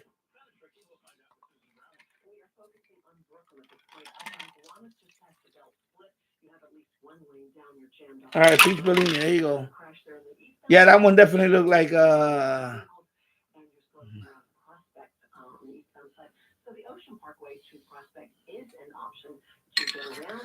I never heard of that though. Alfredo say, Tasso, I had to drink some ouzo from Greece too, Danny. Cognac. Oh, that's cognac. Okay. I had cognac before. I had cognac. Cognac is French, right? French. Yeah, cognac. Cognac kind of strong. Cognac is strong. I had cognac. Oh, cognac. Oh, cognac is another drink. Okay. So not cognac. Cognac. Cognac. Cognac. That's it's a liquor from, I believe it's France. It's very strong. I had that before. I believe Hennessy is cognac. Hennessy. You ever heard of Hennessy? Nah, I believe it's cognac. So Hennessy is cognac. I had Hennessy. Hennessy is no joke. Hennessy will light your chest on fire. So yeah, I had Hennessy. I tried Hennessy before.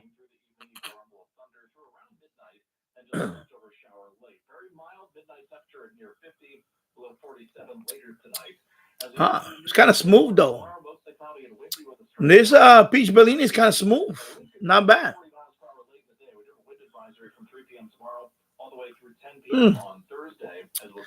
Oh my God! Cheers! Wow, that's really kind of smooth.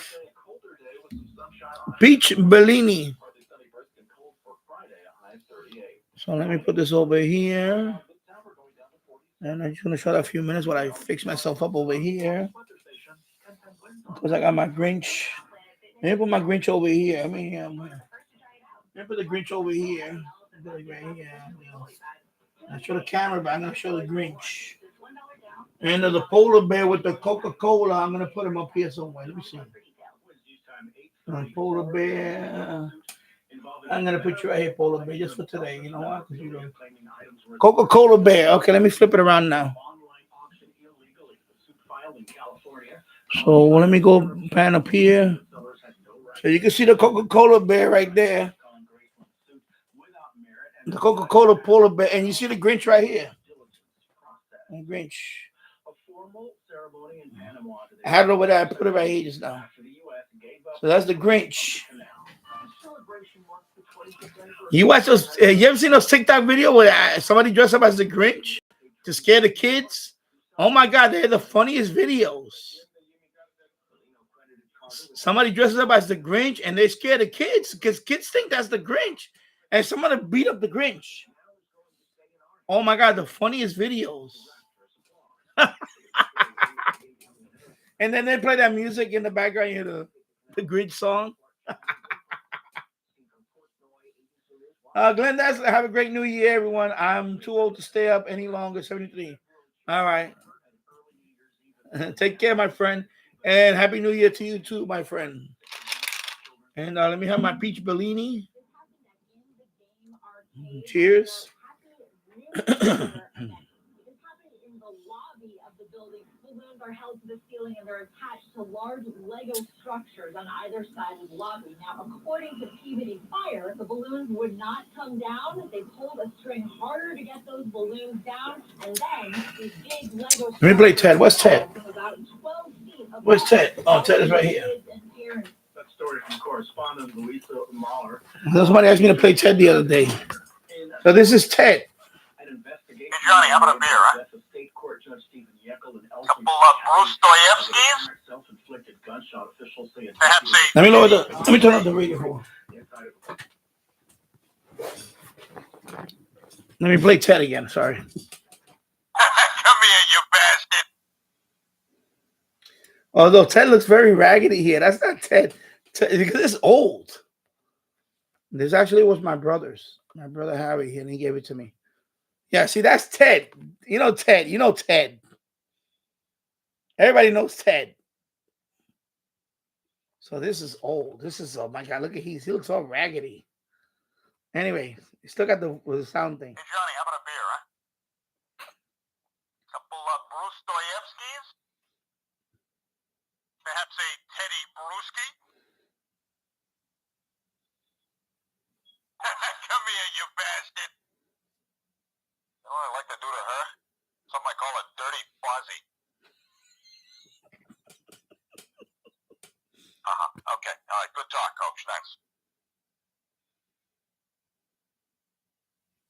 don't. I look like Snuggles' accountant. I look like something you give your kid when you tell him grandma died. I didn't know you had a baby. Is it alive? I love you.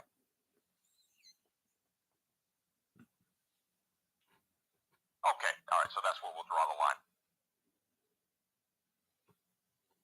Oh, come on. I do not sound that much like Peter Griffin. He does sound like Peter Griffin, though. Stick your finger in the loop on my tag. That's my bad. I was sending a tweet. But will you take care of me forever and ever? You know what I like to do to her? Something I call a dirty fuzzy. Come here, you bastard. All right, so I think I went through all of them. Yeah, this is yes. He looks raggedy here now. My God, this thing is old. This thing is wow. It's like 20 plus years.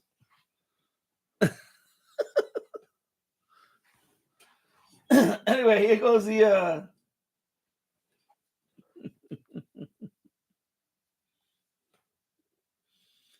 I'm gonna present the what is this? I want to see some. I want to see some votes. Who's gonna get the? Here we go. Well, I already know the user. He got banned on official SWO channel too. The Shithead of the Year award. Here we go. Who's it gonna go to? Of course, he's been banned on this channel. He's been banned on official SWO channel, so we already know who he is. And there you go. You're the recipient of this award. Congratulations. This award is for you, shithead.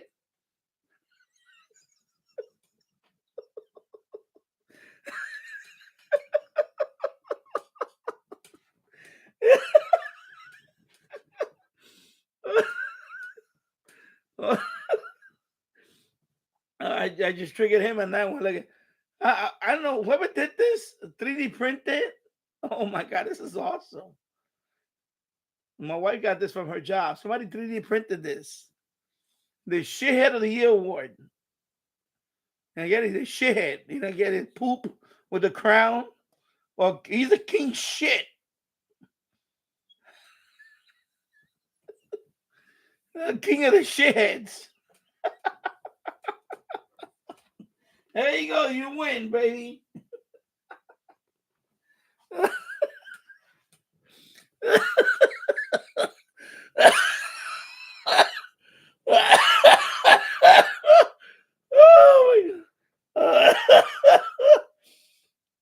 Oh my God. Oh. Yeah, he deserved it for 2024. That guy thumbed down. I'm gonna say he must have thumbed down over 100 of my videos. And he did multiple accounts. Some videos I had, yeah, that's one heck of a award. Some videos, I swear to God, I put a short video within, like, I swear to God, not even an hour. I had like 19 thumbs down. He went to every account. I hate him. I hate him. I hate him. I hate him. He thumbed down my video. So there you go. Congratulations. Should I name his channel? Radio ID and Scans for winning the Shithead of the Year award. So you're welcome to claim it if you want. I'll engrave your name on it here somehow. But yeah, you're the Shithead of the Year award.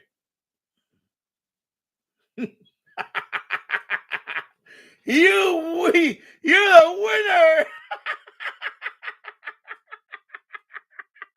There you go. Exactly. People think that dislikes count. And I get thumb downs all the time on my shorts. And I got a few on my live stream recently. So there you go, you shitters.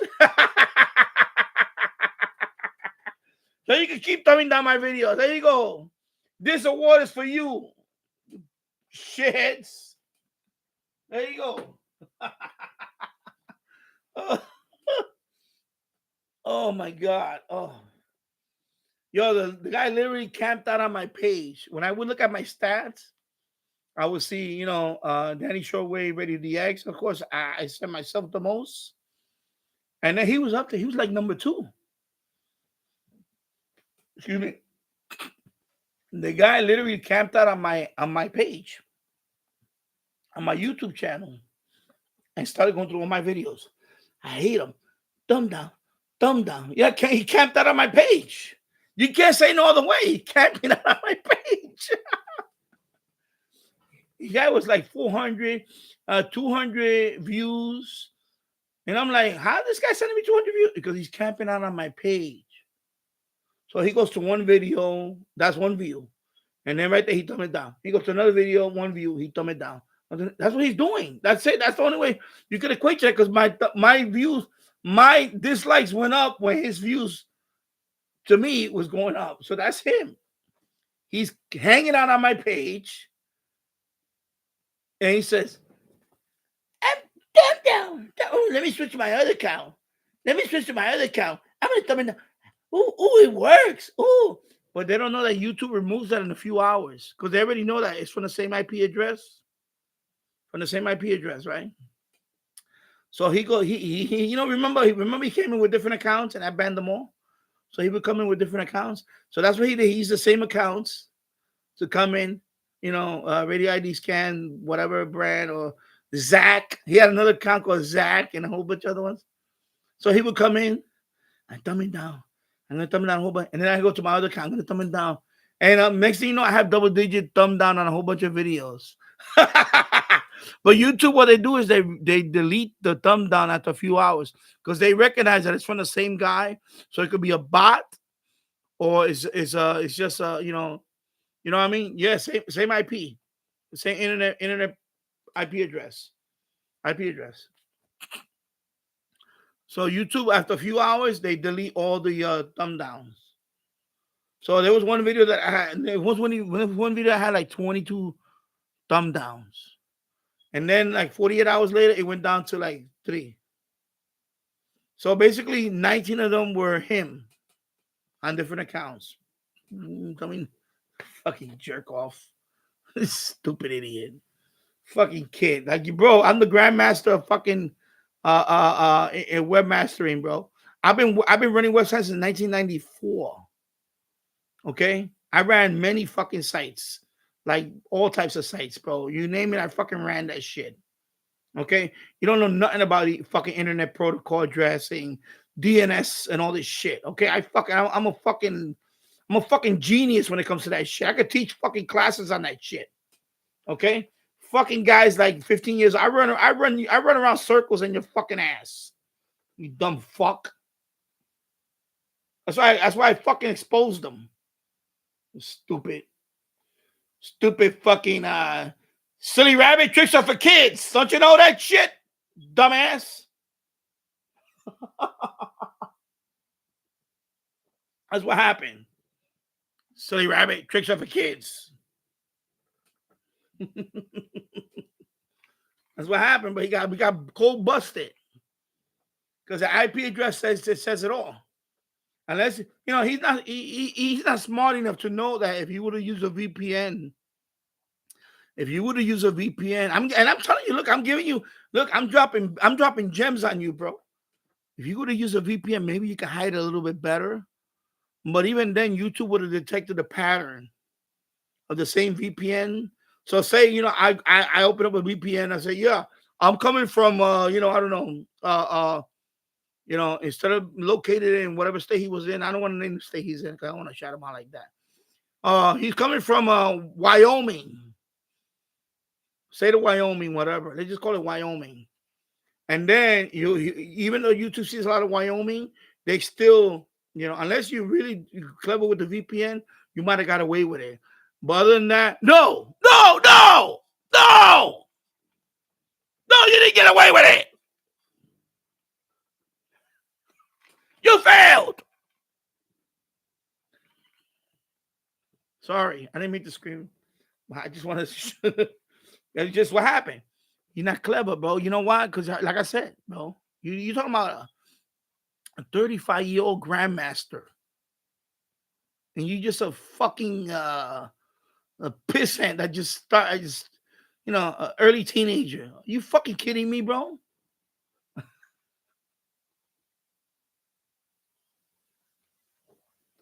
That's why he got busted.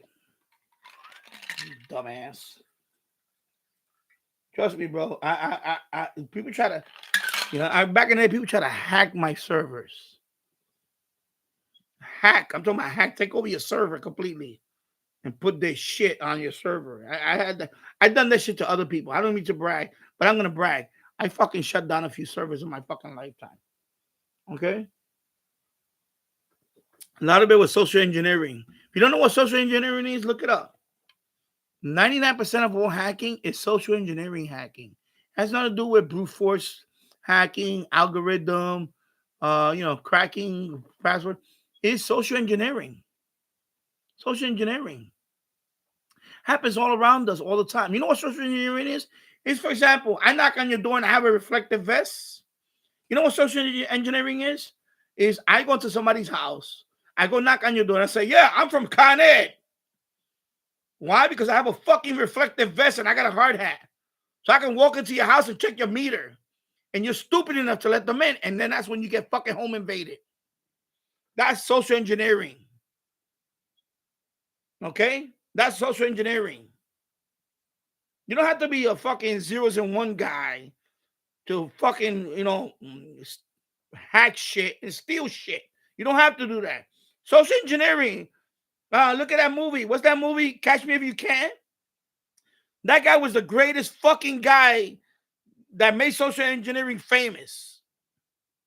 The guy posted himself as a pilot for Pan Am. The guy posed himself as a lawyer. He even passed the bar exam in the state of Louisiana. That's social engineering to the max. That's what that guy did. Okay? That's social engineering, bro. That's fucking genius level, fucking level 1000, fucking gold star, motherfucking Mensa Hall of Fame genius. Dumbass. You will never fucking get to that level. That's social engineering. You want to know another name? Kevin Mitnick. Social engineering, another one. That's not the biggest hacks in the world are social engineering. The biggest scams in the world are social engineering. It's not fucking hacking tools and all that shit. It's motherfucking got game. They got game. They know how to talk. Bernie Madoff. What are you talking about? You see what I'm saying? You could get conned any which way you fucking slice it, bro. You could get conned. Don't think you can't get conned. You could get conned. Okay? You could get conned. And a lot of that con is social engineering, bro. It's social engineering. They know how to, they know the right buzzwords. Like when that, again, catch me if you can, when the guy went to have dinner and he started talking that Bible language. The man studied the Bible. And he started dropping Bible language on the father. And the father said, ooh, he's a good Christian. Motherfucker learned the Bible inside out. That's what he did. He just math. He's smart. He got a good memory. He memorized every freaking thing in that Bible. And he would just throw Bibles. Oh, you got a good man here. Go, he preaching. He throwing Bible verses at me. You see what I'm saying? Anybody can get cons. It's the truth. I'm dropping it like it's hot, bro. Facts. That's the truth. You get social engineering. That's the biggest hack in the world, social engineering. It happens all the time. People will knock on your door with a reflective vest and a hard hat. Oh, we're here to look at your meter. And then you open that door. The minute you open that door, they're going to bum rush in there and they're going to home invade you. That's the oldest trick in the book, bro. Shit like that. But people fall for it all the time. They fall for it all the time. You know what the biggest scam in the world is? GoFundMe. That's the biggest money laundering scheme right now in the world is GoFundMe. You know how many people post pictures of somebody that they probably find on Google image? You could do image search and you probably find the likeness of it. Or LinkedIn. You know how many people got fake profiles on LinkedIn? Oh, this person was my father. And he passed away this morning. He left me with nothing. He was going to lose our house and all that. And they put that shit. And people actually fall for that shit, bro. People fall for that shit. Bing, bing, bing, bing. Dollars coming in.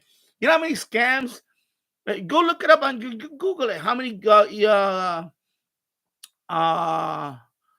scams are out there?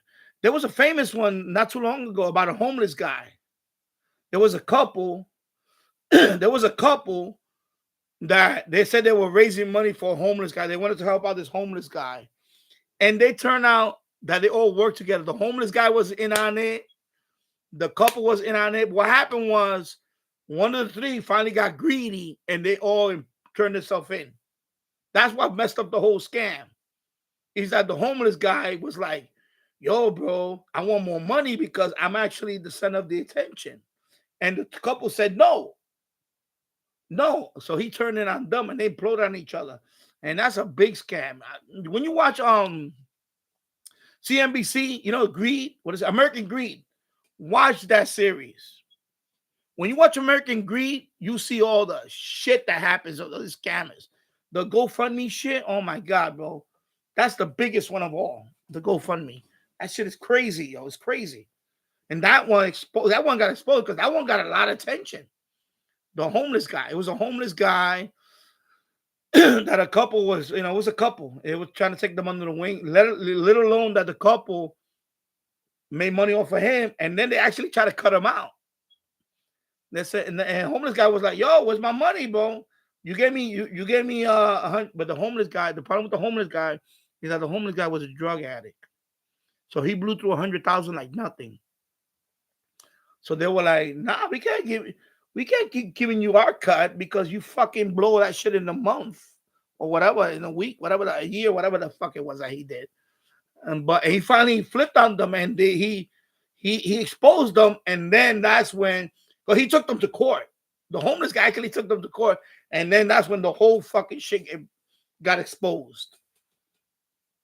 Because they're all criminals. Criminals turn on each other. So the homeless guy was in on it. The couple, the so-called couple that was helping them was in on it. So, they used the homeless guy. They got their GoFundMe, and they were still getting more money for the GoFundMe. And once they gave him the initial, I think 100,000, whatever it was, they cut him off. They said, "Nah, bro, go get the hell out of here." And they kept breaking in the door. Social engineering is the biggest hack in the world. So when people say hacking, when people throw that word about hacking, they think that you got to be a math genius, a computer science genius. That's not true. Social engineering is the biggest hack in the world. Not brute force hacking, not dictionary attack, not IP spoofing, all of those buzzwords. Is social engineering. Is the biggest hack in the world. That is, if you look at all the biggest scams on the internet, there's all social engineering. It's all manipulating social media, pulling your heartstrings on the for you to part your money with them. And a big one lately is the one that I see on all my social media is, I won $400 million on the Michigan lottery. Hey, I like your profile. You seem to be a nice guy. I'm gonna send you $10,000. And you could, just send me your Cash App ID or your PayPal URL, and I'll send you the money. And then I go, yeah, send me the money. And then they say, oh, but wait, you have to send me a transfer fee because I cannot, in other words, you need to send the money first so you can get your 10 grand, which is bullshit because the minute you send them your money, They gone. That's how they get you. They're like, oh my God, I'm getting 10 grand. And then their profile, they have pictures of other people saying, yeah, she's legit. Thank you. The biggest one is Mavis. Thank you, Mavis, for sending me 10 grand. Thank you, Mavis. I paid off my house. Thank you, Mavis. I paid my last year of college. All these fucking fake, you pay somebody to take a picture with a paper that says thank you, Mavis. So people think it's legit because they see it gotta be real because there's a whole bunch of pictures there thanking Mavis. And then you send Mavis $200, you ain't gonna see that shit again. She's gonna block your ass as soon as you get out of here. I get that shit all the time. I get that shit almost every fucking day. On one of my on TikTok or on Instagram or on X. I'm gonna send you $10,000 because this Christmas time you can maybe buy some presents for your family. You look like a nice guy. I'm like, yeah, okay, I'm gonna fall for that. Yeah, I'm a nice guy. And then and sometimes I joke with them. I go, here's my Cash App account, my URL, Cash App. Oh, okay. And I'll be like, I'm waiting. I'm like, yeah, I'm waiting for that money, baby. You gonna send me that money? Send me that money. I'm waiting for that money. And then, oh, but you need to cover this charge. I'm like, yeah, okay. Not sorry. No. By then I already delete them and block them because I know they're full of shit. Because the minute you do that, you never send money to get money. If they're gonna give you money, they're gonna give you money. They don't care. I mean, seriously, if I have $400 million and I'm gonna give you $10,000, do you think I care about the little fee that comes with that you gotta pay for? No, I'm gonna give you the whole fucking shit. Obviously, it's common sense, and people fall for that, and they probably made a lot of money. I heard. I think I saw that on a news report recently. I think there was one scam, and I made almost $1 million just by doing that same routine. People were sending her like $200, $400, and it came out to about I think it was close to like 780. It was about almost $800,000 in a couple of years, and she finally got busted for a lottery scam. And that's a lottery scam. They have a generic picture of some fucking lady holding up the lotto. Oh, I won 475 million here in this state lottery, and I just want to give you 10 grand because I like you, because you have a nice profile. That's the biggest social engineering scam in the that's why you gotta watch out for all this shit, bro. That's why we talk about hacking. I talk about, man, not hacking. That kid doesn't understand that. That kid's way behind the ears, bro. I run around in circles with people like that, bro. That's why I never play those games. I remember growing up in the Bronx. I used to go in Manhattan. You ever heard of 3-card Monty? That's when they had the three cards, and they. Oh, you gotta find the card. Oh, you gotta find the card. They fucking game that shit. You gotta find the card. They have an extra card in their fucking thing. You gotta find the card. Oh, you picked the wrong card. I take your 20. They have a hidden card. They're like, 3-card Monty. Here we go. Yeah, I picked that one. Okay, you got it. You got it. You sure you got it? Oh, you got it. You got it. You got it right. And then they go, but he has another card in his fucking hand. You can't see it because someone that got big hands. And no, here you go. You picked the wrong one, brother. Give me a 20. Oh, you want to double down? Okay, give me a 40. I seen people. Friends of mine growing up. Yo, I got this guy, and I'm looking at him like, yo, you don't got him, bro. They got that shit. That's a setup, bro. Don't fall for it. And he fell for it. Man lost like $60 right there. He's like, right there, I see it. Right there. Yeah, right there. And he goes, nah, bro. said, yo, bro, you know that shit is rigged, right? Yeah, don't tell me that, man. I'll go fuck that nigga up. Yeah, he was like that. He said, I just said the N word. I don't care. Sorry. He said, I'll go. Well, yeah, he did that. He went back and he wanted to kick his ass. That's the truth. Straight up. And that's what I'm saying. Don't fall for that stuff. And there's a lot of people fall for that nonsense. A lot of people fall for that nonsense. I had that happen to many people. You know what's another one that's crazy scam? And I'm gonna say here, PG rating out the window. This one Times Square was not Times Square. Times Square was a little still risque back then.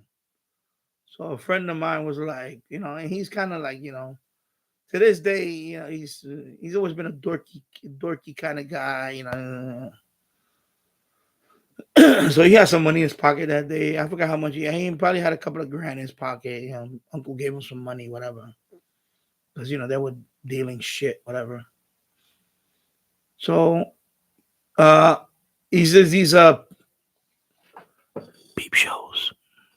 So I would hang out with them and I, you know, let's go over here. I'm like, I don't want to go in there because, you know, I don't care about that. It's like, come on, bro. It's like, you know what they're all about. They just want you to, when you go in those places, they just want to part you with your money. That's it. They don't care about you.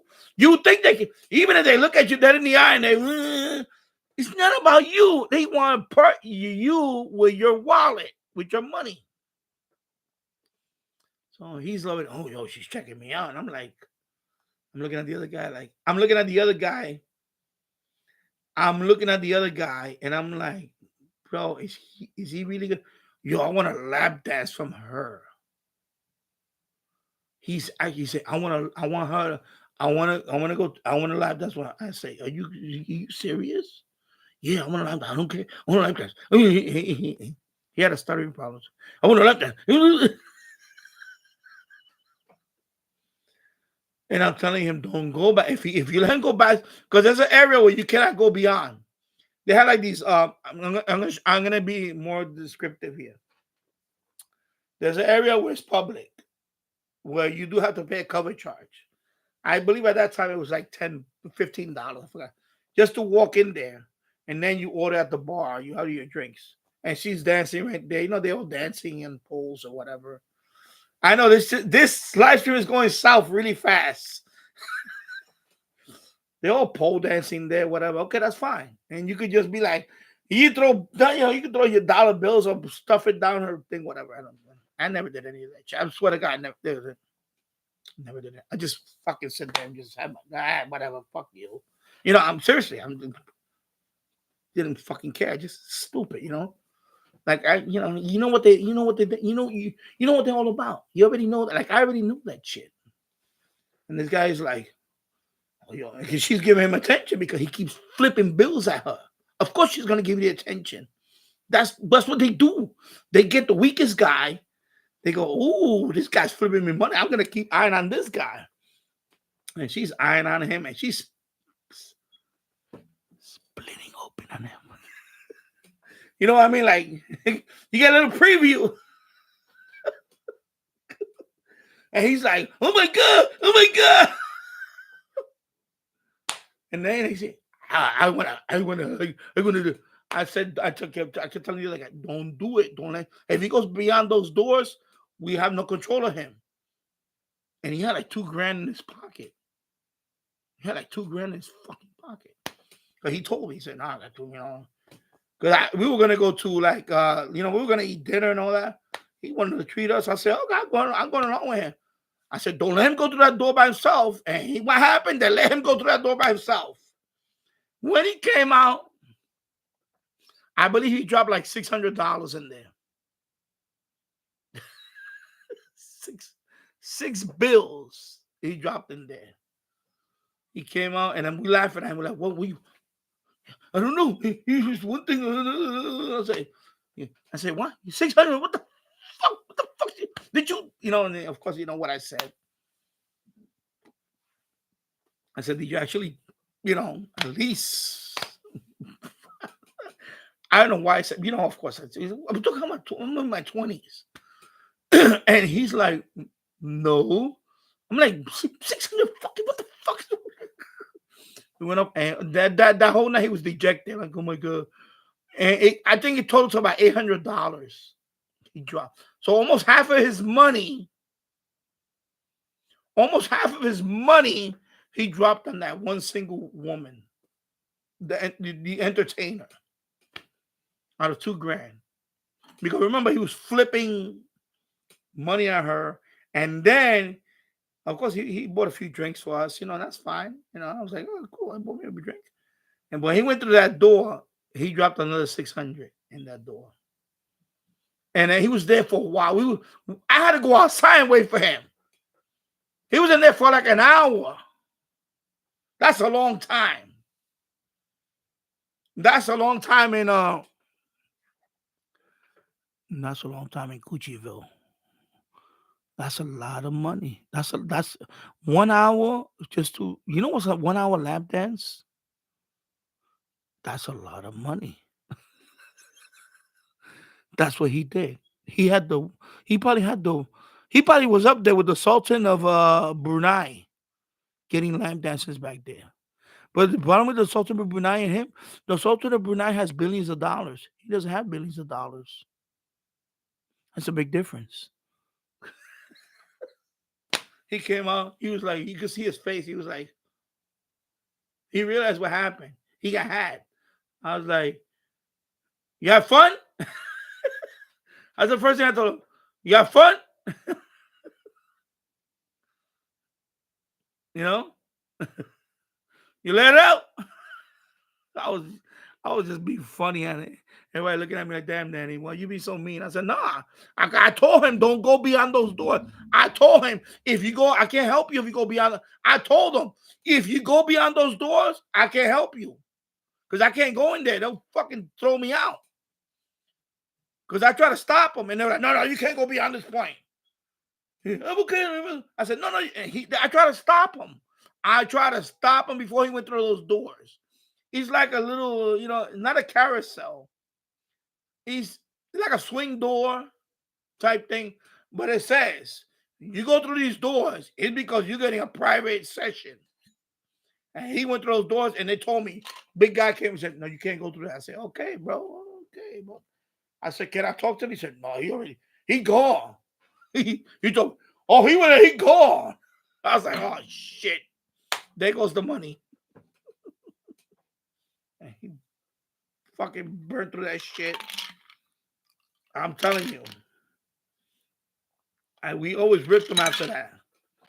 And later on, of course, he realized what he did. He was like, damn, I fucked up. I said, yeah, you did fuck up because you fucking dumb. Because he was like fucking, he had just turned 18 and he was like fucking wet behind the ears. And oh my God, he was like, oh my God, she's looking at me. I'm like, yeah, she's looking at you because she wants to fucking clean you out. That's why she was looking at you. And he was nice. One thing about him, he used to dress nice though, because of course, uncles give him. So he had a nice coat, he had a nice chain. He looked like me. I was fucking broke. I'm sitting there, I'm fucking broke. I don't give a fuck. No, we had McDonald's. Yeah.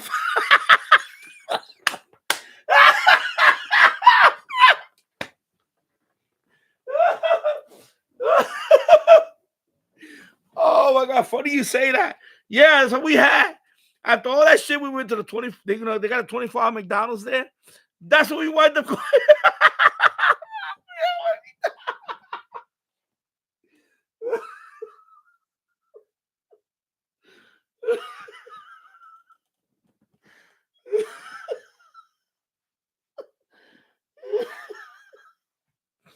That's what we had. We had McDonald's. Because that's it. Because I said, nah, but I said, you can't go home with nothing because, his uncle would have killed him. His uncle would have been mad. So he said, damn, what I'm going to say, you know what? Let's just fucking, I don't know, whatever. Tell them that you was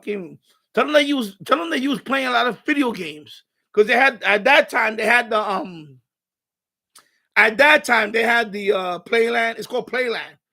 is a arcade. They had an arcade thing, right? It's 24 hours a day in there, and you could drop. I done it. I dropped $100 in there, just playing video games. I done that, so that's conceivable. $600. That's kind of you got to really stretch it. So I told him, yo, just tell him that what I don't know. I forgot what I told him. I told him, yo, tell him that we just all you treated us to but one of them was gonna talk, and then that's what happened. One of them did ratted him out and said that he went to the lap dance, and they eventually told him that, and they probably all that he was the butt of jokes for a long time about that. But I told him, I said, so yeah, we did we did wind up going to McDonald's. It's a 24-hour McDonald's place. Because they have a 24-hour McDonald's in Times Square. It's been there for many, many years.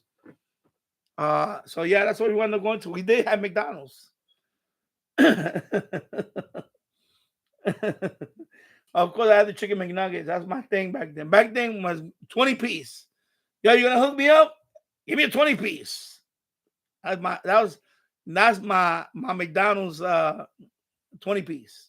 I'm a sucker for those chicken nuggets. Those are like these are gonna crack nuggets. 20 piece. I would down a whole 20 piece. Oh my god. I don't know what they put in those nuggets, but they taste. When you buy these store-bought nuggets, the Tyson nuggets, they taste good. But McDonald's nuggets, I don't know what the hell they put in them. I don't know what the hell they put in them. Oh my god, they get hooked on them. Oh my god. Yeah, so we had McDonald's. That's what we did have. We went to the arcade for a little bit. We didn't play much because, of course, he blew $600. And lucky for me, I had a few bucks that I brought anyway. So I played some video games because my thing is video games. A lot of them didn't play video games like I did, so I was playing. So my thing was I would put a quarter. I would play for a while because I was very good at video games. So for me, $20, $40. For me, $20, $40 was a good night at the video gaming because I could play for a while. Like Operation Wolf. That's a game, right? Operation Wolf, where you got the Uzi and you got to shoot a whole bunch of that alone to finish the whole thing. It takes about 30 minutes. I would play that with 2 quarters. 2 quarters. So I would Operation Wolf for almost an hour. And then Afterburner with $1, I finished the game. So that's almost another 45 minutes. So, I was good at games. So I could milk that quarter for a long time. I'd be like, Afterburner, I'm locking down the planes.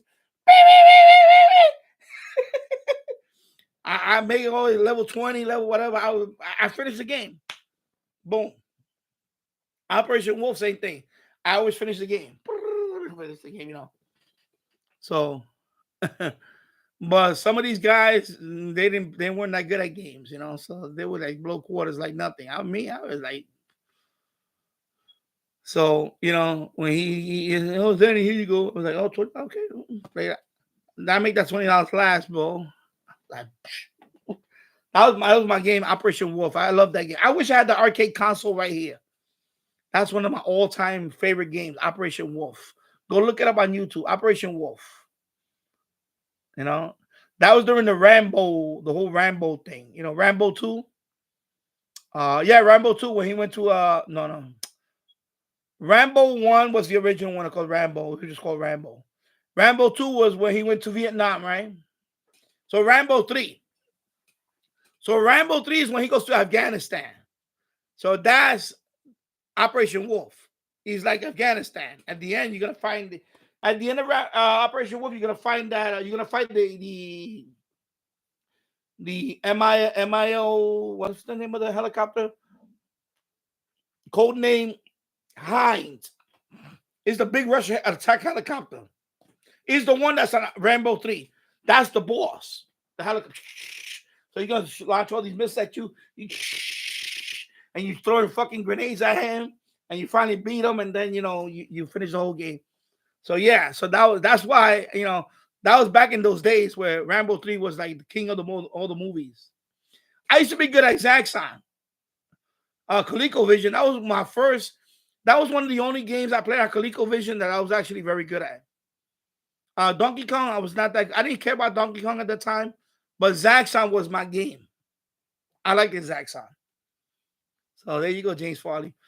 N2COD, Danny, this is the best. This is your best live stream ever. Thank you. Wow, thank you. I didn't think I was gonna live up to the billing, but thank you. Yeah. So, yeah. So Operation Wolf, that was my game. That was my game, and Afterburner, the original Afterburner. And another game I used to play that was Chase HQ. That was the whole Miami Vice thing. Chase HQ, you have to you drive in a car, right? You driving, I think what's your car that you drive? I forgot the car that you drive. Oh, you drive, I think, a Porsche 911. I think it is, whatever. And then you're the police, right? Porsche 911. So you have to crash into, this I think you start out with I think you start with a Supra. So you got to crash the Supra until you get enough damage. Then you pull them over and then you arrest them. And then the next level, it goes all the way up to the last car. That was another game I used to play a lot, was Chase HQ. So you drive in your car, your whip, and you crash it into the back of the guy until he gets enough damage, and then he pulls over, and then you lock him up. That was another game I used to be good at. I used to play that game. I used to drop a few quarters, and that's it. I finished the game. So...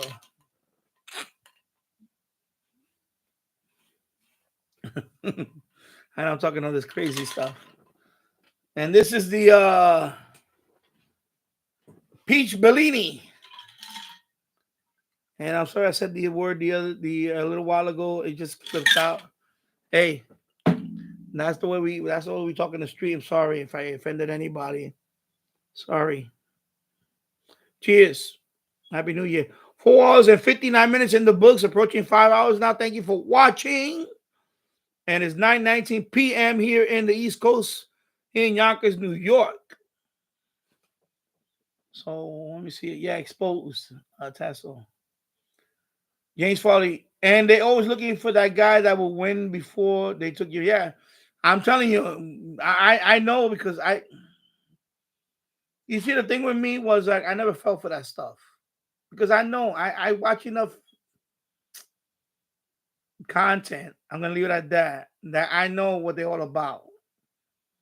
People think, oh my gosh, she really likes me. No, she just giving you the attention because you're the one you're the sucker. You're the one with the he giving me the money, so let me get sweet with this guy. That's what they did to him. They were getting sweet with him, and then they got into the point. Once he went through that doors, they call it I guess it's the private area.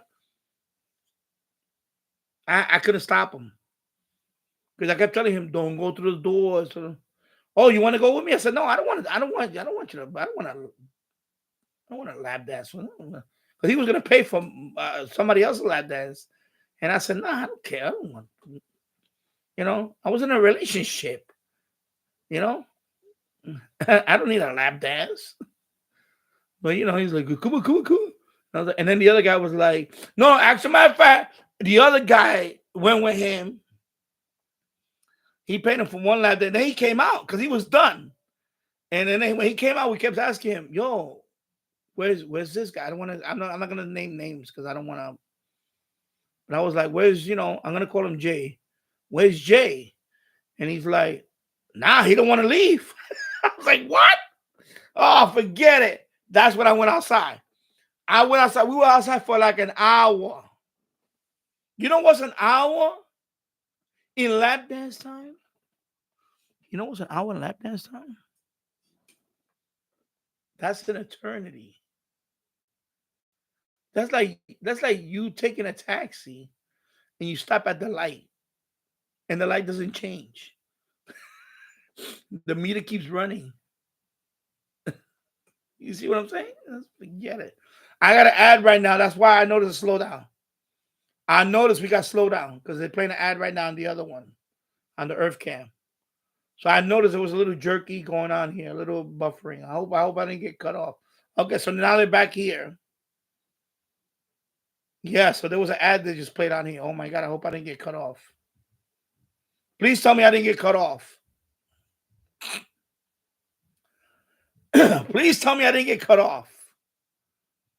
I'm watching New Orleans here, and I've noticed that they played an ad and it got jerky video came on.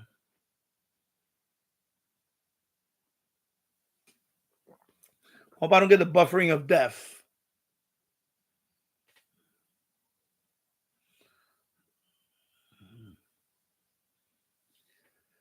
Oh my God, I see a number go down. I'm hoping I don't get the buffering of death. Please, I didn't get the buffering of death. Oh, you're good. Okay, thank you.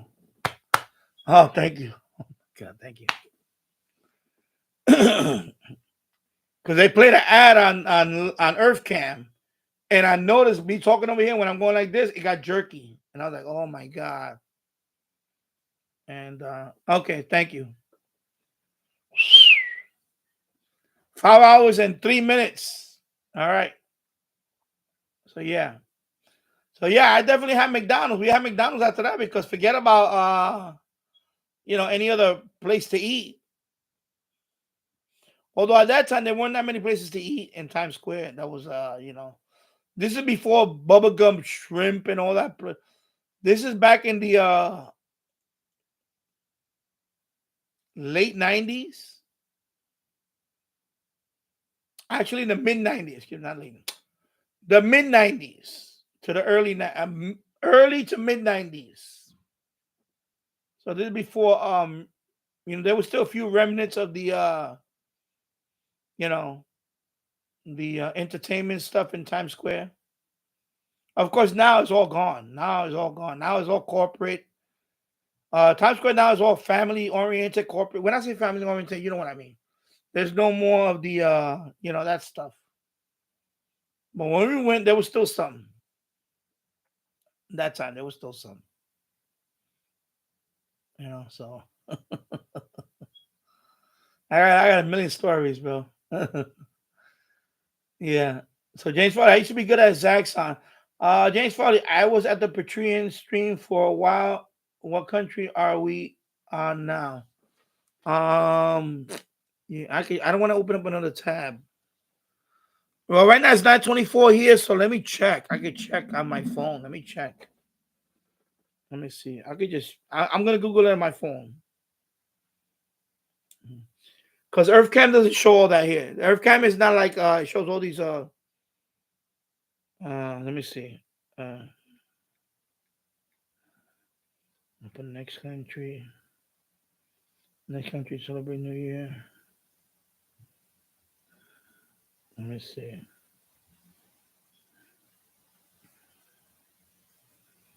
I'm trying to see.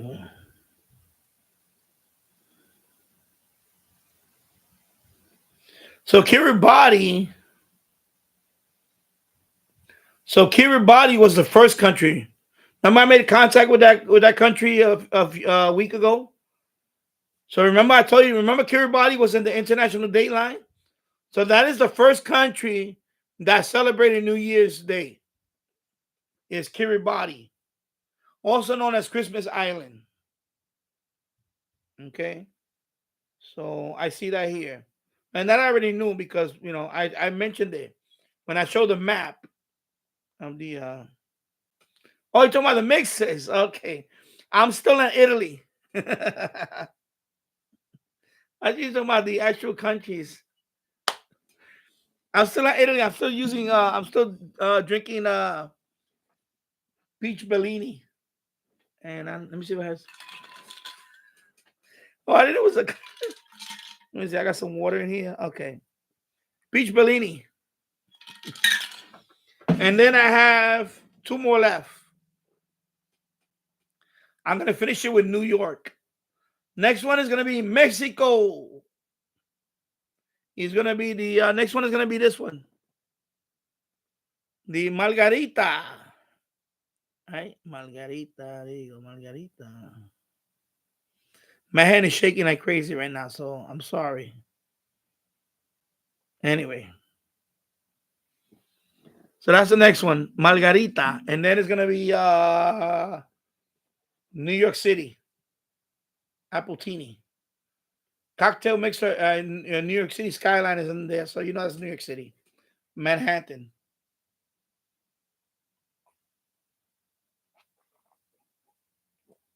Cheers. There you go. Yeah. I think you talking about actual countries. Well, 9:27. So I think around 10 p.m. is gonna be probably I don't know. It might be no, I don't know, West Scotia. Nah. It might be Rio de Janeiro, Brazil. But when you look at the globe, when you look at the map, Brazil kind of sticks, South America kind of sticks out east more than North America. So I think it's Rio de Janeiro, the biggest. I think that's the next city, the next big city to get on this side of the. It's the first city on this side of the. It's going to be the first big city on this side of the hemisphere that's going to end 2025, New Year's. And then it'll probably be Nova Scotia and then us. So right now it's 9:28. So we're still about let me see, 3 hours away. Yeah, three and a half. Yeah, three and a half. But I don't know if I'm gonna be here till midnight because I said that I'm probably gonna be gone by 11 o'clock or close. I'm gonna try to be here as close as possible. Of course, these things are really. All right, let me get some more ice on my mixer, and then I'll do the next country.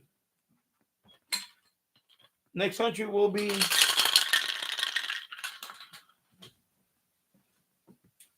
Mexico.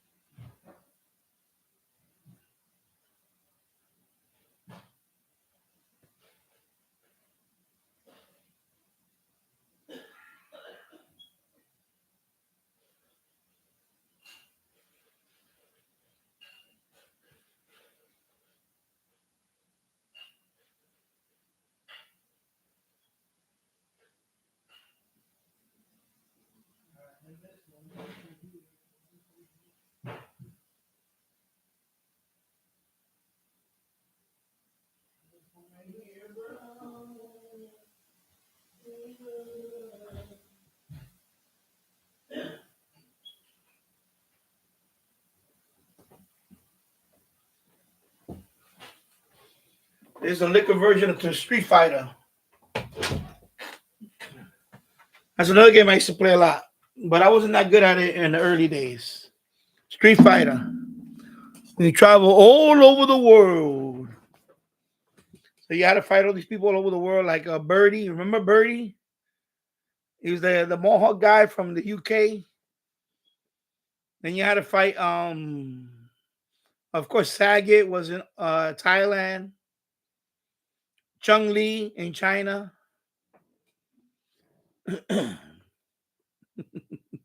So this is like the Street Fighter of liquor.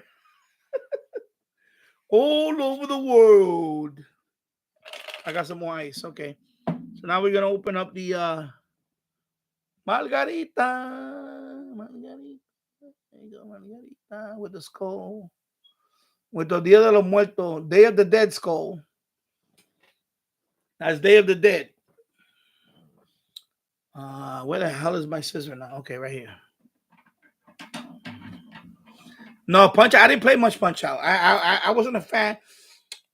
Back then, I was more of a Sega guy. I was not a fan of Nintendo. Sega always made more realistic looking games. The problem with Punch Out, they all looked at cartoony. I don't like games. I didn't like games that were, even though they were sports based kind of, because that was a boxing game. I was not a fan of it. Like, I was not a fan of the, I was more into sports games, and I was more into simulators.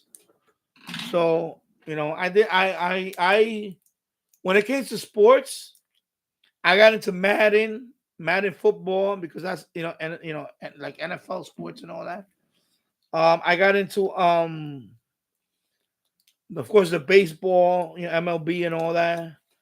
NBA Live, and before that it was like Lakers versus Celtics, Bulls versus Lakers. So I was not into So Mike, to me, Punch Out was like cartoony. It was cartoony.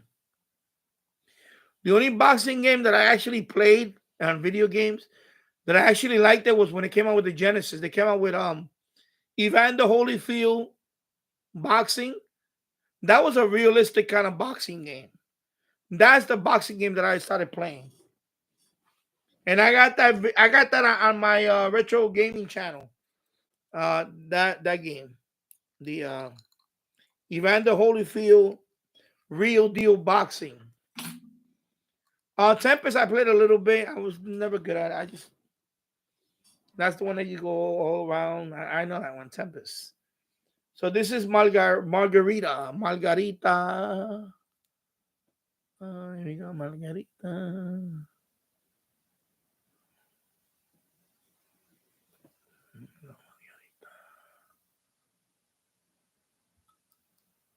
Mexico.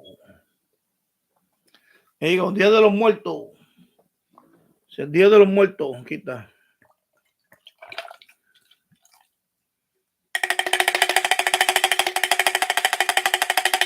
Every single drop. All right, here we go. We got Mexico.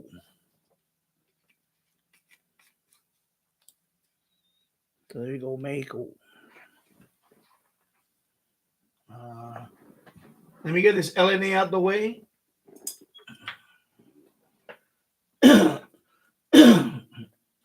Actually, I'm looking into a low. I saw a low noise amplifier. I'm thinking about buying it. It's from Ham Geek. I see it on AliExpress, about $15. It looks well built. I do have this low noise amplifier. When I made my homemade amplifier loop antenna, I use this one. It's LNA. But this one doesn't work anymore because I think it got cooked. The connector broke and it might still work, but I don't know. Anyway, I'm looking at the Ham Geek low noise amplifier. I'm thinking about making another loop antenna, like my own amplifier loop antenna. And I'm thinking about using the LNA, the Ham Geek one. So I'm thinking about using that one. I may try it out. I may use that with the hula hoop. When I made this with the hula hoop, it worked pretty well on shortwave. On medium wave, it didn't do too well. But on shortwave, it did pretty good. It was pretty good. So I'm thinking about maybe I buy that LNA from Ham Geek. It comes in a nice black box. It says Ham Geek on there. It goes down to I think it goes down to 100 kilohertz, if I remember. I could be wrong on it. It could be 1 megahertz, but I think it's 100 kilohertz. I think it's 0.1. It was 0.1. Yeah, it might be 100 kilohertz. 100 kilohertz up to I think it was gigahertz. So I'm thinking about using that one. I may buy that Ham Geek one. I'm looking into doing, and I may even test that one on the U loop. I have the U loop. Remember on Christmas you heard the U loop? It sounded pretty good. But I'm thinking about putting LNA on the U loop just to see, if it can outperform the MLA30. Because you can't put an amplifier on the U loop. You can't do that too if you want. I've seen people do that. I believe SPI also probably sells a. I think SPI. I think they sell LNA for the U loop, but you could just use any low noise amplifier like this one. And this one, what happened was the USB connector broke off, so I will have to reconnect the new one or run a couple of wires and some power source. But this is LNA. This is a low noise amplifier. Let me see if I can put it in there. See? RFN. You see it is shielded. And then the back of it is like this. That's the back of the LNA. It's actually upside down. What am I saying? It's upside down. Here we go. Low noise amplifier. This one is from 100 kilohertz up to 2 gigahertz. So there's a low noise amplifier. So if you want to, you can have a long wire and just connect this LNA. You can amplify that long wire. So, but I actually made this into I made a loop antenna and I hooked it up to a balun. Oh, it was a 1-to-1 balun. I think it's right here. I have the balun somewhere around here. It's right here. It's one of these. It was hooked up to one of, oh, sorry. Oh, I almost knocked that thing down. Yeah, it was this one, 1-to-1. I hooked it up to this, and then I had the LNA. And they're pretty good. Not bad. They're pretty good. If shortwave, it worked fine. It worked fine. It was wideband. It went all the way up to the it went all the way up to UHF. It worked fine. It was a wideband loop antenna that I made. At that time, I used a copper loop, copper tubing. So I had this with the 1-to-1 and the copper tubing. And medium wave, I did get medium wave DXing on it though. But the problem with medium wave, it was there's no way to. At that time, that's another thing. At that time, I didn't have a software to adjust the RF. Now that I have the remember I was using this with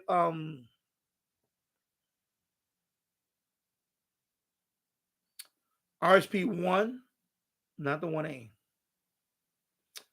But at that time, I didn't really learn how to adjust the RF. Now that I know more about that, I could have easily adjusted the RF. I could have got more medium wave.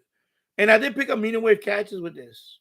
Like I picked up Toronto CFTR from Toronto on 680. I did pick it up with the copper tube and this guy and the balun. I did pick up. So I did pick up medium wave DXing on this. It worked pretty good. I believe I even picked up a navigational beacon on 366 kilohertz. So I went down to the long wave band actually. And I'm gonna have this here, and I forgot to put this guy.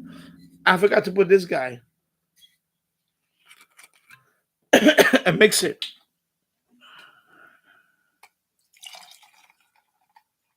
There you go. All right. So yeah, so that I'm looking into the Ham Geek LNA and maybe run a real long wire up on the tree, and maybe I'll try it without it and I'll try with it to see if so yeah, a low noise amplifier, that's what it does. It just amplifies. You could also use that in the U loop.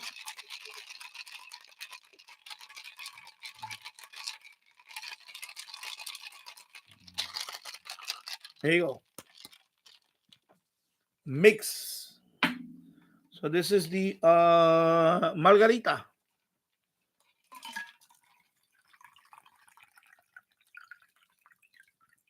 There you go, Margarita.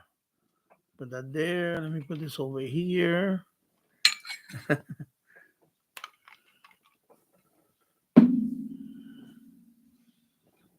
Cheers. It smells good. A little strong. Yeah. But it's good. I love margaritas. So margaritas are excellent. Of course, margaritas are better with tequila, but I don't have tequila. So let me see what's going on right here. They're showing some. Go up here a little bit. There we go. And there we go. Oh, sorry about that. I'll put it right there. Get the whole frame right there. Yeah. So margarita. Yeah, a little strong. I put a little too much rum in it, but I'm down to. I don't have much rum left. I probably won't fill. There's so much rum in the other one that I don't think my last drink I'm gonna pour rum. I'm not gonna do that. I'll probably save the rest of it for one screwdriver after that, and that's it. Wow. I'm still here, bro. I'm still here. I'm still taking some lumps.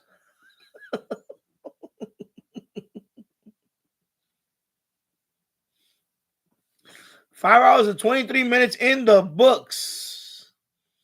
9:42 in the evening here in Yonkers, New York, and we're about let's see, 3 hours and 18 minutes away from 2025.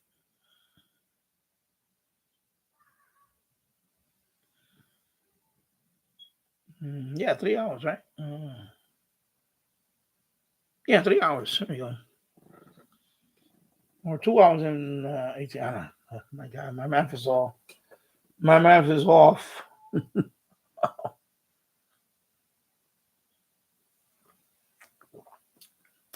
So this is Bourbon Street in New Orleans. I'm going to switch to Times Square, see what happens. I hope this live stream doesn't get cut off. And let's see. I'm going to try it. Although it's a lot more interesting watching this than Times Square. Okay, my mouse is stuck. Okay, so let me go to Earth Cam. I'm going to click on that. Of course, I'm going to get this ad. Let me close that. And I'm going to click New York City.